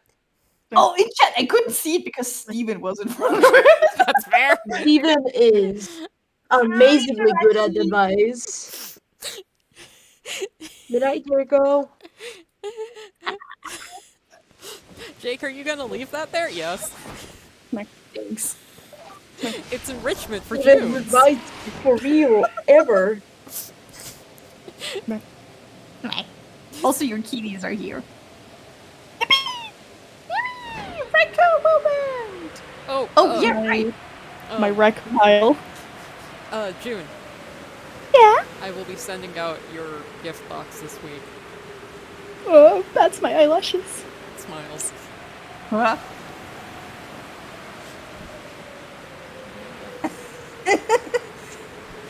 Oh yeah, right. First of all, Steven's advice involves how to find rocks and how to get mercs by Registeel, which reminded me that legendaries fucking hate that twink. Like they want him dead several times. There is the Registeel in the manga that belongs to fucking Brandon, so it's like, wow, Brandon, specifically Brandon's Registeel that he later lets Palmer use is the reason Steven died.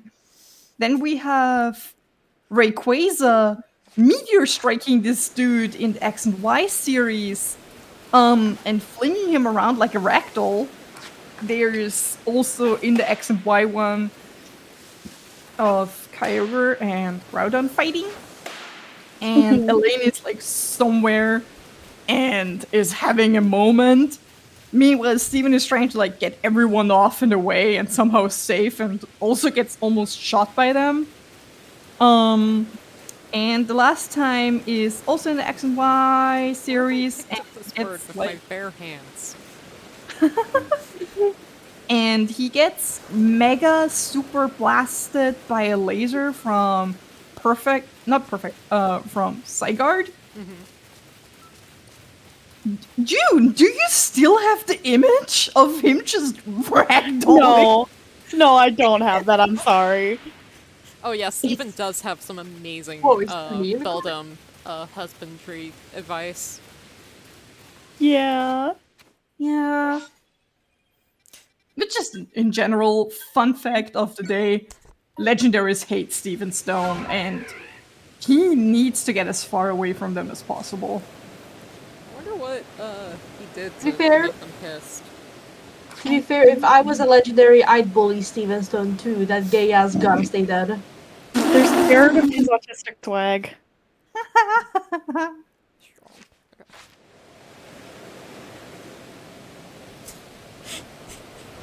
He clipped it! Oh my god!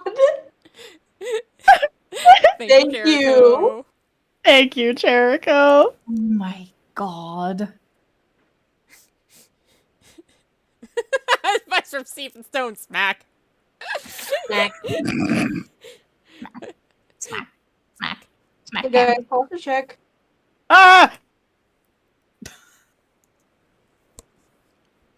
I'm gonna try my luck at Mario Kart again. Good luck. This button. No, this button. There we go. Hydrate? Okay. I have no more vitamin while awake, and I can feel the energy seeping out. Oh, no. Let me know when you guys are out of energy, like... To be fair, it is almost 4? 5. Buddy, I'm the one who's bad with math and numbers. Come on. You do math and numbers, cringe. You know No. what I Taking a do? drink. English. I probably. You have been streaming for almost 5 hours now? Yeah, so if you guys need to turn in, just say so. Nah, let's do till 5. Like, 0.5. Okay, you tell me, boss. I'm the ridiculous motherfucker who can go for 8+ hours. Oh, felt. Felt. But also, consider the fact that I've been up since 7 in the morning. So you shouldn't do it. To be fair, then Pixel would have been awake for like what, almost 24 hours? Why? Just like June last night. Don't. Oh my god, you Yeah, are I both know it. insane.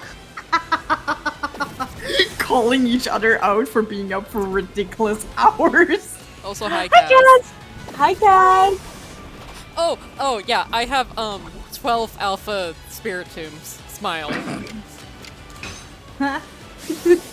Do you want one, Jer? I have 12 of them. Yep. 12. Well, I caught 6 of them on this stream. Yep. And 2 shinies. Oh yeah, I got a shiny Gardevoir and a shiny, Mothim during the stream as well. I'm shiny a lot. Thank you, Pixel. I mean, I can't say no, really. Yeah, so just let me know. You want boy, girl? What kind of stats you want on that bad boy? Yeah. Also, I know more fun facts to mumble about. Fuck yeah. So, fun fact, in Brilliant Diamond Shining Pearl, if you pick a Infernape or Chimchar as your starter, in the very final endgame battle with your rival, very specifically if you play as Lucas and you pick Chimchar, Dawn, when she fights you, will have 5 out of her 6 Pokemon be directly the Pokemon she uses in the anime. Which is like, her Piplup, but it's an Empoleon, Togekiss, what other ones? Mamoswine, Lopunny, Typhlosion, because she has a Quilava that she got, and the only one I forget the sixth one, but it gets replaced with a Blossom. So, but it's only very specifically if you play as Lucas and start with a Chimchar. Interesting. That is so cool. Because in BDSP, each of these endgame teams are completely different between each starter and what gender player character are. Oh, okay. Why would they do that? I don't know, but also they're fully competitive, like, trained teams. Oh, okay. Huh. Also, fun fact, more or less fun fact, the Togekiss is the one that Dawn got from the Dawn lookalike called Princess Sylvia, who speaks in the heaviest fake British accent ever. Yeah. Do Pearl and Dawn both have Piplup in the anime? Yes! Barry in the anime has a full Empoleon, but Dawn has just Piplup. I like how you were the Pearl and Dawn. It's One of either them is- Barry or Dawn or Pearl and Platinum pick. No, Because no, no- you don't understand. They're three brothers. There's three of them. There's Barry, Pearl, and Barry. Yeah.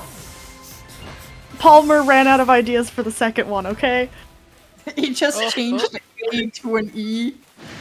Yeah. Get fucked. Sorry, that's directed at the Magmar. Yeah. Why is there two pearls? There gotta be two berries. Fun fact, in internal dialogue, Barry in English is referred to as Cedric, and in Japanese he's referred to as Pearl. Technically, another one of game version Barry could be named Pearl. So, it's Pearl, Barry, Very Pearl, pearl. Cedric. Is that right? So, Something like that. did Palmer just say, okay, first one, Pearl. Second one, Barry. Third one, Barry, Point but- two. No, Barry with an E, Pearl, Frederick? It just mashes all these names together. Yeah. And they're all identical somehow. Yep. They have their quirks, but at the base, they are all the same person somehow. It's called ADHD. God. Leave me alone. No. I say after inviting you on here myself. You're the one who unlocked the door. I Yep. know. I'm sorry, we got the keys. Oh fuck, they got my keys! Oh no, oh god, oh fuck, fuck, fuck, fuck! Crunches in your keys. Another Got my keys. No. Hey! Here goes. Oh, shit. Killed. Oh god, we killed him. Wait, No. what? Wait, There we go. wait, where did my alert go? Huh? Where'd the Where'd your your alert ego? go? Where's my Hold on. I know how to check. Oh, there we go. There we go. So Jericho can see the funny goof. What the fuck? No, there was an Ingo, which is why I laughed, and I looked down, and suddenly you were gone. Oh, Oh, wait, hold on. I know what to do. looks in fear. Oh, Oh no! Mean to me! Oh god, what did I set the time? Did I write down the time? 5 minutes. 5 minutes? Okay, where's my phone? No, everyone else is allowed to curse, just not me. I mean, haven't you heard how many times I've cussed in the entirety of this stream. Okay, I'm starting the timer now. If Oh, I nice. curse again, I add another 5 minutes onto the counter. Yeah, Different- I guess. Different fun fact. I'm pulling out of somewhere because I was reminded of it. Markna has one of the funniest lines if you fight him. In the world tournament? Yeah, in the world tournament where he's just like, Dad, I hope you can see me, which either implies he's dead or gone, and both of these are somehow hilarious to me that he's just like fighting in this tournament and going like, oh yeah, anyway, Dad, if you're out there. Yeah. Hold on, let me see if I can find the image of it. It is Also, Faulkner. Also, Thanks, Jared, I Jared. know, right? Dang it! 1, 2, 3, 4, 5. Ugh. You need to be careful because if you add too much, we might not be here. You know, I might not be here to check on your sins. But when, yeah, when everyone submitted theirs, I was like, what? These are so cute!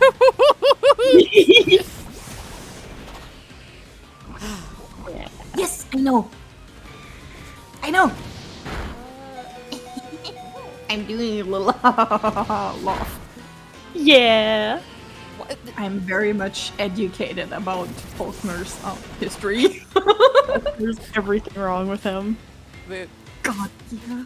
lovingly, Oh, God. these are the people who are absolutely very, very normal TM about these characters, and I love them dearly. No, you're okay, Snail. Don't worry. Sorry, heart emoji. Or just We're just insane people who once again, I constantly make jokes that together we form Bulbapedia. Again, this is what, lovingly, this is what, is it this image? Yeah, there we go. This is a little bit what June's, desk looks like. With the Calling pile me of out. Raikos. There's been 2 more Raikos added, and this also doesn't include my Laddie pile or my Starly pile that are also on my desk. you sew a whole They're just a little bit as insane. Swanna. Yeah, I sewed a whole Pokemon Regional Swanna plush, and I think her wingspan is a little over 4 feet. Oh my god. Yeah, Dude, I that still need rules. to sew her legs, but Yeah, Jer, when, I was setting up the talk sprites, literally I was like, wait, oh my god, it looks like Pixel is petting Sunny, this is the cutest shit. No! Meow. 1, 2, 3, 4, 5. Oh my god. We're not gonna stay here until you're done with your swear counter. I'm sorry! you're stuck here forever.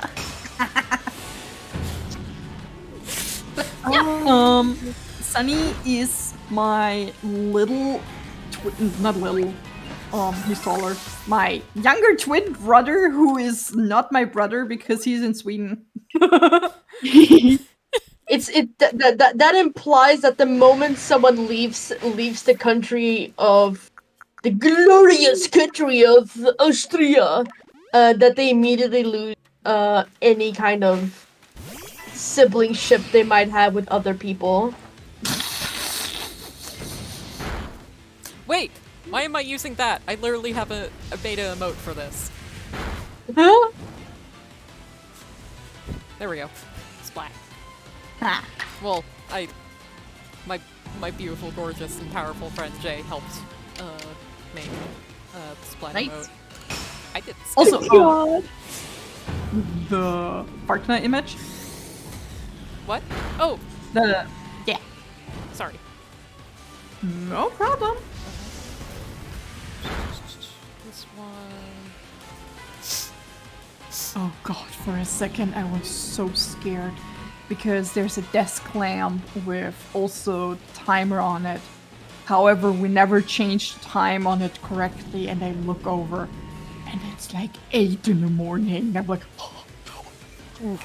God.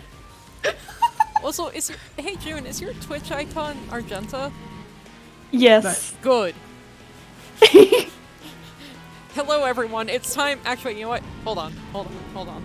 It's time to tell the masses about Hall Matron Argenta. I want to say something about her, but I can't because that constitutes cursing. You want to add 5 more minutes to the timeline? Do a workaround then, dork. Please look at very hot old lady. Please look at powerful hot old lady. Please, someone Dang it! Hi, you Argenta. didn't finish. Does it count if I only did the first, like, sound? I don't think so. Yeah, Jer. Yes, thank you, Jer. Listen. Hot older lady. Hot older lady! Who will kill you? Who will kill you in Pokemon battles? And I will thank her! Exactly. Basically, Argenta, for Hi. the people who aren't aware of her existence, which is the general population of Pokemon fans, so, for context, when fighting in a battle facility, from anywhere from the battle subway to any of the various battle towers to the battle tree or something, you are basically, you fight the Frontier Brain, Subway Master, Battle Chantelane, any sort of these bosses at the 21st battle, and at the, 49th battle? Yeah. And those are the 2 main times, and you can continue upping your streak and fight them after a certain amount of sets. However, there's one character that does not apply to, and that is a certain Hall Matron that's standing behind me menacingly. Her first battle is after I have to remind you, you can't lose a single battle. You have to win to her easier match 50 matches in a row. And then her second match is at 170 matches. Get good, And scrub! And she will always, 100% of the time, have a Pokemon that is super effective against you. You have 1 Pokemon on each side, and if you lose, your set gets reset completely. So basically, yeah? Can I just say that it's funny that if you put next to each other, her hair is your eye color and your hair color is her eye color? Oh god, oh fuck.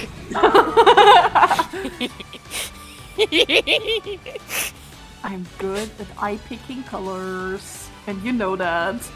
Yeah. Like, for example, in my experience, I've been playing the Renegade Platinum ROM hack, so it adds in stuff like fairy types.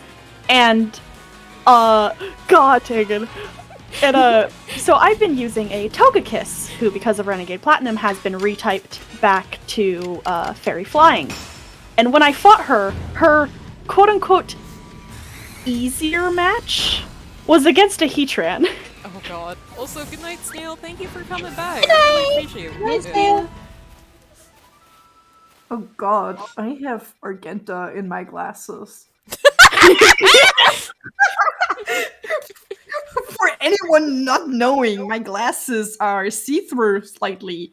You can constantly see June's wing slightly move up and down, and now Argenta is also there. Hold on. No, I'm gonna have her eyes! Ho ho! Hee hee! Ah! No way. What are you doing up there? Oh no! That's one anime eye.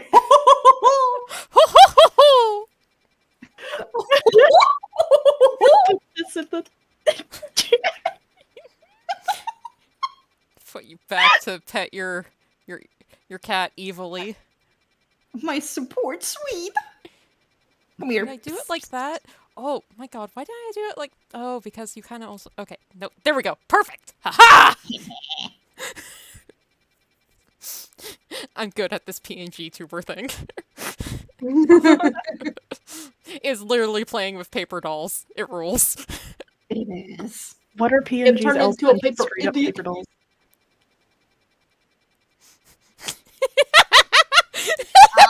Sorry, I keep fucking... Dang! Nabbit! I can't believe that we have the real Argenta in So true. So anyway, new person joined our voice chat. It's the one, the only Hall Matron Argenta. Hello. Argenta Pokemon. God. She is so close. I feel like she's gonna scruff me like Thornton and just drag me around. God. Did you do something that deserves scruffing? Yeah. Oh, I see. Yeah, that makes sense. Yeah. When don't you do anything that deserves scruffing? I mean, I was talking about the time we're currently in, but you know, there are other things that I did that where I need to be scruffed. It's pretty long. Hi, Staraptor. Bye, Staraptor. Leave me alone, please. What's there up there? Hi, Chatot. There's so many chats. Wait, did I... Oh, I have to do it 70 times? Oh, Jesus Christ. 70? Jesus Christ. Ugh. I'll do it for you, Spiritomb. Oh shit. Anything for you, Spiritomb.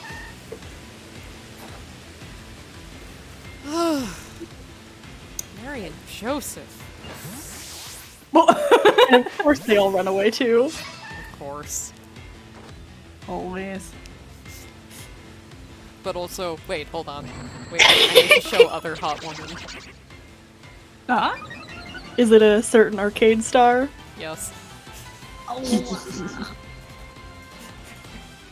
On one hand, I'm tempted to show confidential Dahlia. On the other hand, I'm a little bit afraid that I'll get sniped from the moon. Yeah. For context, Illegal Dahlia was just the reference sheet for Dahlia from like official artists and stuff, but it has a big confidential stamp on it, and it was only in one single magazine, very tiny, so I don't think it was meant to be shown. Anyways, please look at other pretty Lady Dahlia. Why aren't there more people Dahlia. just looking at her with big hard eyes? Yeah. It's Dahlia, like, my friend hi, Dahlia. hello, hi, hi. Yeah. You wanna pack out her favorite fact about her? Oh yeah! Favorite fun fact, she has the coolest Japanese trainer class of any Pokemon character, not gonna lie.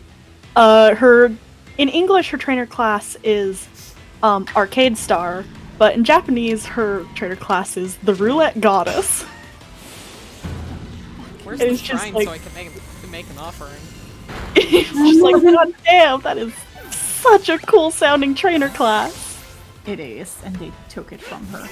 Rude, mean, cruel, kicked out of Argenta kicked out Roulette Goddess is in.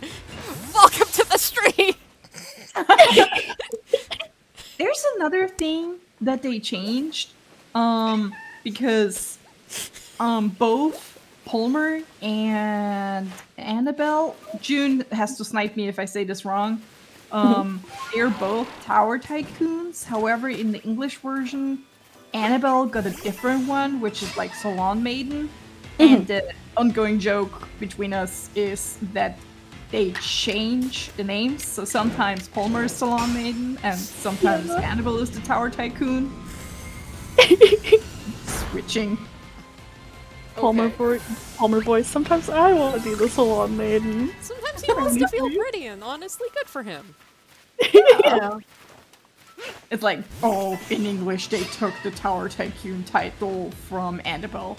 How about Mhm. we give Palmer the Salon Maiden one to make it even? I think that's only God. just. Yeah. I don't understand the change to Salon Maiden. Like, Oh, I think they're very much oh, using. they are big. Oh. I think Oh. they're very much using the maiden title as like, oh, maiden at the top of a tower, that kind of thing. But also she's For she, her pronouns. Good for her. good for Palmer. Good for her. But it's like the Tower Tycoon is very much like coming from the spelling for like Shogun and stuff like that. Like, why did they go like, no, we're gonna change your title instead of being Big Boss to being the damsel in distress, and they aren't changing anything about Annabelle. She's still terrifying. It's a trap. Because then she will send her kitty onto you and Taser will kill you. Yeah. It's like, oh, maiden at the top of the tower, and she's a little girl just like the player character. The damsel Okay. has a gun. The damsel has a gun, and it's a Raikou, and also an Entei, and also a Latios, Smile. and also a pre special physical split Alakazam. Oh, that Alakazam knows so many punching moves. It knows 3 punching moves and detect. Or disable, one of the two. So it's just really punchy. Or Alakazam wants to beat you to death. Yeah. Just like Greta. I am pretty sure that Greta taught this Alakazam to punch. Yeah. What other fun facts can I spout before the timer is up? I still got 3 minutes on mine. I'm sorry.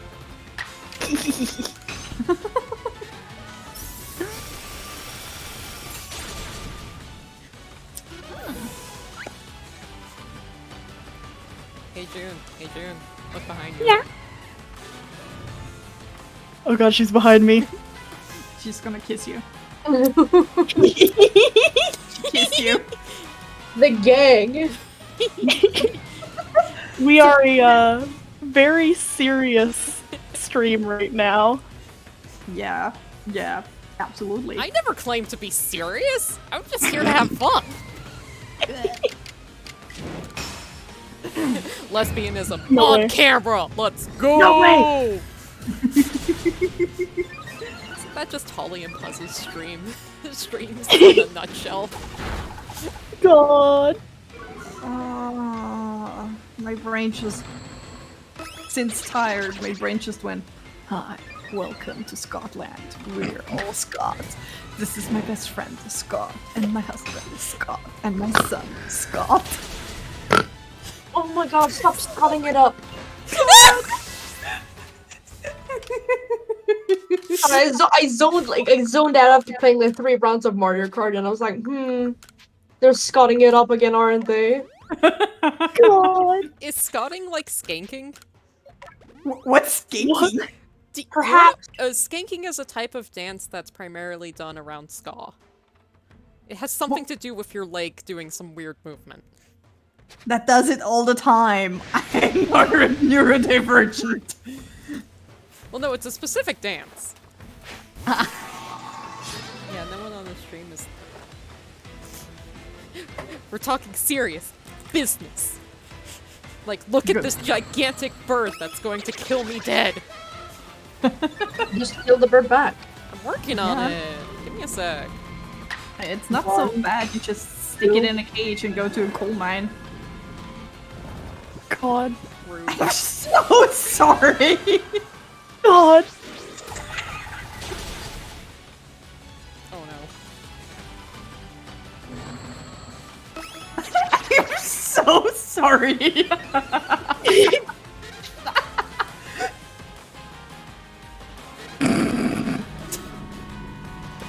I was thinking of, not the implications of what I just said, but more of I forgot.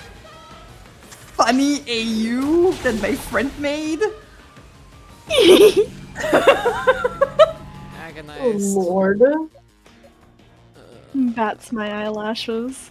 You can tell that we're like that one image of Steven Universe where it's like, oh god, you guys look awful and tired, and it's just us looking awful and tired and going, no, we're awesome. Ah! Oh, Explode. I'm dear allowed God. to fucking curse again. Whoa. You look so good. What the? What was that even? What was that move even? At this point, I'm scared to ask. We're here forever. Tegan, the Europeans want to go to bed at some point. Please. Tegan, Gotta this is keep up the rude and bit. uncalled for. Please. I mean, what time it is? 5. It is 5-9. Tegan, I will revoke your ability to do this. I can't wait until like my parents just wake up at buttfuck, who knows, 6 in the morning and goes, hey, so anyway, our dear little kiddo, we knew you were streaming, but why the fuck are you up? Smiles. God. I'm sorry. Smiles, it's because my buddy here won't stop swearing. I'm sorry. We've been here for hours, we're trapped, please to get us out. In my defense, We're I banging against the door. didn't start the. Wait. Oh my god, I misremembered how the. I was trying to hunt for the berries. Oh well, there's no one who's giving berries this round.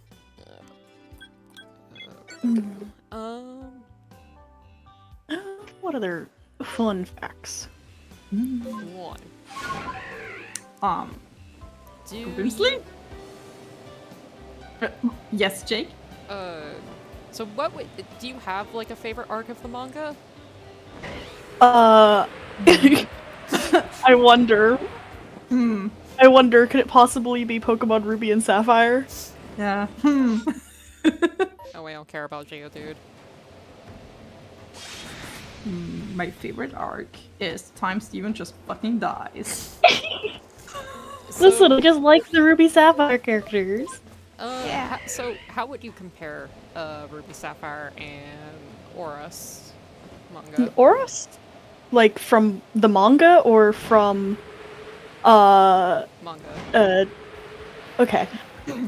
Lots of people have a lot of beef with the Oras manga because it kind of like retconned a very important moment in Ruby's story.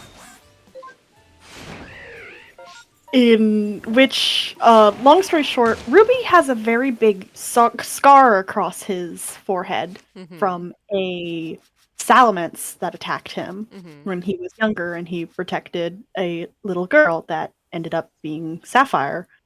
And basically, through a lot of retcons in Oros, it was changed so that salamence ended up actually being Zinnia's salamence, which is her ace. Oh. Yeah. So there was meaning behind it initially, and then it just got changed like, oh, yep, it's actually Zinnia's, lol. We're gonna remove some of the backstory and stuff to it. And it's like, once again, I'm Zinnia's #1 defender. If Zinnia has no fans, I am dead. But it's just like, there were sure decisions. Yeah, they weren't really kind to her. I'm still, like, story-wise, you're already covering stuff, but also I'm looking at the way she has her keystone, and I'm like, girl, that can't be comfortable. The little left bracer thing. Yeah, it doesn't look very comfortable to wear, to be honest. Oh, Jerry, you should have seen what I did with the Spirit Tomb earlier. It was silly. Yeah, you almost died. Multiple times. Smile. Look! Yeah.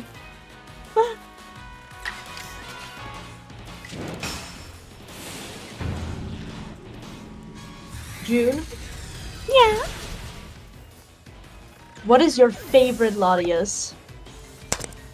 have to be biased and say the Ultimare one. She has epic autism swag. First Pokemon professionally diagnosed with autism.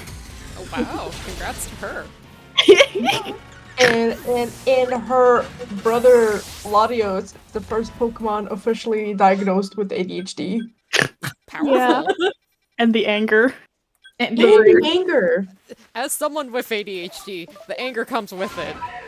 Yeah. yeah, we can confirm. As another person with ADHD, yeah. It comes with the dysregulation of emotions. Hi, baby Jericho. Okay. I got First scared. Pokemon diagnosed with the. I mean. There's kind of That's- a lot of Pokemon that have been diagnosed as dead. Yeah. No, the first one. Where was the first Pokemon that was diagnosed with dead? Giratina. No. Story-wise, wouldn't that be in the first movie? Mewtwo's buddies? Yeah. Yeah. Entei moving 3, yeah. Hmm. Okay, so how are you guys feeling? Do you want to check out? I'm good to stay however long. However, the Europeans need to be sleepy cozy. Sleepy cozy. I mean, I am sitting with one of those sleeve blankets here. I have food, I have something to drink. I might get tired, but also I understand if Sonny gets sleepy. It's like, wow. Mhm. It's like, whatever. Quick cut in. Happy 20th anniversary to Pokemon Ruby and Sapphire today, hey? Huh? Oh. The 18th? Yeah, it's well, not in our time zone, but in the Europeans' time zone, it is the North American 20th anniversary. Oh, wow. Oh, so it's on the 19th, okay. Yeah, it's 19. Damn, happy birthday, Gen 3. Happy birthday! Happy 20 years, you said? Yeah. Okay, so yeah, it was 2003. My timer ran out. My timer ran out. The 5 minutes has already passed. I'm allowed to swear again, Tegan. Yeah. For right now. Tegan, I'm gonna bite you if you Hi, Garrett. make if you force somebody. I'm gonna bite you. But yeah. I mean, I do have big chompers. You don't have another 1K, thank God. Right now. Bites. I'll bite you. Yes. Because I have big chompers. Jake has big chompers. Hee Sonny's a cat. Sonny got big chompers. I can confirm I was bitten by a cat. Lotties will fuck you up no matter what. They have the anger inside of them. The rage. Don't test it. Contrary to Please popular break belief. stuff by Limp Bizkit as I start biting. God. Speaking of break stuff by Limp Bizkit, like right as I said that, I follow this one blog on Tumblr that does Sunday posting. So basically, it just reblogs a bunch of posters like, "Oh, it's X thing Sunday," and I just got fucking break stuff hoodwinked AMV Sunday. God. Welcome yes. to break stuff Sunday. Myrlands, let's go. Let's go! Let's see if I can get myself some shiny Spiritomb. Let's go. Let's go. Oh, Are they blue? do quick rest because I don't remember if I did beforehand. How's my supplies? Get more of. Ooh, right, I can't.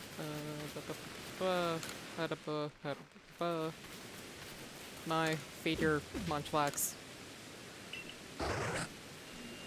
Shiny Ghastly? No, I already have a shiny Haunter in this game. Another Skorupi. Like a tongue Carnivine. Swinub? Swing up! What are you doing here? They're a little lost, okay? Wow, no one has berries here either. Weird.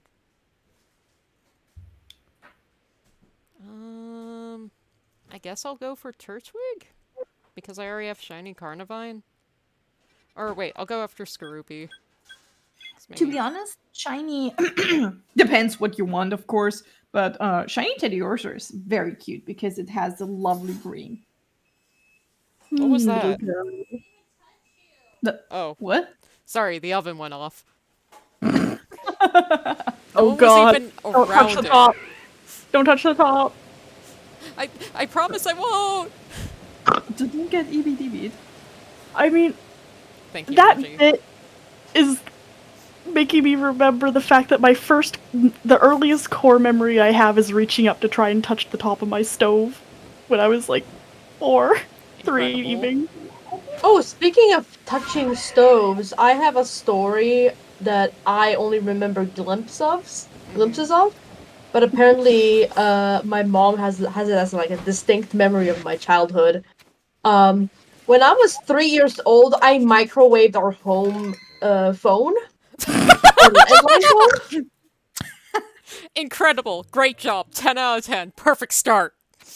And the reason why my mom's like, oh, this I remember this perfectly is because, quote, the way that she found out that I was fucking around was because of the fact that I was really quiet, and she heard and like imagine this, you're just laying down in bed with like your older daughter, and then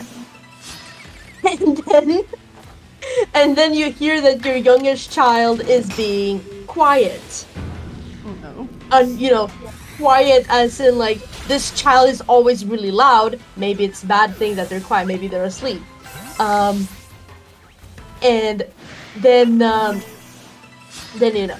you relax a little bit, and then you hear the microwave go off. So you jump out of bed and run to the kitchen to see what the fuck's going on. And you see your youngest child has climbed up the fucking shelves, sitting on the counter, smiling widely as you see the landline phone melting in the microwave.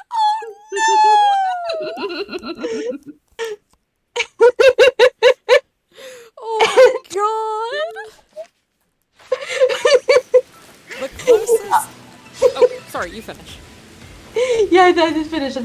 I just love this story so much.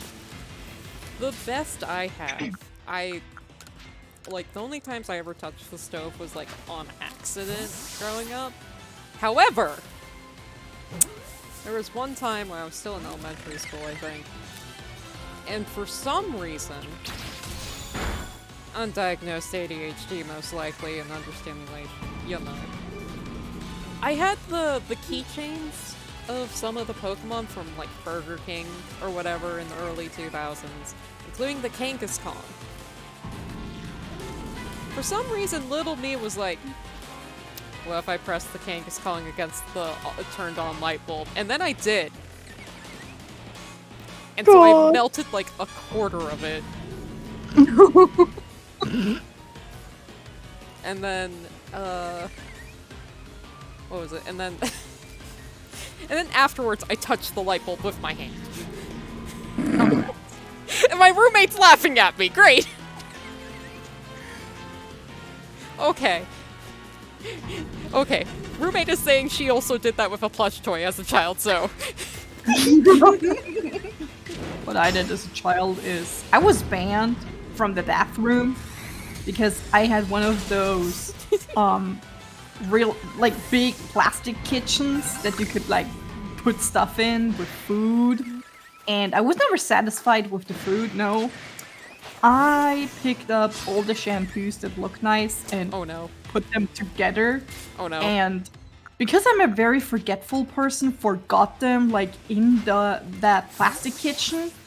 So every now and then my mom would just go there and open all the little doors on that plastic kitchen and find several containers full of bad shampoo mixed together. So it was banned from the bathroom. So I started taking medicine and water and spices with me. God. I never stopped. She had to give me like an extra bottle of shampoo to play around with. So I would leave the medicine cabinet alone. Incredible. I was like, it makes little bubbles when you put it in water. Understandable. Here's a more recent story. And by recent, I mean again, it was at Pixel's place. What happened was that we were playing, I think, Little Nightmares.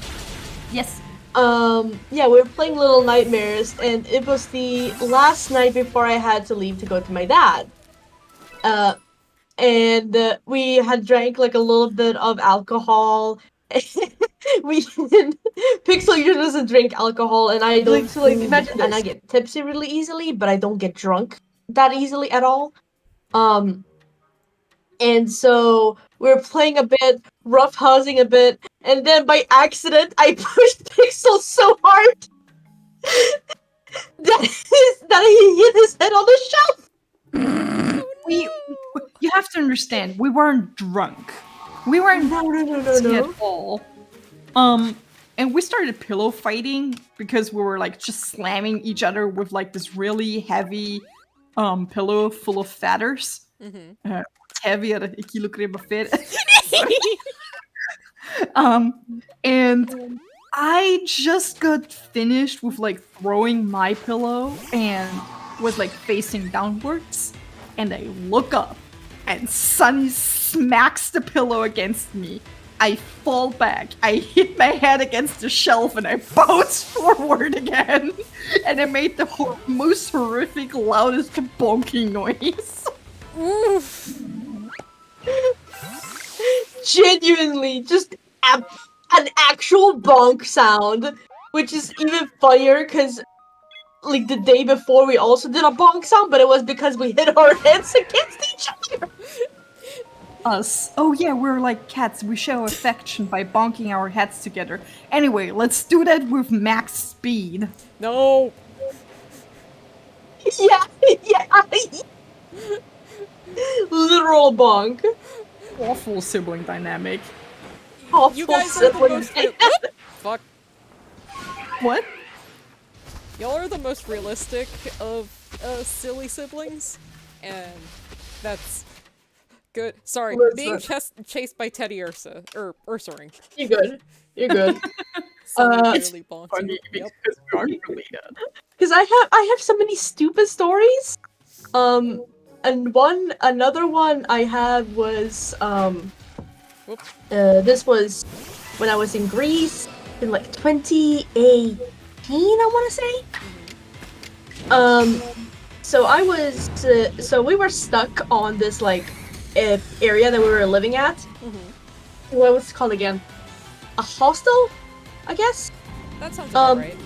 Yeah, we were at a hostel, and what happened was that we like to preface this, it's another fucking bad story. Oh no. Oh, okay, bye. Wait. Bye, Jericho. Take care, Jericho. Thanks for swinging by. I have to preface this with another story. I'm filled with events. It's like you're a living creature. Oh god, no, you're right. It's like I'm alive. Oh god. But what happened was that we were driving to see this like extinguished volcano, and basically, for people who don't know, extinguished volcanoes means just that they haven't been active for so long that they're like they will never be active again. At least like not in a time span while our species is still around. Yeah. But there was one in Greece, and my dad was like, "Hey, let's go there." And so we went there. So we started going there by car because that's like 3 kilometers away. We're not walking that distance towards like fucking dead ass terrain. And so we started taking the car, and then my dad's GPS started showing that he was supposed to take the car off the road and onto like a dirt road. And we were all like, oh yeah, we've listened to the GPS before, it wouldn't lie. And then my dad saw that there was like kind of like huge boulders sticking out of the ground, and he was like, okay, we kind of have to be careful driving. And we were careful driving, and then the oil tank fucking broke, like actually like ripped off of the car. Oh no. And let's just say that we were stranded on the hostel that we were staying at for 5 days while the car was getting towed and fixed, and there was an actual oil spill on the ground. I felt horrible. Oh no. It was horrible. So we were stuck. So anyway, we were stuck at this hostel that we were staying at, and they were having a storm. Storm coming in like from from deeper out in the ocean. So what that means basically for us was that the ocean was unsafe to swim in. Yeah. So we couldn't swim in the ocean. We couldn't go anywhere. So we were actually stuck. So anyways, what my sisters decided to do was to pick a spot on the beach and just build a tent out of thin ass fabric and sticks. And then they roleplayed being old men together. Incredible. Mind you, they were like, what, 14 and 16 at the time? Good for them. Good for them, you know? But good lord, having to experience that in like real time, them doing that, I was like, wow. I'm so glad that I'm in the EU, so I have free internet. I could not be you at all. God. There's always something going on. Oh baby, there's always something that's going on. So true. It's this normal, weird little girl energy. Yeah. Yeah. Also, something I couldn't get out beforehand because I forgot about it. As a former horse girl, Greta strikes me as one. I could see No, it. listen. I went to judo and also I was a horse girl, and I'm looking Greta right into her blue eyes, and I'm like, you did that. You went to judo, you went horse riding or whatever the fuck you do in like Pokemon style, but you're stuck with the judo, and you start to beat up people, and you were like, nope, judo's not enough. I need to do karate. I need to beat people up better. And then she You also know what? did Taekwondo. Yeah. Yeah. And You know what? kickboxing. He isn't the most stable person out there, so...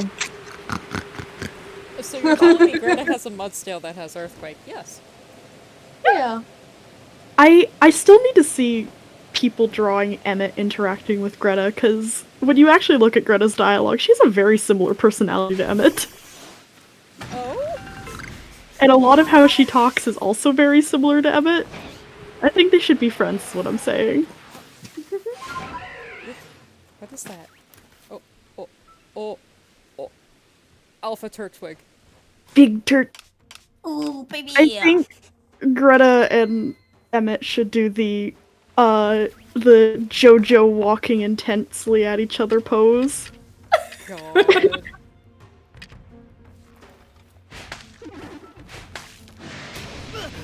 They should.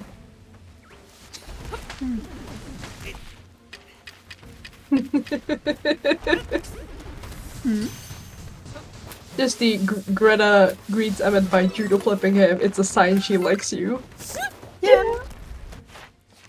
That's silly. I find that funny. It makes me giggle. Emmett's gonna go flying. That guy's a twig. Yeah. This is how he can finally. This is how Skyla is just like, okay, maybe he's okay. He's aerodynamic.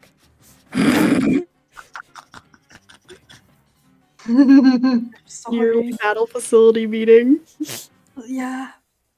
A fucking battle facility meeting here. Me, my gift. Are you singing to me in my monkey song? How did you know? Get out of my brain! Because you guys No. have shared Ecolalia's affectionate. Yeah. I think that's more just me giving Pixel the echolalia, because I've been saying me and my monkey out loud more than they have. Yeah, but also I can make like at least 2 people also vocal stem with me, and all I have to do is. Palsio doesn't have any trains, does it? It makes me a little That makes me a sad. little sad. But also, hello Mario. Hello, Mario. Literally at the same time. I'm saying here just like, right. When I played Masters, I did so with the volume off. Yeah.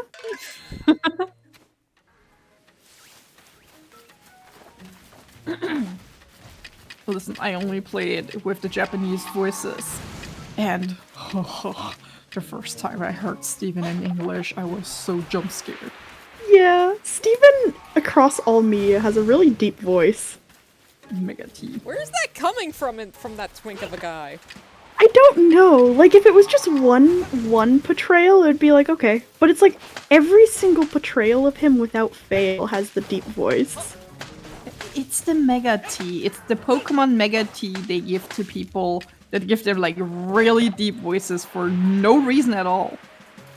So what you're saying is Ingo should have a deep voice.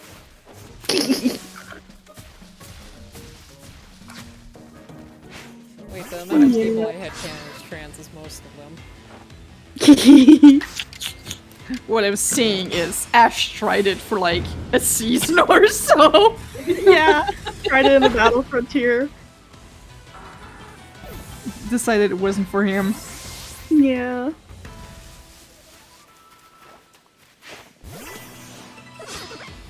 I'm Sorry, exploding. I want to say me and my monkey again so much. Genuinely, I was sitting there and I was like shaking. So, are you the monkey? Me and my monkey. Yeah. Also, here you go. I clipped me and my monkey. Yeah, my monkey. Echolalia activated. I love it. I think I have a... No, I have a Piloswine. Why not? Or wait, what is Shiny Teddy Ursa? Finish the animal. Be quiet. Oh god. No, not finish up, Annabelle. No! Are you casting hexes upon my friends here? Yeah. Yeah. For context, I don't think if you have ever heard it, Jake, but in the Finnish dub, they made Annabelle talk like a very old woman, like a Oh, grandma. You told me about that. Yeah. Upon our friends. I mean, you're not wrong. Yeah. But she has, like, such a deep, like, gravelly grandma voice, specifically, and it's just like, what? Huh?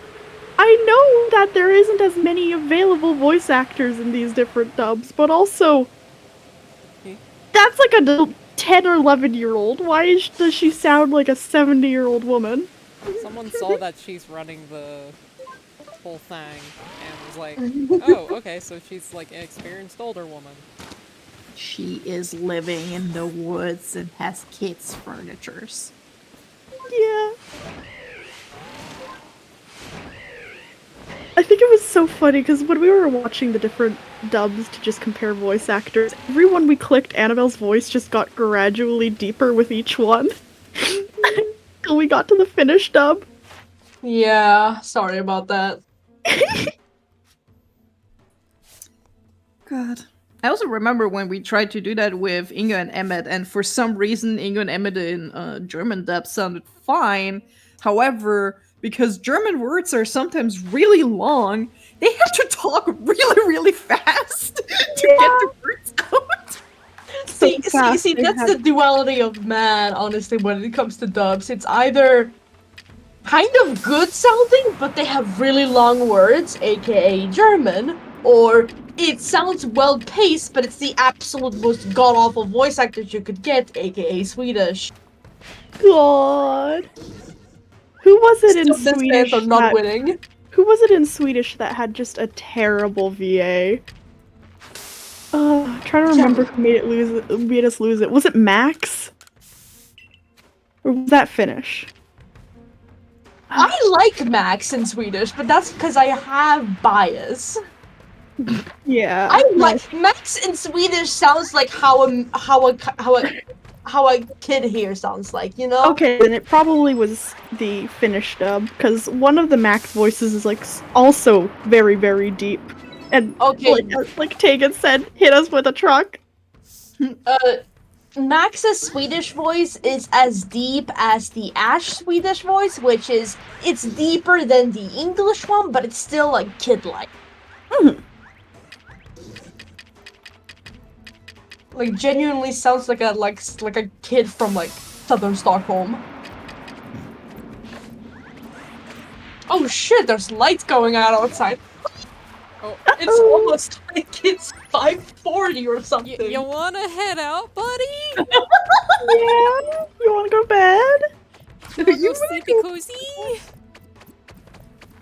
Oh, that's so funny. Just, you wanna go bed? Like we're little kids. No, I'm 22. Hold up. What? Solidum Core! I want you guys to know that Solidum Core yesterday gave subs to Warden Ingo, and just did Subway Boss Ingo. Solidum, I'm going to personally find you and give you a noogie. But also thank you. God damn it! Man. Solidum Core out here is just like, so I heard you're gay. And just We love gay people in this house. and has decided violence to Jake? And by violence I mean throwing money at my face at high velocities. Which thank you. Going to Oh, God. fucking give you a noogie, you goddamn nerd. I say this with so much love. Okay, I'm realizing that my brain is just replaying me and my monkey. See, I thought that's what your brain sounds like at any given moment. No, See, you're not wrong about that.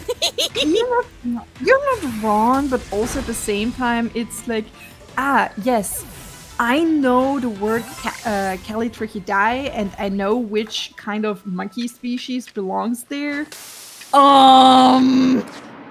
I read about monkey biology way too much. Did you have fun? It's so much fun. I love biology. I wish Pokemon biology was real. That's the only thought that goes through Pixel's head. God, yeah, this fucking the spec bio stuff, like the stuff that Irradiate Snakes was doing. God, thank you. But in general, when I can go back to the biology stuff, they started good with like Pokemon Scarlet and Violet with like the school system. But I want to learn. Sure, it's really cool and fun saving the world and stuff like that, and I think they should, go back to that route with what was with Sword and Shield kind of deal, where the adults did everything. It's cool, and also because the last few had a few weaker grunts going on, so I wouldn't mind. But at the same time, what if we were more or less the professor's little guy? What if we were like Lucas? I'm saying Lucas because most people say Lucas is the professor's assistant. That's because they have Dawn bias. I stand by this point to the end of my life. Hazel isn't my cup of tea, but I could definitely see someone seeing him as a G. Either way, It wouldn't be that it'd be such a fun game being the professor's assistant. and actually learning about Pokemon biology Please. and being like, oh, they eat that, oh, they work like this is why they actually act like that, or how they produce specific kind of moves or other things. Brain goes fucking insane. That's fucking. I mean, I think it also depends on what kind of Pokemon professor you'd work with, because even canonically, all the Pokemon professors specialize in different parts of. Sorry, you finished your thought. Sorry. Yeah. But like, I think that would be really nice if you could be like, oh, I want to pick this professor to work with, like in this kind of field after like a little bit of tutorial finishing kind of thing. Yeah. But yeah. Instead of like choosing your starter Pokemon, it's like choosing the branch of profession you want to go in. Oh, that'd be cool. Like, okay, sorry for just rambling on about this. If I wanted you to stop, I would tell you. You're my friend. I like to hear you get excited about things. Continue. Thank you. Just brain goes very big on what if different game. June can confirm as we created a whole fucking new game, plus how it can work with the... I forgot the word for it. Gameplay stuff, like how you can actually gameplay it in like one night. Work out the game design stuff. Everything. Nice. Story-wise and what kind of movements you can do. We're just brainstorming so hard to the gacha video. Good. Yeah.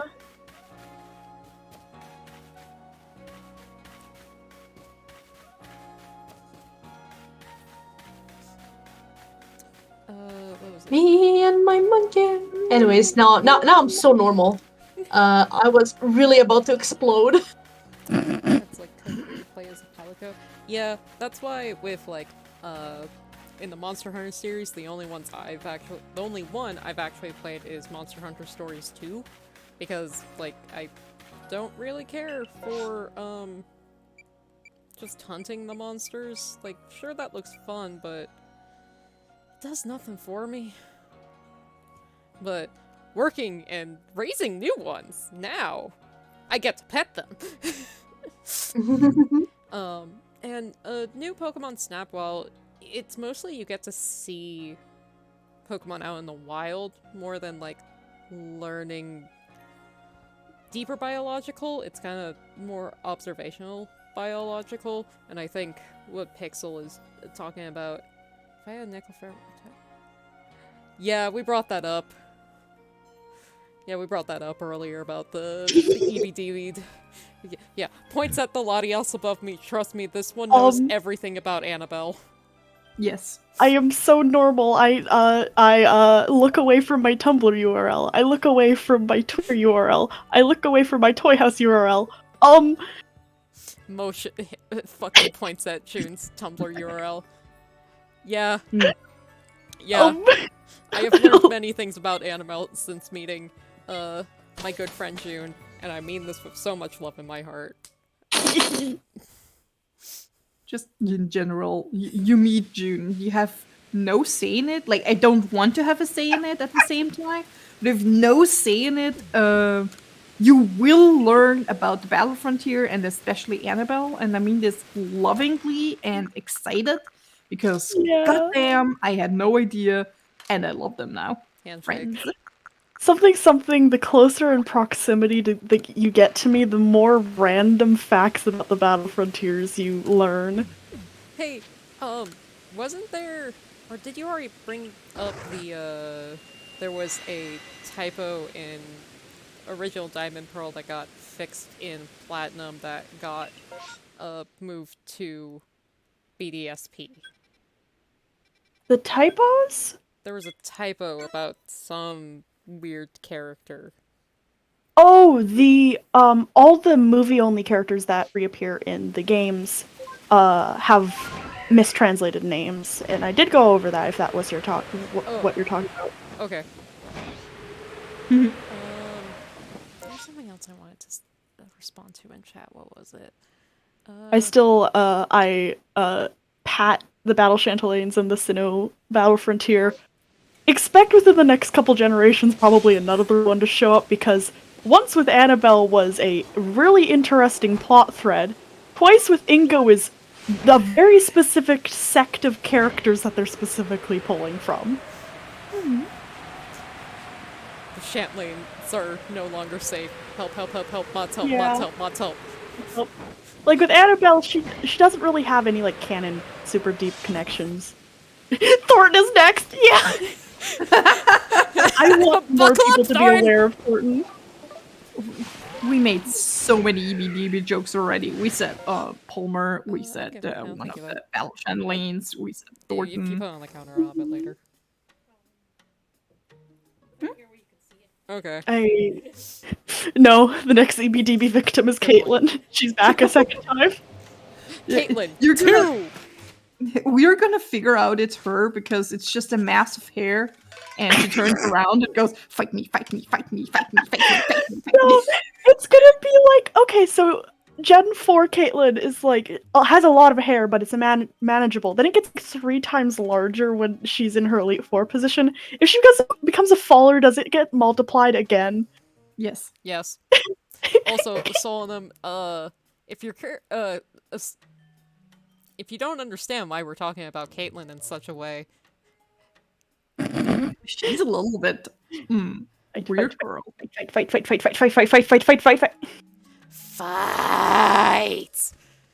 I feel bad for Darach. I'm sorry. He's just doing his best. He's scruffing her and carrying her around like a purse dog. Yes. Yes, this Yeah. is from the manga. This is from The the actual official one. manga. This is what Yeah. she is like. Yep.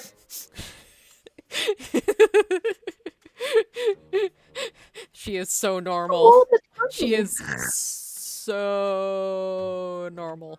Caitlyn is a psychic bomb threat, and we love her for it. She's literally so tired when she's in the Unova Elite Four because she's fucking keeping all of that under control, so she doesn't explode everything. Pretty much. Isn't it that you walk into her room and it's just a bedroom and it's like, oh yeah, she was eeping actually. In Black and White 1, it is, if I remember correctly, I know in Black and White 2 at least, it's the really big, like, rose lily thing. She's just evil Mob Psycho 100. She's the one that escaped the Battle Frontier first. Of course she's gonna be horrific. Yeah. It's the only one that escaped without the memory loss issue. Oh lord. I think it's funny because So what you're Caitlyn sorry. Well, what I wanted to say is that Caitlyn escaped Battle Frontier, got to the Elite Four, and then Grimsley escaped Elite Four. So are you Like trying that, to you know? are you trying to imply that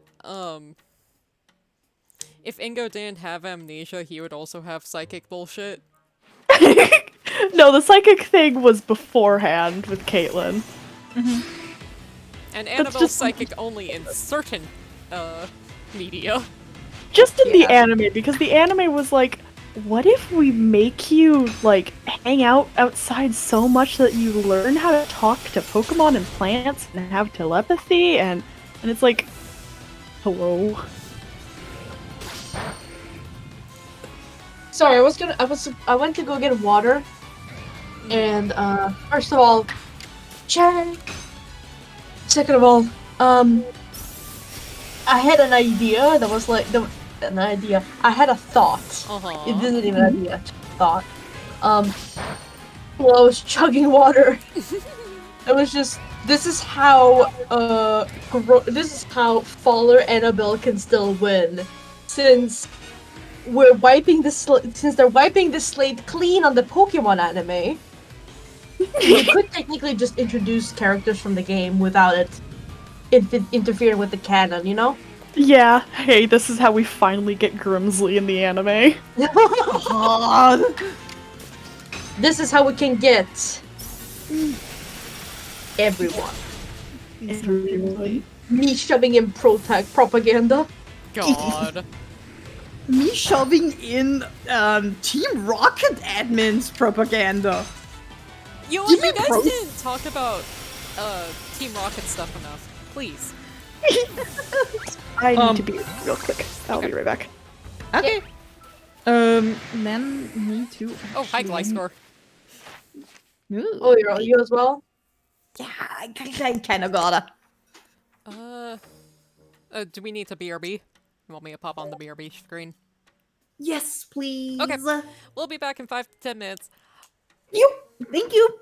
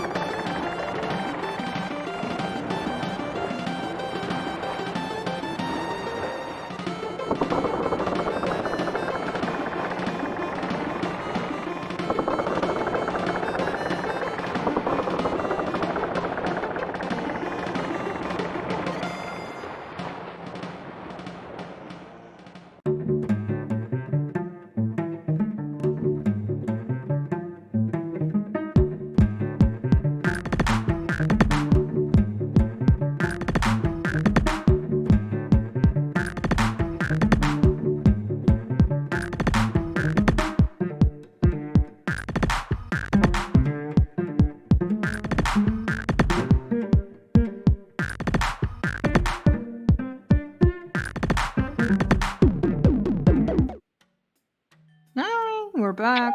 Hello.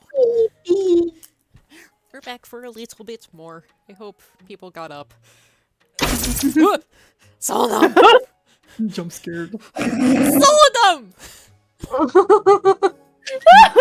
Just got back. Solemn! Did you fucking time that? Oh my god! Nice. Fucking A. Thank you, Solemn. Jump scare for real. Snipe.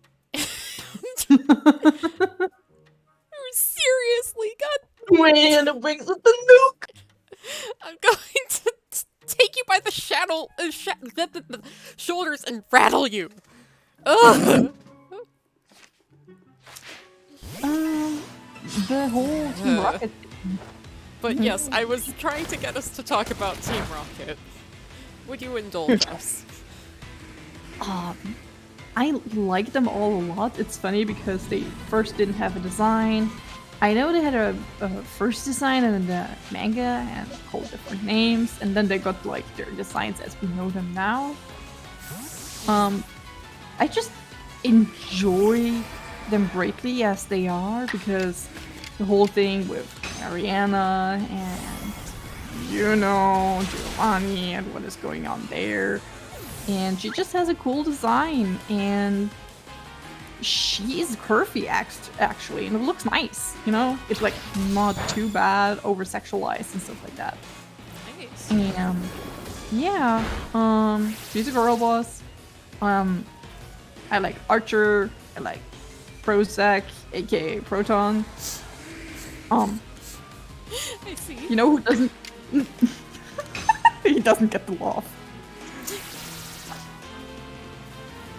Just in general, and they're fun little characters that Pokemon Masters talks about a little bit. We also get like in the manga stuff about them. Right, June? Mm-hmm.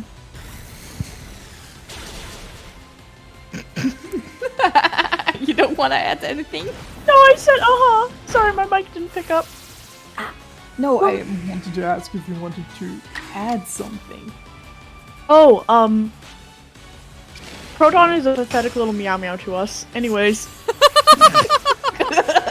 Like, in the game, just not the fucking strength of, like, in people game, who just he's don't like, care. he's like canonically like supposedly the scariest Team Rocket admin. He's the guy who's like, you first meet him in Heart Gold Soul Silver cutting off slowpoke tails for profit. And it's just like, I know what you are. Poor little meow meow male white. Yeah.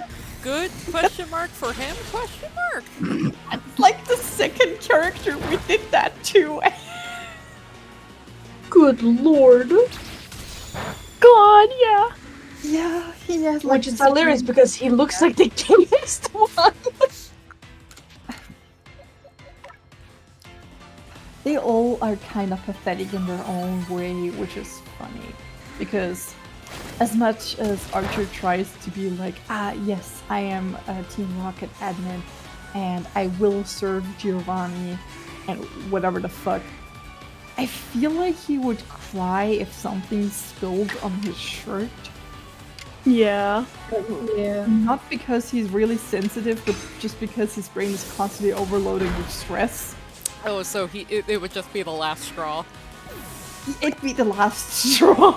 It's Yeah. just, you're already having a rough time, and then all of a sudden, like, you drop your plate of fucking nachos, and it's just like, well, it's time to have an entire breakdown. Yeah. Yeah. Felt you there, buddy. And God, it's funny because I forgot his name. Actually, I keep wanting to say Sydney, but it's not Sydney. Petrol? Petrol, thank you. Petrol. Oh, petrol. Petrol. He's a weird clown to me. Not in the sense of will clown, but more in the sense of Boob the fool. negative. Yeah. Ah. We have Clown Paws, which is Will, and Clown Neg, which is Petrol. I Yeah. see. Petrol likes to dress up as people, and he does it so well you can't tell it's another person. Mm-hmm. Excuse Yeah, he just does that. I think he also has like makeup brushes on his belt. If I remember Yeah. correctly. I have to look at this bitch.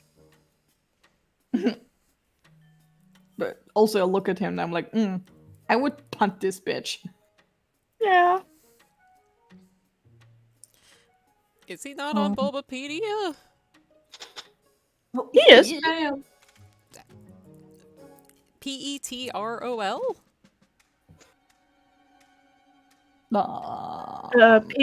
Petrel. Ah, thank you. Petrol. Oh, you! Oh, you're valid. Yeah.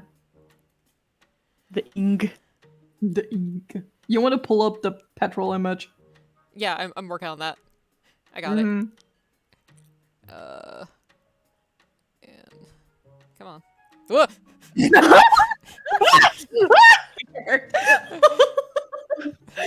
Get away, sir. Oh,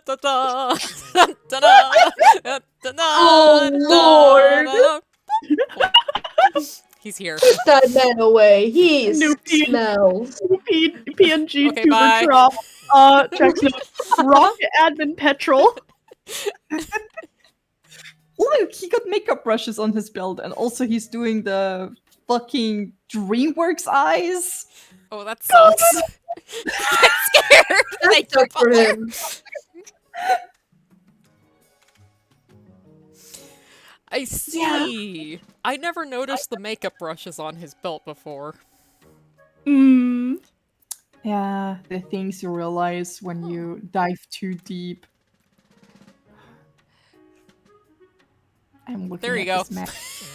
Oh god, oh fuck, he's behind us. Kill Wait, him! Kill him now! Oh, Lord. Back, Put him away. back. Yeah, replace him with Emmett. Come on, give us Emmett. Oh, because I feel like- okay. Hold on. Where do I have you in my files? Because I feel like if Petrol stood any longer behind me, my Lord. would have Thank turned you, around. Baller, for gifting his sub to the craft gremlin. Hell yeah. Thank you. Oh yeah, I'm pretty sure that Petrol does Ariana's makeup. Sounds about right. Also, I think it's funny if Archer and Proton had like personal beef against each other. I just think it's funny if they stared each other down like two dogs when they're sitting across the table on like a rocket admin meeting. God. Where are you? Where did I put that file? Nope, that's If it weren't- Virachi. There you are. If it weren't for workplace laws, I would have strangled you. Yeah. Whoop, whoop. Oh god, he is so small. Oh, Oh god, he's upside down. Okay, there we go. Hee Thank you. He's standing on your wing. Whoop, whoop. There we go. Here's our load-bearing Emmett PNG. He will stay here forever. Oh, Jujin, make the PNG tuber with hand. I am literally a loaf. Hey, I have Where little are my claws. hands? No. I have little claws. Yeah, June has hands. Oh, yeah, you just can't see him. Hold on. Let me float up menacingly a little bit. Hold on. BRB. Yeah, I got little hands. Ugh, Little. I'm back. Back from the shadow dimension. You are so chicken and egg shaped, June. Oh, she egg. She egg. Oh, baby, she Wait. egg. My internet just went out. Oh no! Hi, I'm back. My internet went out. I am egg-shaped. Yes, you are egg shaped and round. Very lovely. Rotund. It's where I store all the lore. Ah. How was the void? Oh, you know. The screams never subside. Makes sense. I store all my.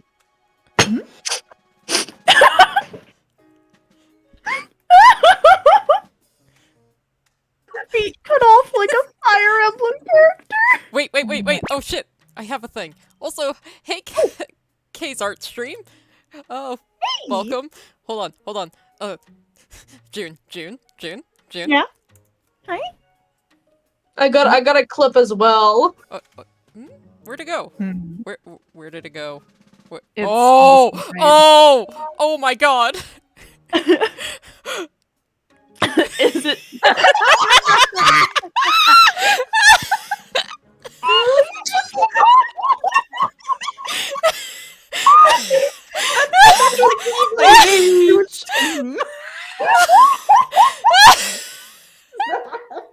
The bell.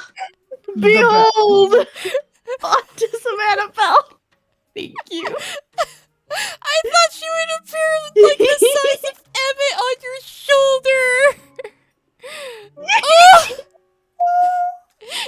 And thank you, I thought it was very funny. It's that file of, where in Ingo I literally have named as Akari, are you seeing this shit? Because it looks like he's... Are you seeing this shit? I need to see if I have the original screenshot of that before it got cut out, because I took that when PLA was like in its first week or so. Oh my god. I know the Emmett was load-bearing, but also... Comically small autism Annabelle. Thank you. God! Shut... I mean... I can't deny a goddamn thing, because I've been there since 2011. And I never left. You're gonna have to drag my corpse out of there. Yeah. You have, White and your Ingo and Emma appreciations through the roof. Excellent.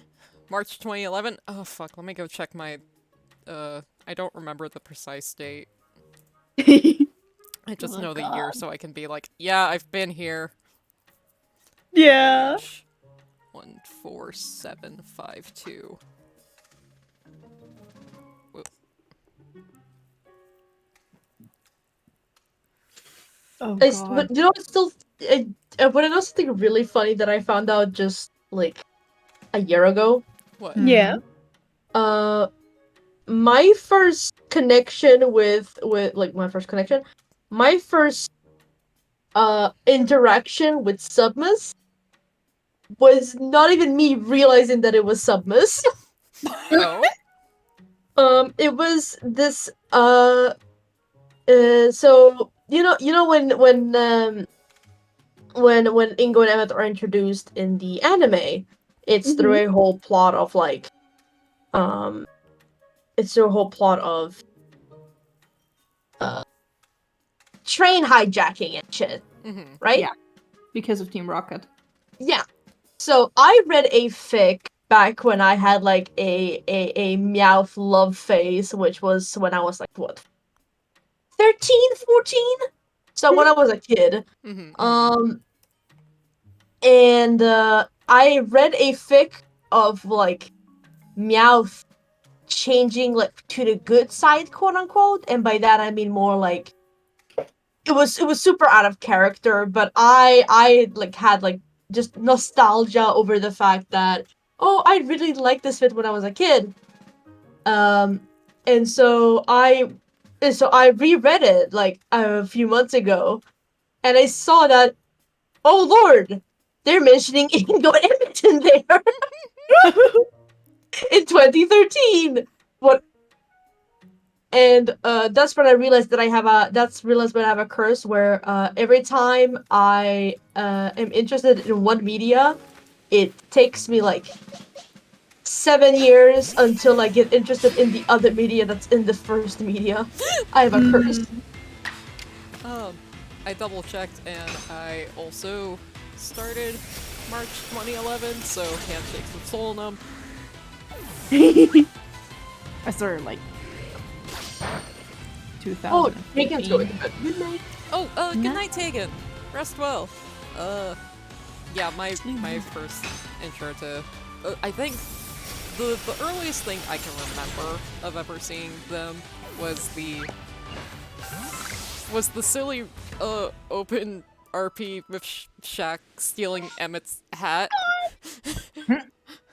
That's the earliest thing I can remember. Of ever seeing them. Yeah, stealing the hat and the sideburns. Otherwise, I probably saw them at some point between then and there, but never like it never pinged in my head.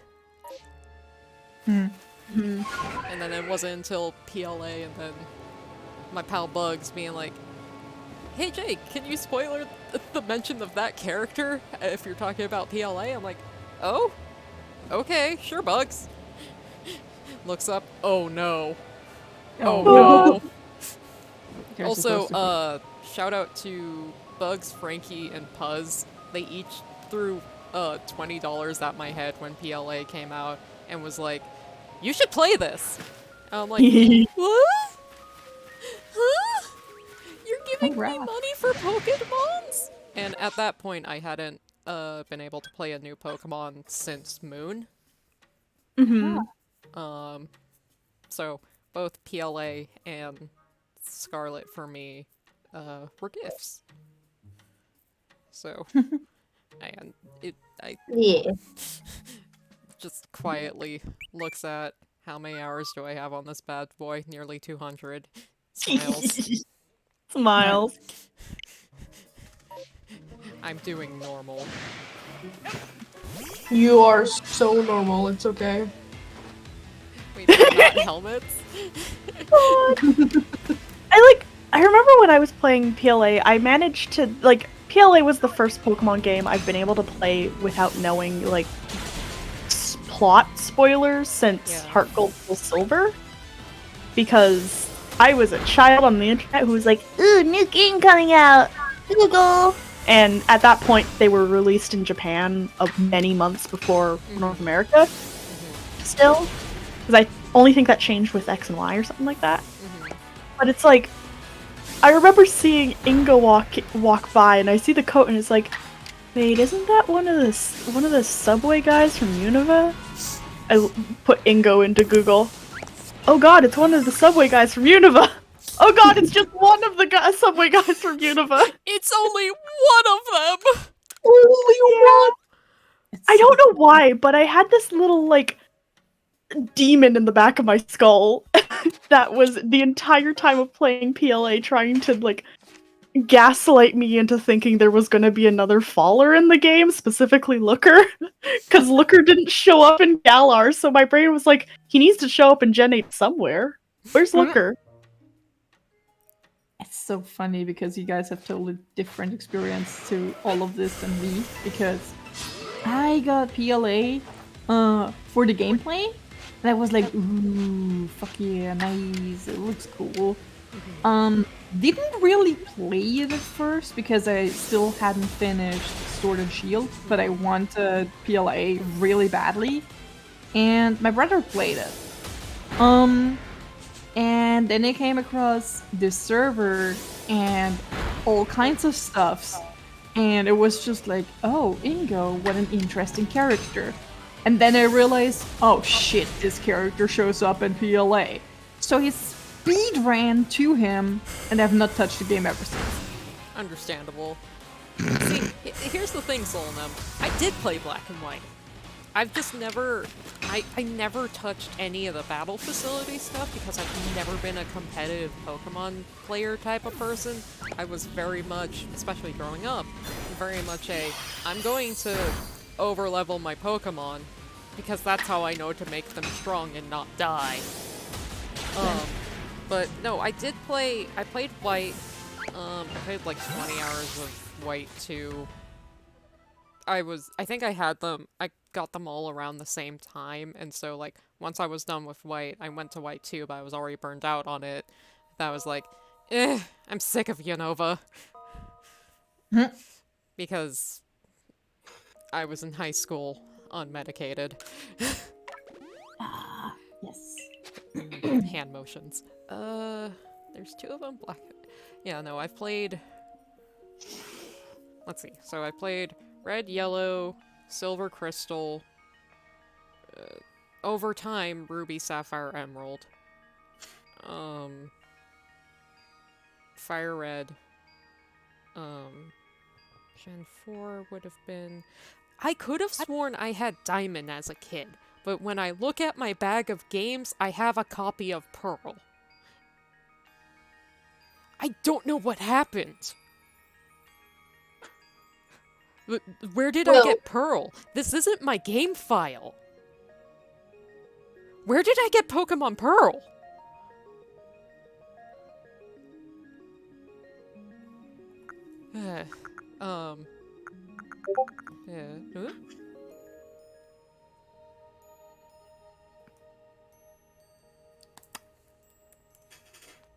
It's so funny because my mic still picks up like a lot of noises despite not showing them or like picking them up in a way that you can hear them, but it picks them up in a way that it shows there is something, so it looks like my sprite talks a lot.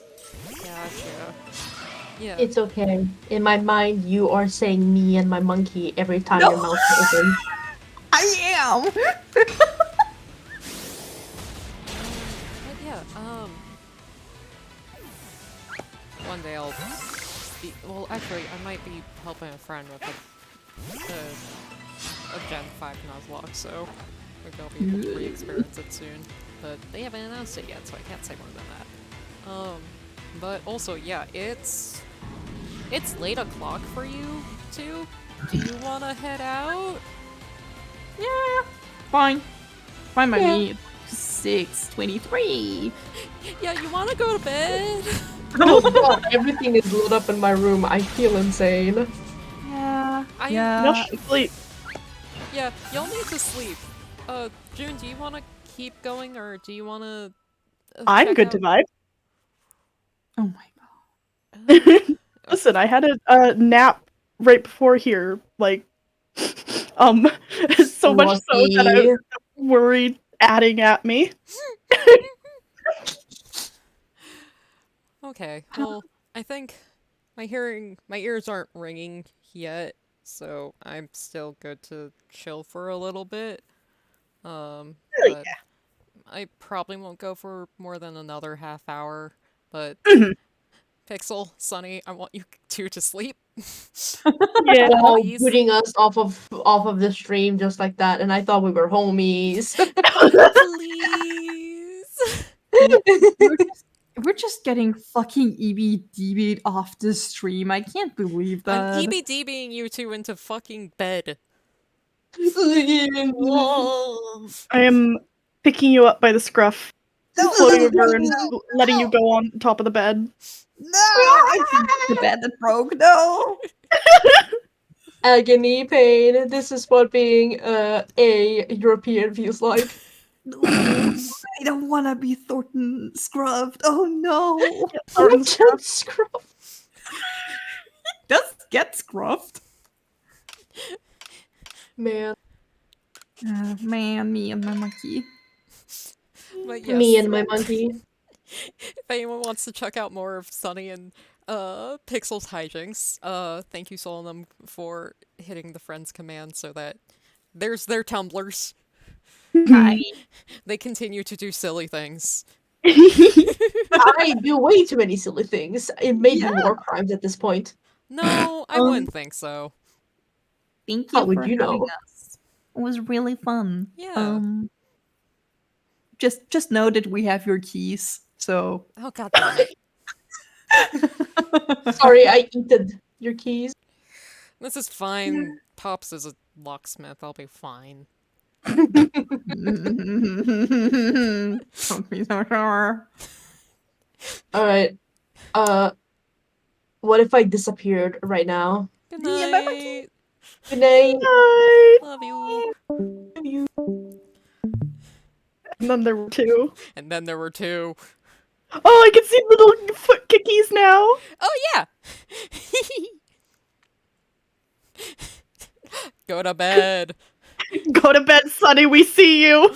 I love you, Sunny, but go to bed. Okay, so Pixel, Sunny. I am going to move the me a little bit. Boop, boop, boop. Wait, nope, I gotta cover that. I Cover see. the specific cutoff where I didn't draw the rest of the sprite. Yeah, understandable.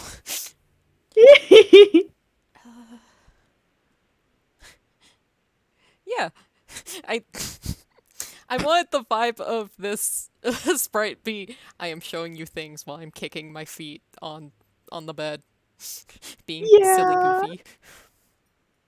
Twirling hair in one finger. Exactly. God, though. This has been a interestingly productive night. So, have you been shiny hunting on your 6 DSs? It's not 6.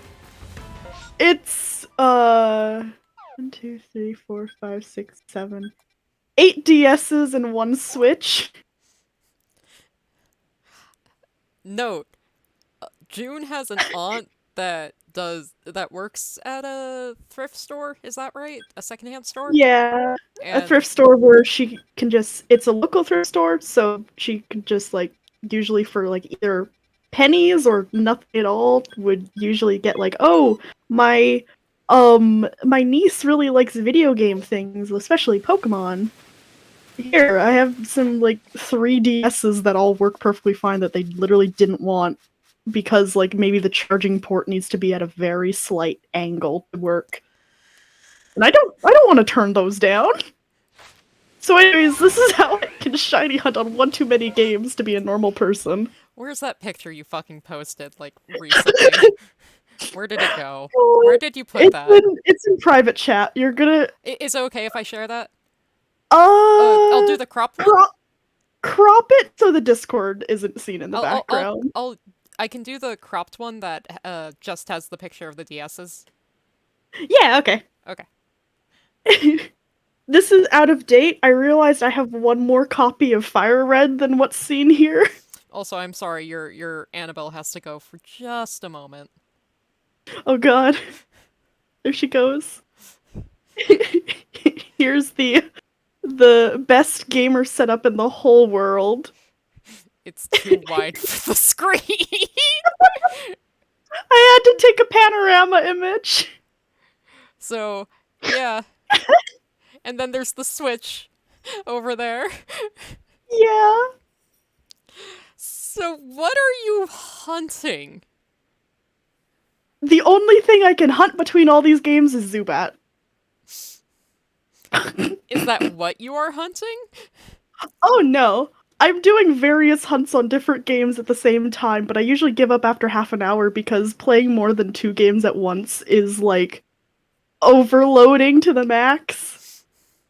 But I do want to like get any of the Pokemon out of the Fire Red Leaf Green games, trade it up to at least Ruby, and Does this then work? reset. Hold on. Oh.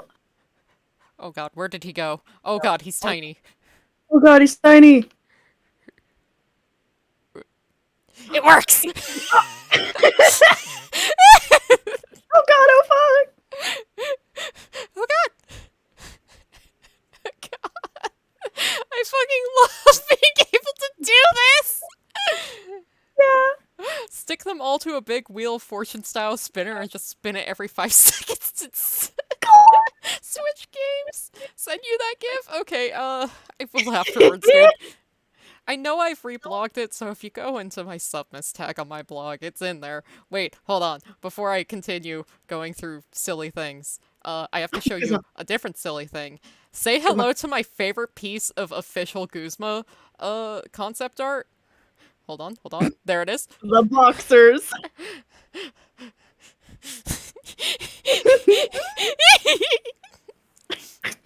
So this Like- is to... So this is to make it perfectly clear to anyone who's drawing Guzma from official art that tearaway pants. That the crotch is low and it's actually down there and his knee is over there. Mm-hmm. And I love this so much. It's so fucking silly. I love that this is a thing that they had to make. Mm-hmm.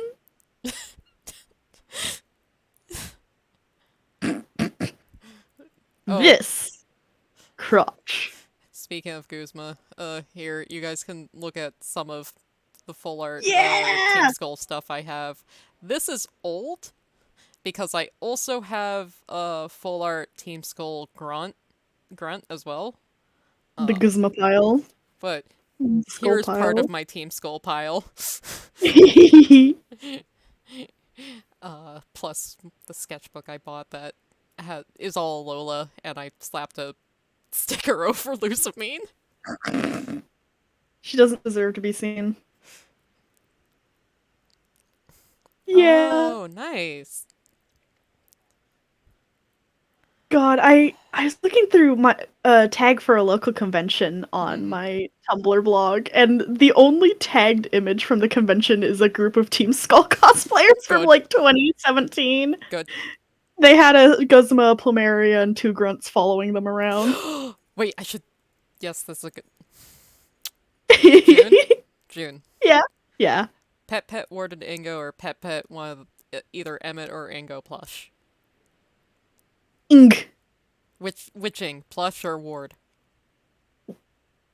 Plush. Okay. Pet, pet, pet, pet, pet, pet, pet, pet, pet, pet, pet, pet,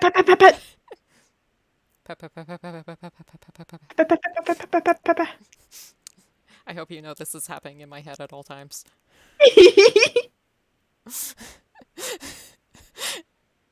Yeah, Lusamine's kids deserve better.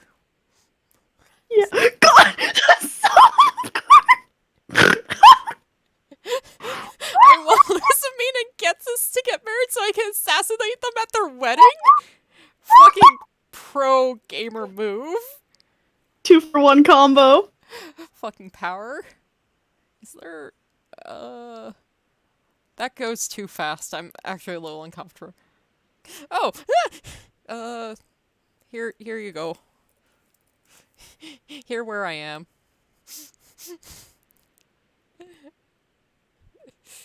Where you can see me be very, very gay. Screaming in tags. For It's 9 true. million years.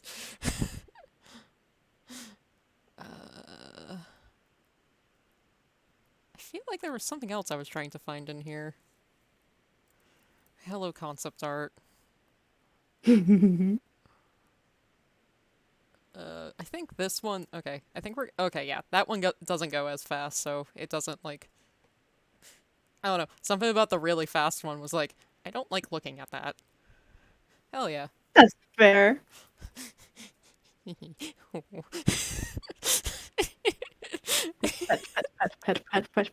Petting.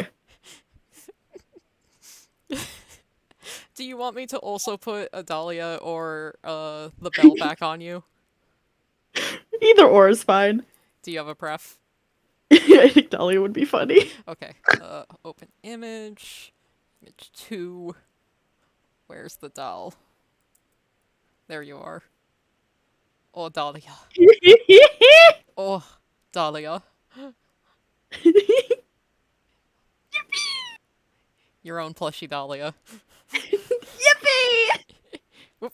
Oh, wait, no, it works over here better. Yeah. Or... Yeah, I think that works nice. There we go. Good. Plushie Dahlia. Plushie Dahlia, real! Real! How deep in the subness tag is that gif? Oh, fuck me. Oh, probably thousands of posts at the rate the submas tag goes. No, It slows down these days. Wait, fuck! I saw Shiny? Jenny? Jenny? Oh, wait, no, I think that was, no, that was Mr. Mime putting up the shield. No! No, it's in my submas tag. Ah. Just do root boy, just /tag/submas. I am an old bitch who does it, who knows how to do it via, you know, here we go. I've never been off of desktop. There you go. Good luck getting Tumblr search system to work.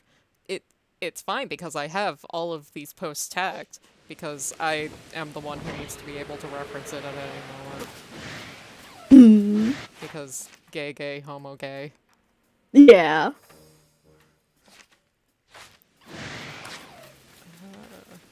What level are you guys at? If I can get a shiny Shinx for my roommate, I know that will make them ecstatic. You're level 14? Oh, babies. You know, the search function on Tumblr used to be really good, IMO. Oh shit, by Ace as well. Nice.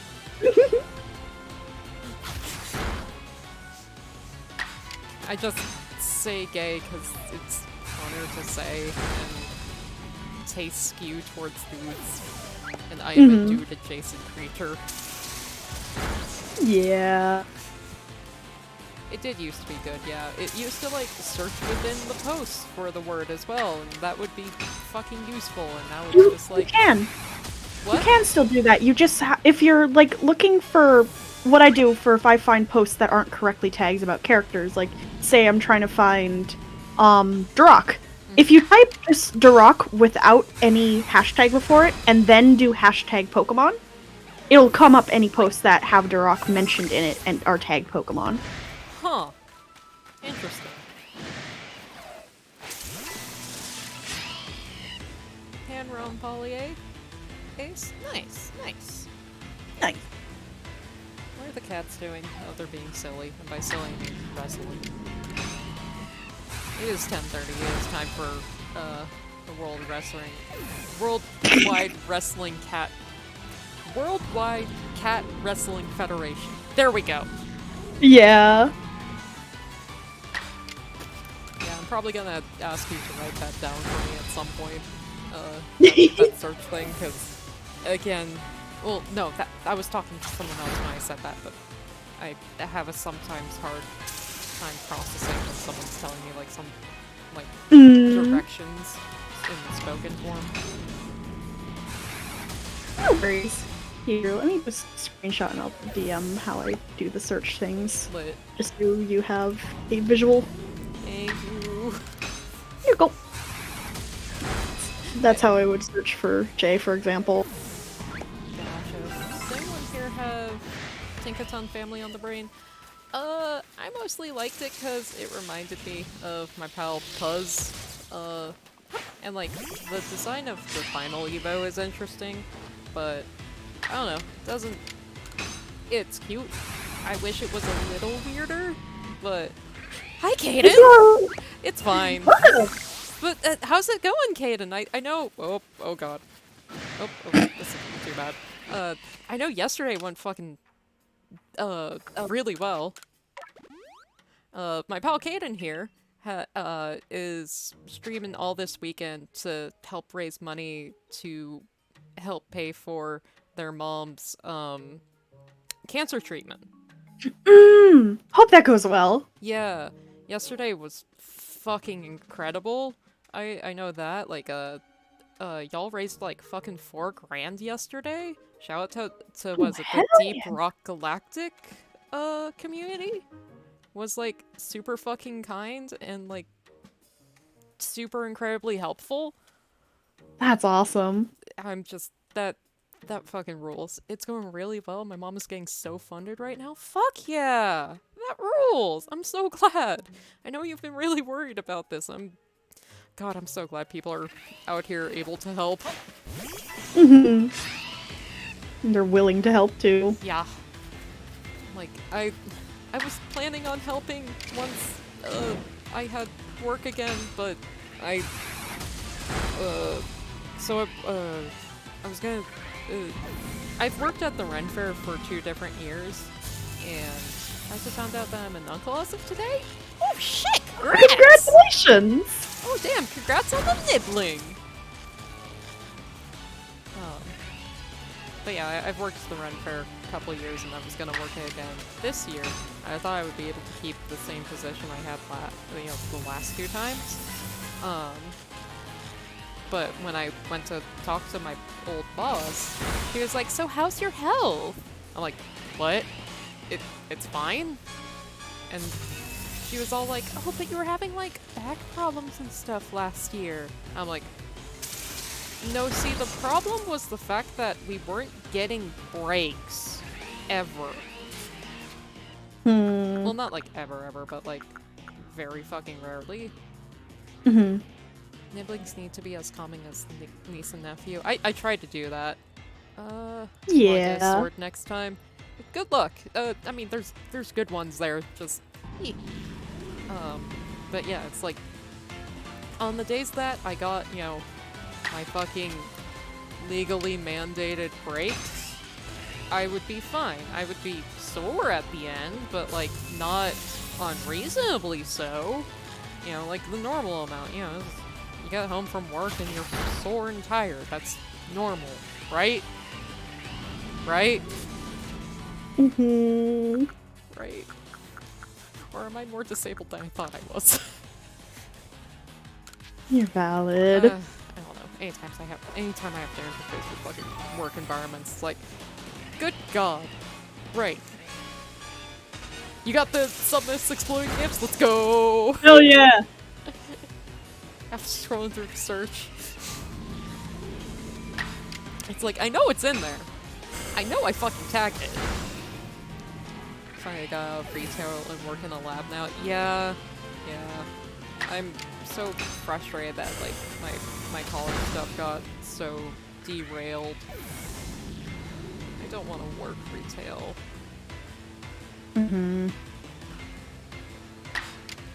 I've done so much fucking retail, I would rather not. But, point being, I thought I was gonna get the same gig that I got last year, but, TLDR, ableism happened.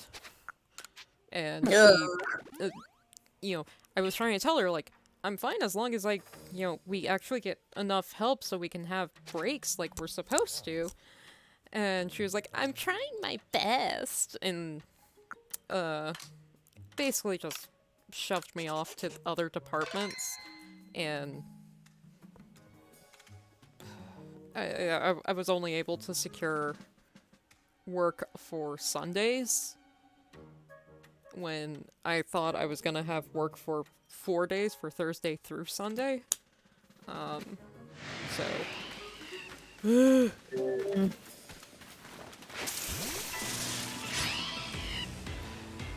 I am frustrated.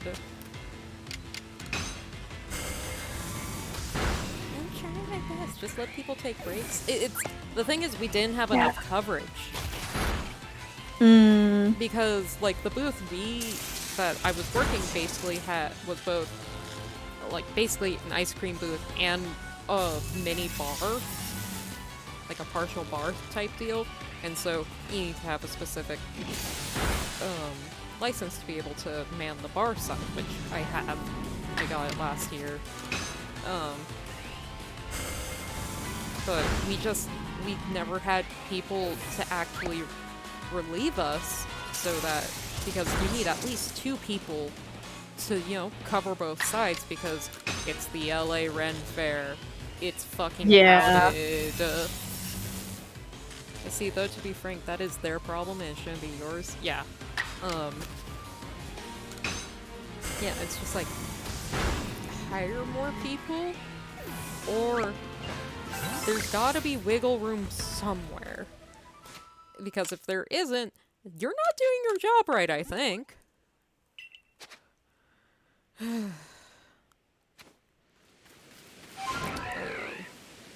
So yeah.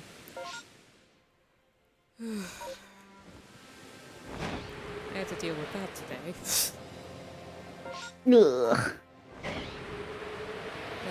so I got pushed off to all the other departments, and it's just like, I don't know. And it's just always every time. It's like, so all the other departments, are asking for all sorts of different things. It's just like, I feel bad when I say, no, I don't think that's good for me, but I'm also like, I need to be honest or I'm going to want to, otherwise I'll feel self-destructive. Is there anything good? I already have a young mega. I'll keep working on Shanks. Employers are shit 99% of the time. Yeah. Either hire more people or take the loss and close the stand at scheduled break times. Honestly, yeah, no, like, literally, I need to make a report to OSHA. I meant to do that last year after everything, but I got into a bad depressive slump afterwards and shit happened. Blah, blah, blah. You're valid. I need to make an honest-to-God OSHA report, because they also use a lot of child labor and are not at all following the laws that they need to for that. Like, there's a lot of teenagers who also work the fair, because, a lot of people who work fair have been working fair since they were kids themselves, or like a long time, and so they bring their kids to be a part of fair, and once they're like 16 or whatever, they can help around with certain things. So like, a 16-year-old could help with the ice cream selling side of the booth I worked at, that's fun. It's pre-packaged ice cream, so all they had to do was, take the money, give the correct change, give the ice cream spoon and a napkin, and then good customer service. That's it. Something that's within reason. It's just the not actually giving people correct breaks. There was like straight up one weekend where like the only way I was able to like take my meal, and I was there from opening to close. So that's like 12 fucking hour shifts. The only reason I was able to take a break was like, I can't stay standing, and I'm way too like overstimulated, I'm going to fucking explode. And it's like, I'm going out back, I'll be back when I'm done crying. BRB. Because it was too busy, and there was no stop, and there was no one, like, I literally called over the radio we had. It's like, hey, we've been waiting for someone to relieve us so one of us can go on meal. And no one's come. Hello, hello, hello? And fucking... no one fucking showed. Shout out to my fucking coworker who, like, put up with me, or, you know, was patient enough with my needs. You can see me trying to remember things I've been told in therapy.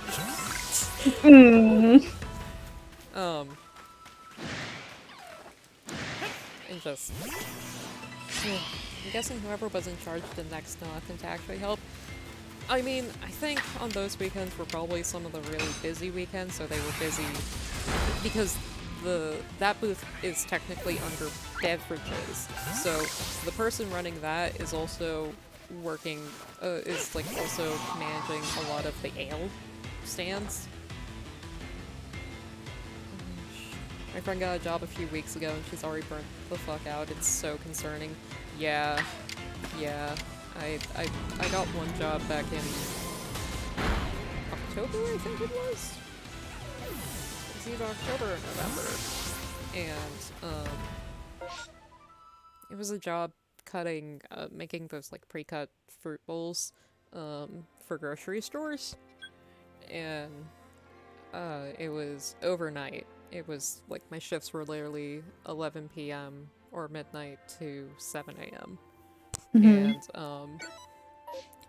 the thing is, I've got the bad brain, and so working with a knife during the bad brain hours, I was like, okay, I'm gonna try this out and see if maybe I can keep it under control. But, yeah, no, it just wasn't gonna work. Ugh. So I ended up having to quit after for a month.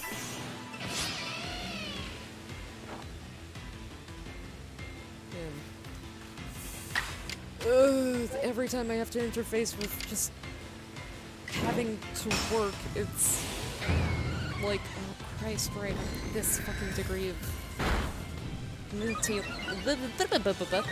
ill, but also, good God, everything's dire.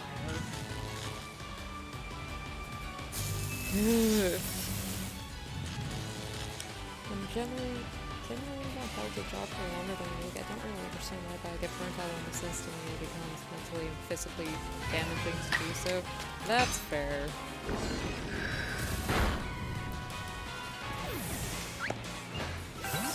I wish there was a good way to, like, be able to support yourself and not have to do that sort of thing. It's a nightmare.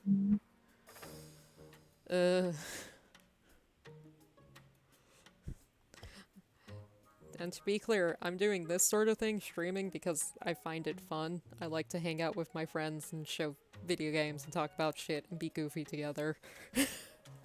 Yeah. If cash happens, that's a cool side effect. That's because jobs that are fitting to folks like us are locked behind a needless paywall of a degree. Yeah. Degree, or like, you have to know someone. Yeah. It's like, I have 5 goddamn associate degrees. I can do good work, I swear. But if you're gonna be hostile at me, or you're not gonna give me, you know, my legally mandated breaks, I think it's pretty reasonable that I'm gonna be upset. Right? Like, another thing that was, like, really testing my patience with the grocery store job was, like, the boss there was, like, insistent that, no, you had skipped a day of work. And it's like, no, I did not. I am looking back through my text records, and I am talking about to my friends that day that I am on break from work right now. Yada yada. So it's like, no, I was at work. And I showed her the text, and she was like, well, on my records. And she kept fucking fighting me. And I'm just like, you're either overworked as well, and not given enough help to, like, do things properly, or you are actively trying to be a jerk. I would prefer not to assume someone's actively trying to be a jerk. Mm-hmm. Mom has tried to get you to work for her free as her secretary while she handles patient prep. Hold on. Your mom is trying to get you to work as a secretary while she handles patient files for the hospital she works at. I tried doing it once and she wouldn't stop with everything. I'll memorize this schedule. You can have lunch with... Or I can't. That's illegal? Hold up. If you're in the US, that's illegal, and I'm like 90% sure that's a violation of HIPAA? Yeah. Like, there's multiple things that's illegal there.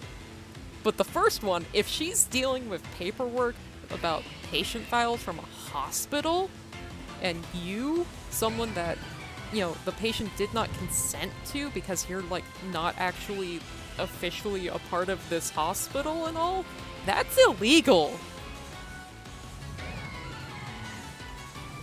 Unpaid interns cannot do any work done by or for paid workers. They're basically there as job shadowing, nothing more. Yes, patient confidentiality.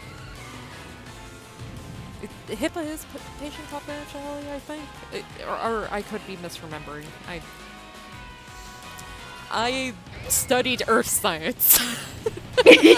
So, medical stuff is outside my realm. She wasn't at work. It worked from home. It was mostly scheduling Zoom things. She worked on a different laptop. I was in charge of all her Zoom stuff. I didn't get to see files for the patients. Still, that still ain't good. Especially, like, you know, secretaries are supposed to get paid because it's a skill to be able to organize stuff like that. Ooh, I'm glad your geology class is going well. Hell yeah. Does your is it like a specialized geology class for anything specific, or like general geology?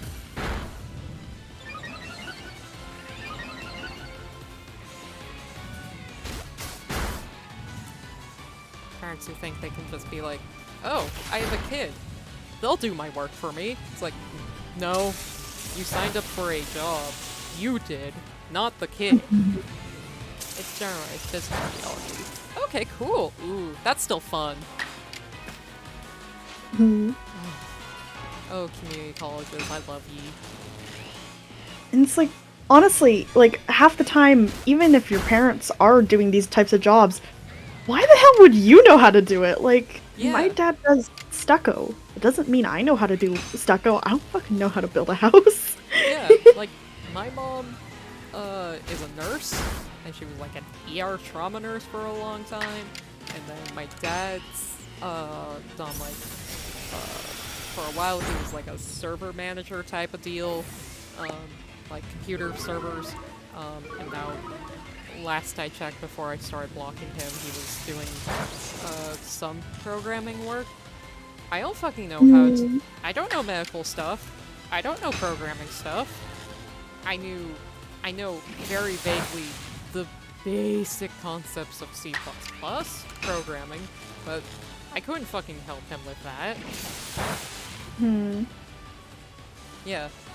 It's like there's household chores, which are like normal things that, you know, most people just need to know so that they can, you know, take care of themselves. But... Ooh, you're hoping to major in meteorology? Fuck yeah! That was like one of the first, majors I was thinking of when I was starting school. Because hand motions at growing up in South Florida during like Hurricane Wilma and Hurricane Katrina. Ugh. Hey June! Yeah? Do you want to know some silly facts about Katrina? Yes. So, Hurricane Katrina, there's a lot of, you know, It was absolutely fucking devastating, no doubt about that. It was also really interesting on a lot of meteorological levels. One thing that I will never forget is that before Katrina made landfall, it did a loop-de-loop out in the Atlantic. And it's always fucking funny when a storm does a loop-de-loop IMO. And then, so, Katrina made landfall over, off the east coast of Florida originally, then went over the Gulf of Mexico, re-strengthened, got to the terrifying degree of power that it did, wreaked devastation upon Louisiana and much of the Gulf Coast, and then the remnants of that storm went up along, like, eastern states, went off back into the Atlantic, I think around Virginia-ish level, and then came back down towards the warmer tropics, and I think it at least came back to, like, a tropical depression, if not a tropical storm. I don't remember if it made landfall a second time, but it's also like, you're still here? Yeah. God.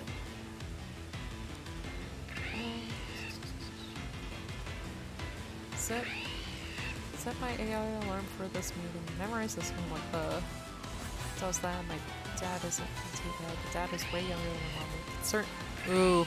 Ooh, handshakes. My parents were like that too. Like, my dad was telling me a bit about, like, when they met. I'm like, you were a fresh-faced boy in college, and my mom was in her 30s. God. Just a stretch. Understood, boss. Ugh. I can feel my knees making cracking sounds. I've been specifically trying to make sure I don't, like, have my knees too scrunched up. Thankfully, the position that I have to switch and stuff helps with that. But I'm really sorry you have to deal with your mom being like that. That fucking sucks, dude. I'm sorry. 10 years, sometimes 9. My dad would have been 23 and my mom's 33-ish when they got together. Yeah. I don't know. I don't remember exactly the ages, but my dad was definitely in community college when my mom found him. And she's definitely, like, around a decade older.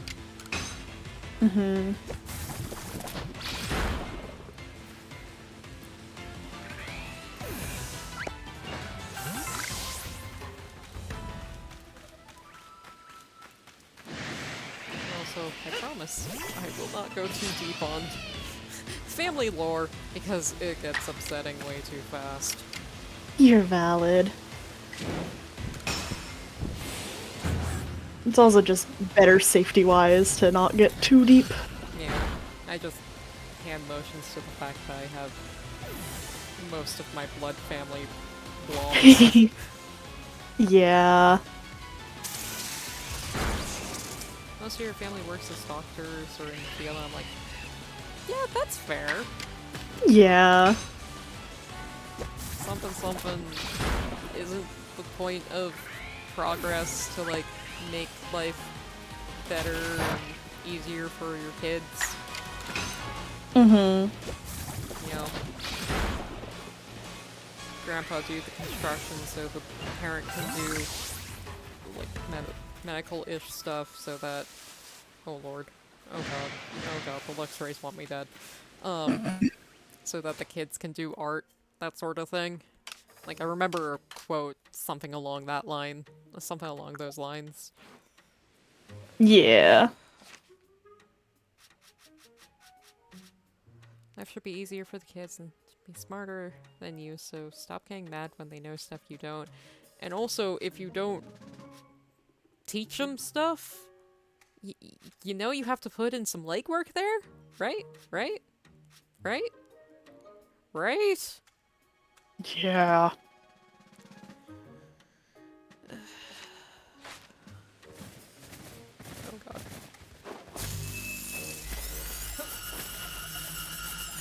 X-rays want me dead. There's not really anything interesting when it comes to what I could hunt for shinies here right now. Got upset because I don't want to go to law school because it's too expensive. Also, law school is fucking soul draining. Oh, yeah. Does...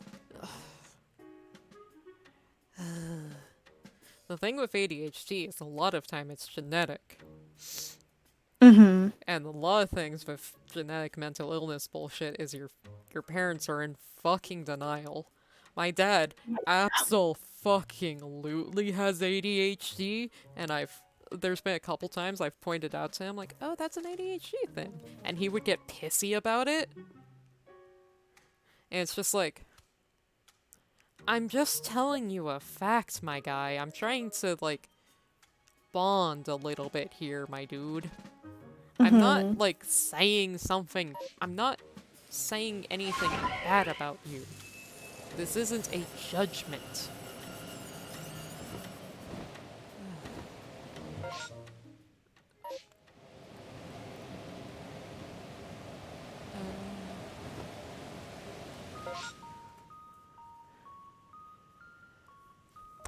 Excuse me. It's like, but, oh right, the point I brought that up is like, look, I get if it's not a passion, and look, Dad, yeah, I know, you've told me the story about how you've basically had to do spam phone calls before to, you know, pay rent, but also, my guy, I've got that severe depression, and if something is way too soul-crushing, it will be physically crushing. Yeah. And then we end up in the danger zone, Pops. And then my dad also was like, hey, they're building a new Amazon warehouse nearby. You should apply for that. It's like, do you want me physically disabled, Dad? God. Parents. Ugh. But yeah, like, there's things that aren't a passion but need to be done for, you know, survivability, and then this is actively just putting someone in harm's way, making them do this. Mm-hmm. But the money isn't guaranteed. Yeah, that too. Teach them or they'll learn from TikTok. Yeah. God, I see some things from... I don't have TikTok, but my roommates do, and then I see some other stuff that gets filtered, you know, through secondhand with Tumblr and shit, and I'm just like, y'all, look, I know I have my brain rotted with, you know, Tumblr and shit, and I know I did some foolish shit, but also... Yeah. Some degree of careful. That and all It's like growing up in an age where it was like drilled into our heads, like, don't believe everything you see online, don't trust everything you see online, and take everything with a curious eye and do your own research, be safe, yada yada. And then I glance over to nowadays, like, not to be kids these days, shake my cane at 20 years old, but it's... Why are you putting your face out there? Why are you putting your face out Yeah. there? Put that away. Put that away. Use a Like... fake name. Fuck off, Kamado. Like, be safe about yourself. Don't trust everything you're seeing on TikTok. Please. About, like... And online in general. Exactly. Not literally only like 1 fucking % of the population reblogging posts will, like, if they know it's fake in the first place, like, be kind enough to be like, hey, this is misinformation. You gotta use your own wits. You gotta be skeptical for your own safety. Keep an eye on, like, when was this posted? What's the context? You know, all that sort of thing. Like, I don't know things about mobile, but if you're able to put on, you know, the timestamps, which I know is a thing on desktop at the very least, and definitely it's like, oh, that post is from, like, 2020. That's a bit out of date. but it's speaking so urgently that, you know, it makes you feel like, you know, you should be looking, but it's like, that's from a while ago. Not to mention new lawyers now still can't find a job because the work field is absolutely flooded with lawyers now with not enough jobs to fill. Yup. Dad's getting defensive about neurodivergence. Such a common theme. My mom has it. I got diagnosed, but she said I was too young to have ADHD. That pisses me off to hear someone say when I routinely have to go fight with my fucking insurance and they're like, we don't, unless you get like a special fucking doctor's note, we won't cover your ADHD meds unless you're under the age of 16. I'm like, I didn't get diagnosed until I was 21. Fuck. And you're like, I literally cannot do physical labor. Yeah. It's like, hi, Dad. Dad, you're literally married to someone who has lupus. Why are you like this? Fly to a place that lays people off in massive ways with no worrying to meet costs? Yeah. Good at cooking and baking, so I might be a baker. I've cooked for myself since my grandma can't cook meat. She always burns it and never seasons it. Oof! So I cook and bake a lot. I get a lot of compliments for my cooking. That can be good and bad. Just... There's definitely places that need cooks and that sort of thing. It's just also... Oh my god, be careful with some of... I know there's all sorts of, like, corners cut with chefs and the like, and it's just like... Oh god. Again. Protect yourself.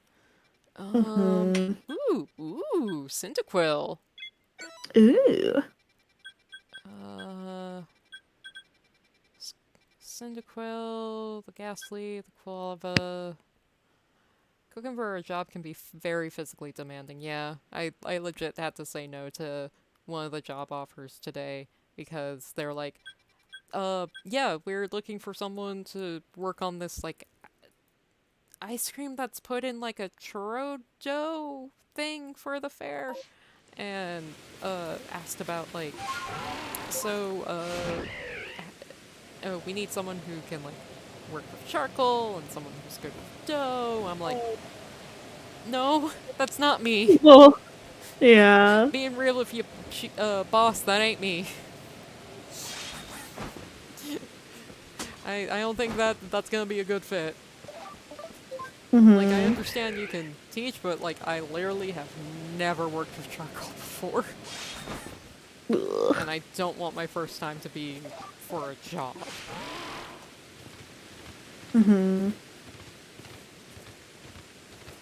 It's like, I already had to learn so many things about, like, about, like, just knife stuff with the other job. I was like, ugh. I'm sure I can handle it. I cooked 60 cookies in one day and stayed up till 3 AM to finish that and homemade jam. And that was all for Thanksgiving. Trust me, work will always ask for an obscene amount more than just even that. It's ridiculous. It's rough.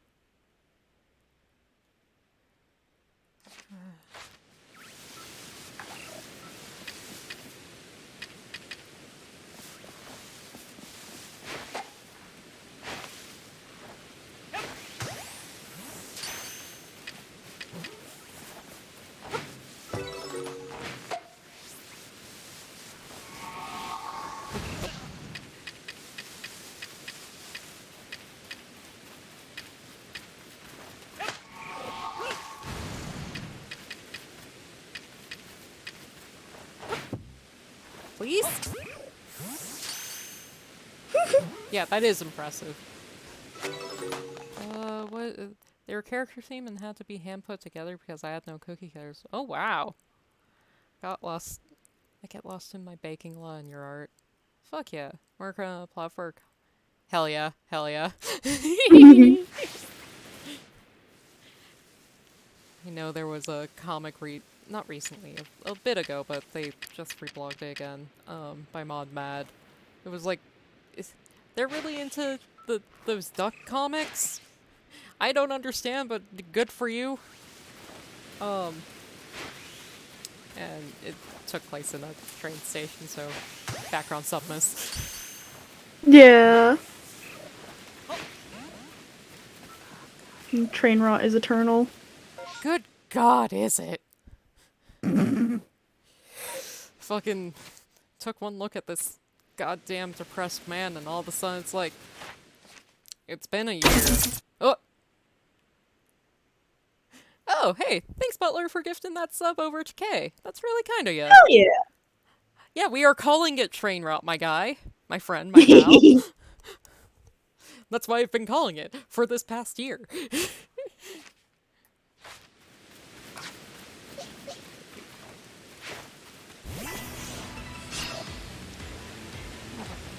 Whoa, girl.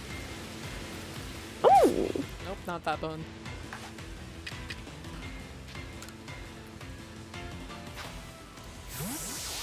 You're EP and you have to do another... Yeah, go rest, Kaden. Go rest and good luck. Yeah, I hope third day goes as well as the rest, my dude. Best of luck.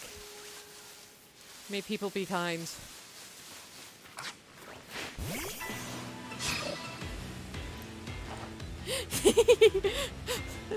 I very much appreciate both of you doing sub gifts. You don't have to, you know, be good with your art, or your money. Ugh. It's one character I made called Garlu, who's oh, you're a CSOC. Because Jubilife overworks the kiddo and into... Oh, and Ingo separate her from them for a while for her to rest. Fuck yeah! We love it when people write Ingo adopting kids who fucking need rest! Yeah. He has terminal big brother disease. Free dad, free uncle, free big brother.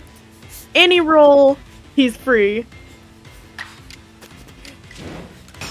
Missing memories can fill up that space with new kiddo. Oh yeah. Theta. Okay. I will do my best to remember that. I apologize if I space. That isn't you. That's me. Again, the ADHD. I have the foregoing disease.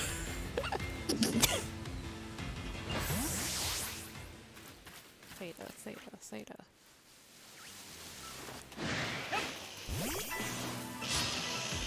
Whoop! Oh, you're not what I was looking for. I'll just destroy you so you don't stay. I'm bad with names too. Okay. Straight up so many, like, the ways I'm able to remember names is most of the time, name tags. Or I have it written.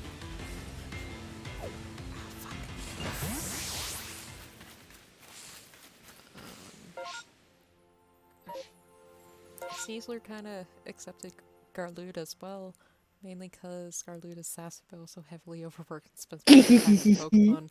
Eventually, once she catches Dialga, they go back to Unova and Emmy. Fuck yeah! Fuck yeah!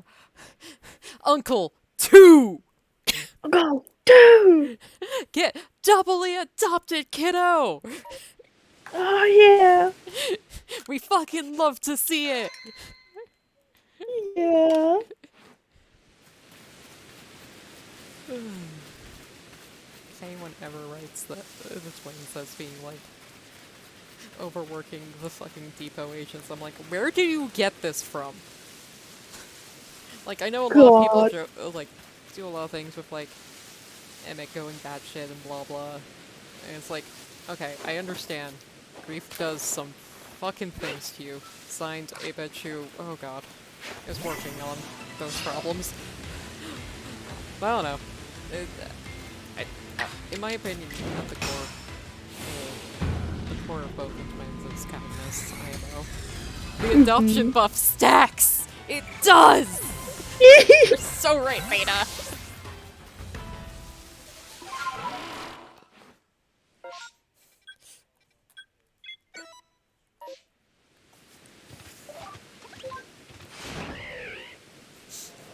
Wait a minute. Oh my god.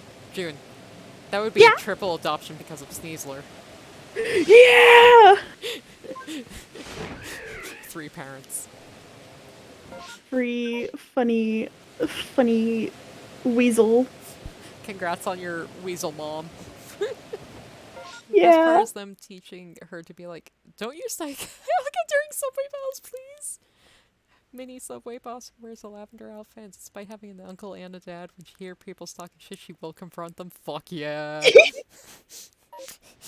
She fucking gets it. Like, Yeah. you're not gonna fucking disrespect my found family like that, motherfucker. Fight me fucking mano a mano. Fists. Pull him up, motherfucker. God, this is like slightly on topic, but every time I'm on Tumblr, people reblog the we're banning legendaries in the battle subway comics. They're so good. Oh yeah, those are fucking. Oh Jesus Christ, the Quilava! They want me dead as They're- well. So fucking funny. Yeah, just fucking Emmett walking out, pinning a new one to the board. Yeah. It's like, yes, good, you. This fucking rules. I think the best part is like all legendaries aren't banned. People are taking it as all legendaries, but it's like no, if you have like a Kabalion or something, you can still take your Kabalion in. It'll be fine. Make it use Earthquake. It'll be fine. It's fine. It's fine. They've probably had to specifically earthquake-proof the trains. Because of somebody. Anger issue, kiddo. She will throw hand. She's done it before. Following specific, she kicks him in the balls. Fuck yeah. Fuck yeah.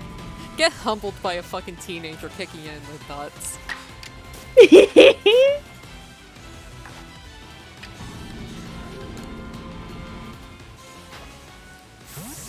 I know I had my PLAOC Asta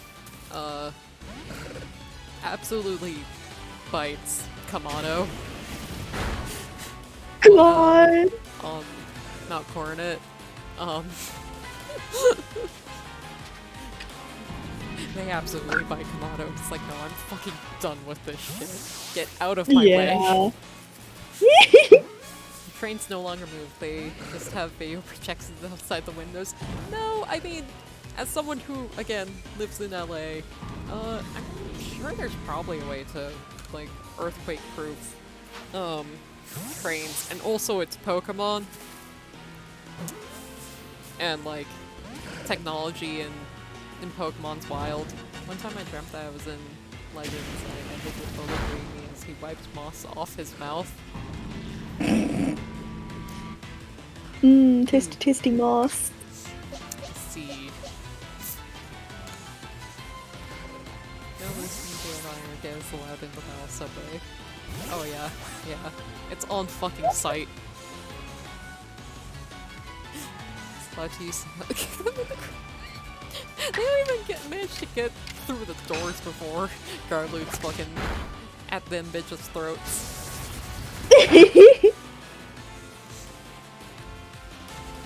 Look, sometimes you just gotta eat moss. It's important. It's good for your digestion. Editor's note, do not eat moss.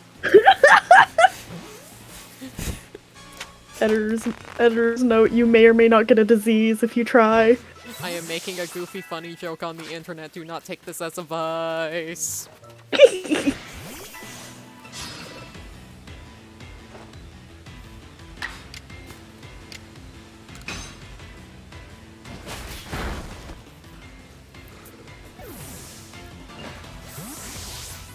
Again, earth science, not anything to do with bio or medical. God. For legal reasons, what we say is for a joke. Yes.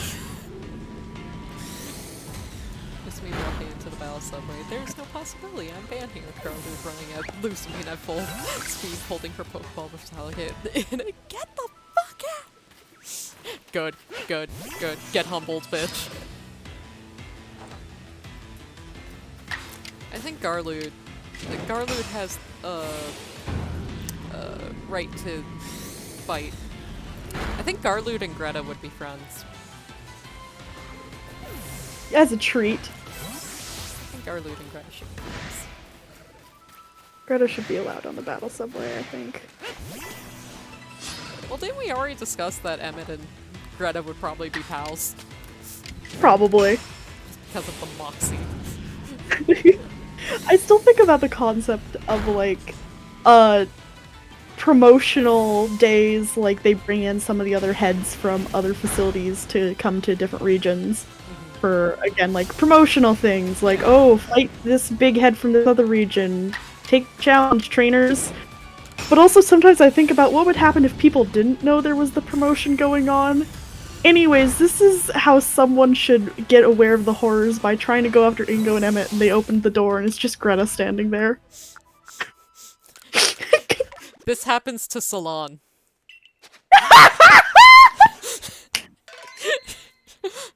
He got so fucking excited because he had a day off, and so he's like, I'm gonna do it. I'm gonna go to Battle Subway and fucking do it. I'm going to beat them this time. I'm gonna. And just fucking blinders on, is so focused on the goal. It's just, who the fuck are you? I'm Greta. I'm your worst nightmare. Hi, howdy. Hope you have a great time. Silence like, huh. Who are you? Who even are you? You are not the do with the subway bosses. Where did they go? What did you do with them? She would absolutely be the kind of fucking kid. She would have a little bit of stories vibes and be like, would you like to know, Salad Boy? Yeah. Oh, I have a cat trying to say hello. Is it Hester? Is it Hester time? It's a Hester time. Hester! Hester! Hello! Oh, baby, it's Hester time.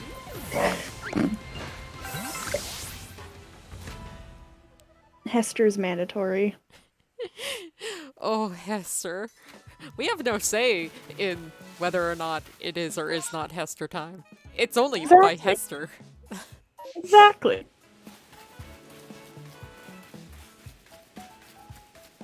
Also, God. It's this fucking dies speedrun. Good. Again, get humbled by a teenager, fucko. Yeah. You PETA loving fuck. I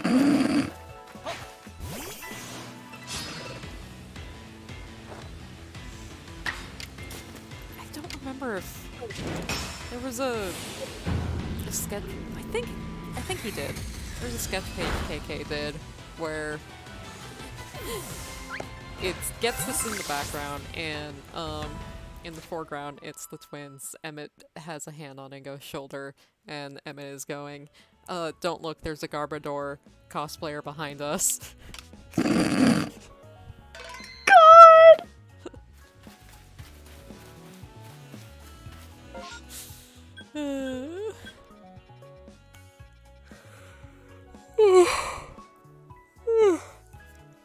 I'm fine.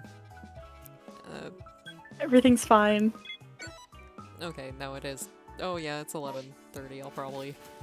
Once I finish this massive mouse outbreak, I think I'll head to bed. That's fair. Getsus would not stand a chance against Dialga and a very protective Zoroark. There's a video on my playlist. Ingo and Emmett with cat ears dancing to shake it off. God! Aww. Fucking A.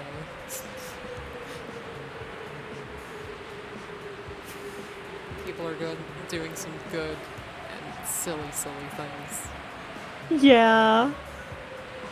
God, I love, like, so, you know how on YouTube, if you have a video someone adds to a playlist, you can see what the title of the playlists are? I love going through those so much. So funny half the time. I didn't It'll know be like, so if you posted a video and someone added it to a playlist, you can see... the title of the playlist, and Oh, if I it's did not public, know. if it's public or unlisted, you can check it out yourself. Oh, interesting. Like, if I go to manage thing, just as an example, let me go to one of my animatics. You should check out June's art. Please. Ah! Please. It's fucking dope. Ah! She's literally made fucking animags for her own AUs and even made a fucking gigantic, plushie of the, not Divergent, but, regional form of Swana that she designed, and it's fucking dope as hell. Yeah. Listen, I did a big brain move, which is make an entire 4-minute long animatic to introduce an AU to Tumblr. Because I am a smart person.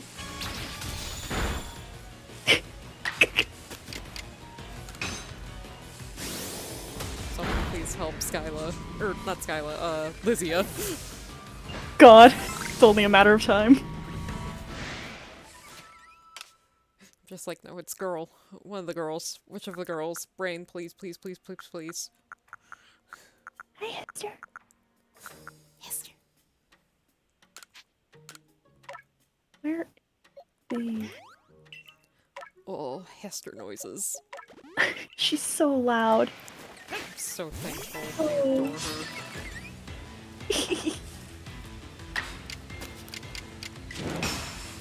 I'm trying to see where the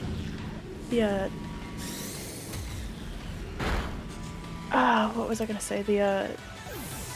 Seeing where their on playlist things are, because I know I've seen it.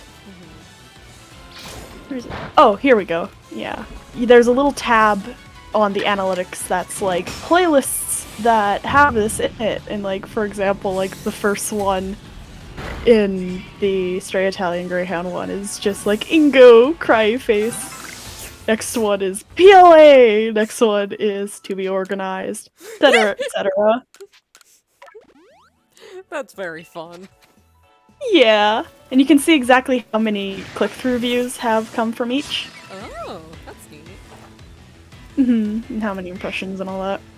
Guzma is allowed on the Bow subway, I agree with you there. Why? Because this game is that bad and because he and Garlude will talk about Pokemon for hours? Fuck yeah! That's a treat. Hi. See, no, Guzma's out here wanting to legitimately battle the twins because, like, they seem like actually fun opponents. He's like, no, this looks fun. As Tandemass and Tinkaton. I just think about Tinkaton's little belly. It's good. It's really cute. Hand over the YouTube. June. Oh! Let me... Hold on, I just closed YouTube. I forgot my icon. My icon on YouTube is currently, Thornton Shinji chairing. Fuck! Incredible and powerful good. Here you go. Right. There you go. Hi, Hester. Hi, Esther. I haven't uploaded in like 6 months, but don't worry about it. Hi, Hester. Hi. Hell yeah. I need to get a spinning gif of a Joltik. Hold on. Wait, I have the perfect idea. Hold on. Rotating GIF generator. I just used it earlier. Where is it? I know I have it of the... I had... there's something of the submistall somewhere in the server that I could also put in here. I know the perfect thing to make rotate. Jolt, I need to look at your sprites. This is of the utmost importance. Thank you, June. Ugh. Oh, Christ, my knees. What is Drapion weak to? It's dark poison, I want to say. So, fighting?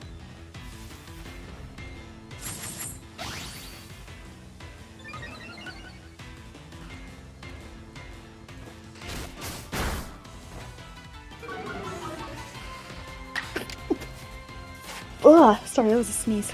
You're good. Gesundheit. It's not fighting.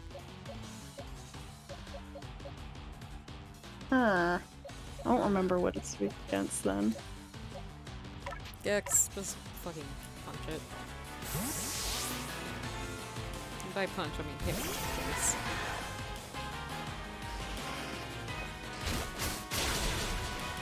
Oh. Right. Why is Wave Crash only 75 power when it's a fucking, a recoil move? I have no idea, honestly.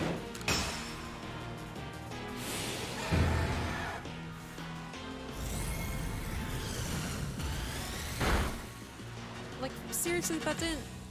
Fuck. Ooh.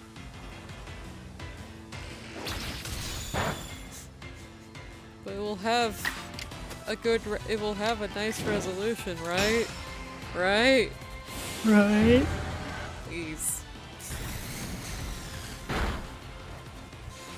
I totally understand people using eggs to cope and deal with emotions for their own stuff as well.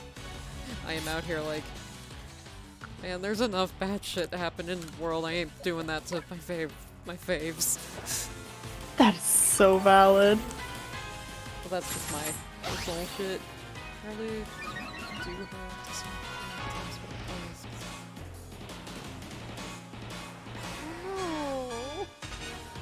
Ooh. No!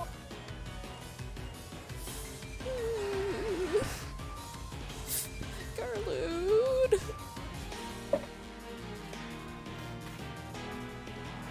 Character development. God damn it.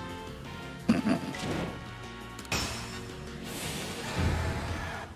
feel like fan artists everywhere is just like, oh yeah, we'll add a little bit of spice for some flavors, a little bit of angst, and then the lid falls off. Meanwhile, I'm just out here like, why are you putting it on your face? I'm putting it on my OC. Multi-track drifting. Multi-track drifting! I'm still fucking proud of that channel name. God.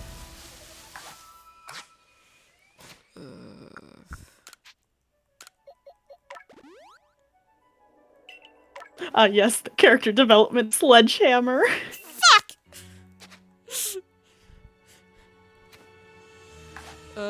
Wait. Okay, I have 3 ghost-type Pokemon on my team. This is a problem. When you all have Crunch. Yeah. You don't see me. You don't see me. God, I love how funky Drapion is. Yeah, it's fucking weird. You could stay. You're weird. I like you. Yeah. The Sinnoh Scorpion-based Mon are just good in general.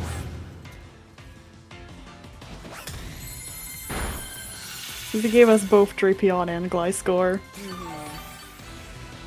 They give all of my OCs the same issues I have.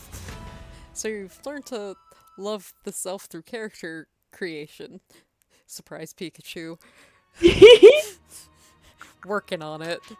Working on it, boss. I'm still in the... I'm working on it. You don't see me. Oh, it's trundling. Oh. Moving Oh. schmoving. Oh lord, he... Oh lord, he coming. Oh lord! There we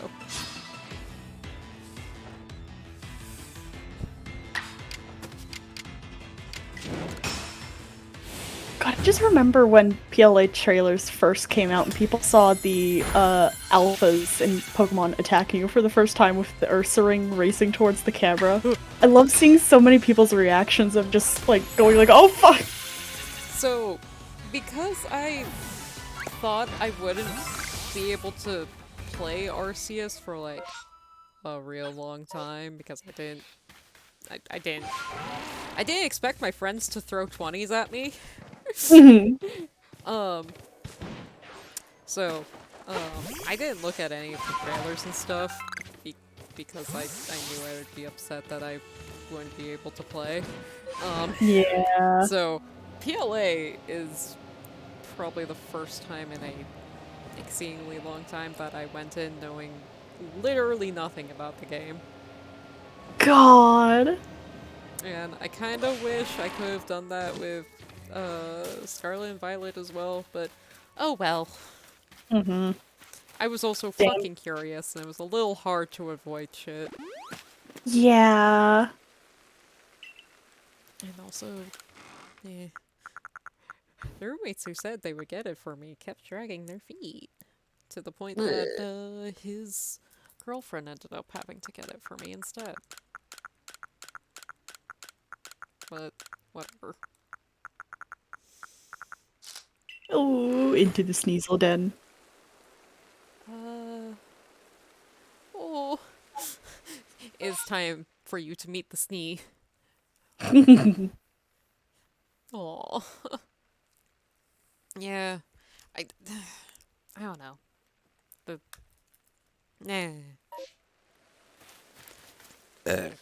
Excuse me, sorry. But yeah, I'm going to head to the area where I always save. The load-bearing Ingo. Look. I'm coping, heart emoji.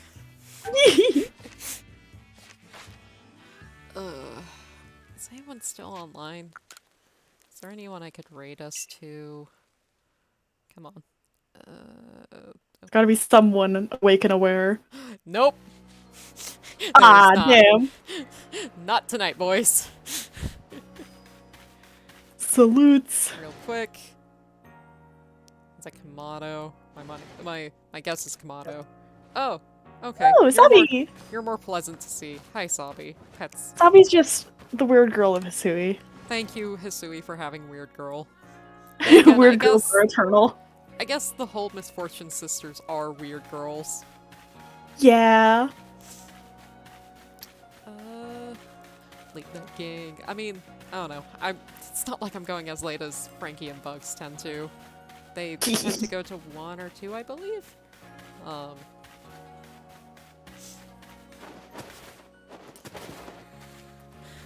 you ever gonna let go of my brain? No? Okay.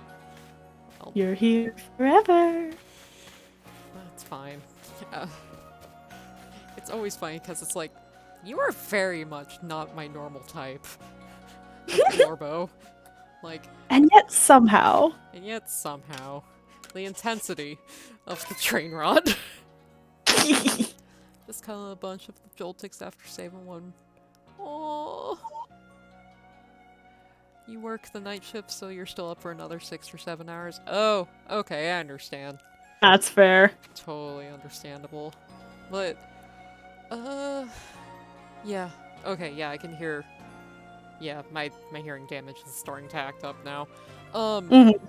So, yeah, it's definitely time to head to bed, or at least take off my headphones. So, thank you guys for coming for this. I really appreciate it. Thank you, June, for hanging out.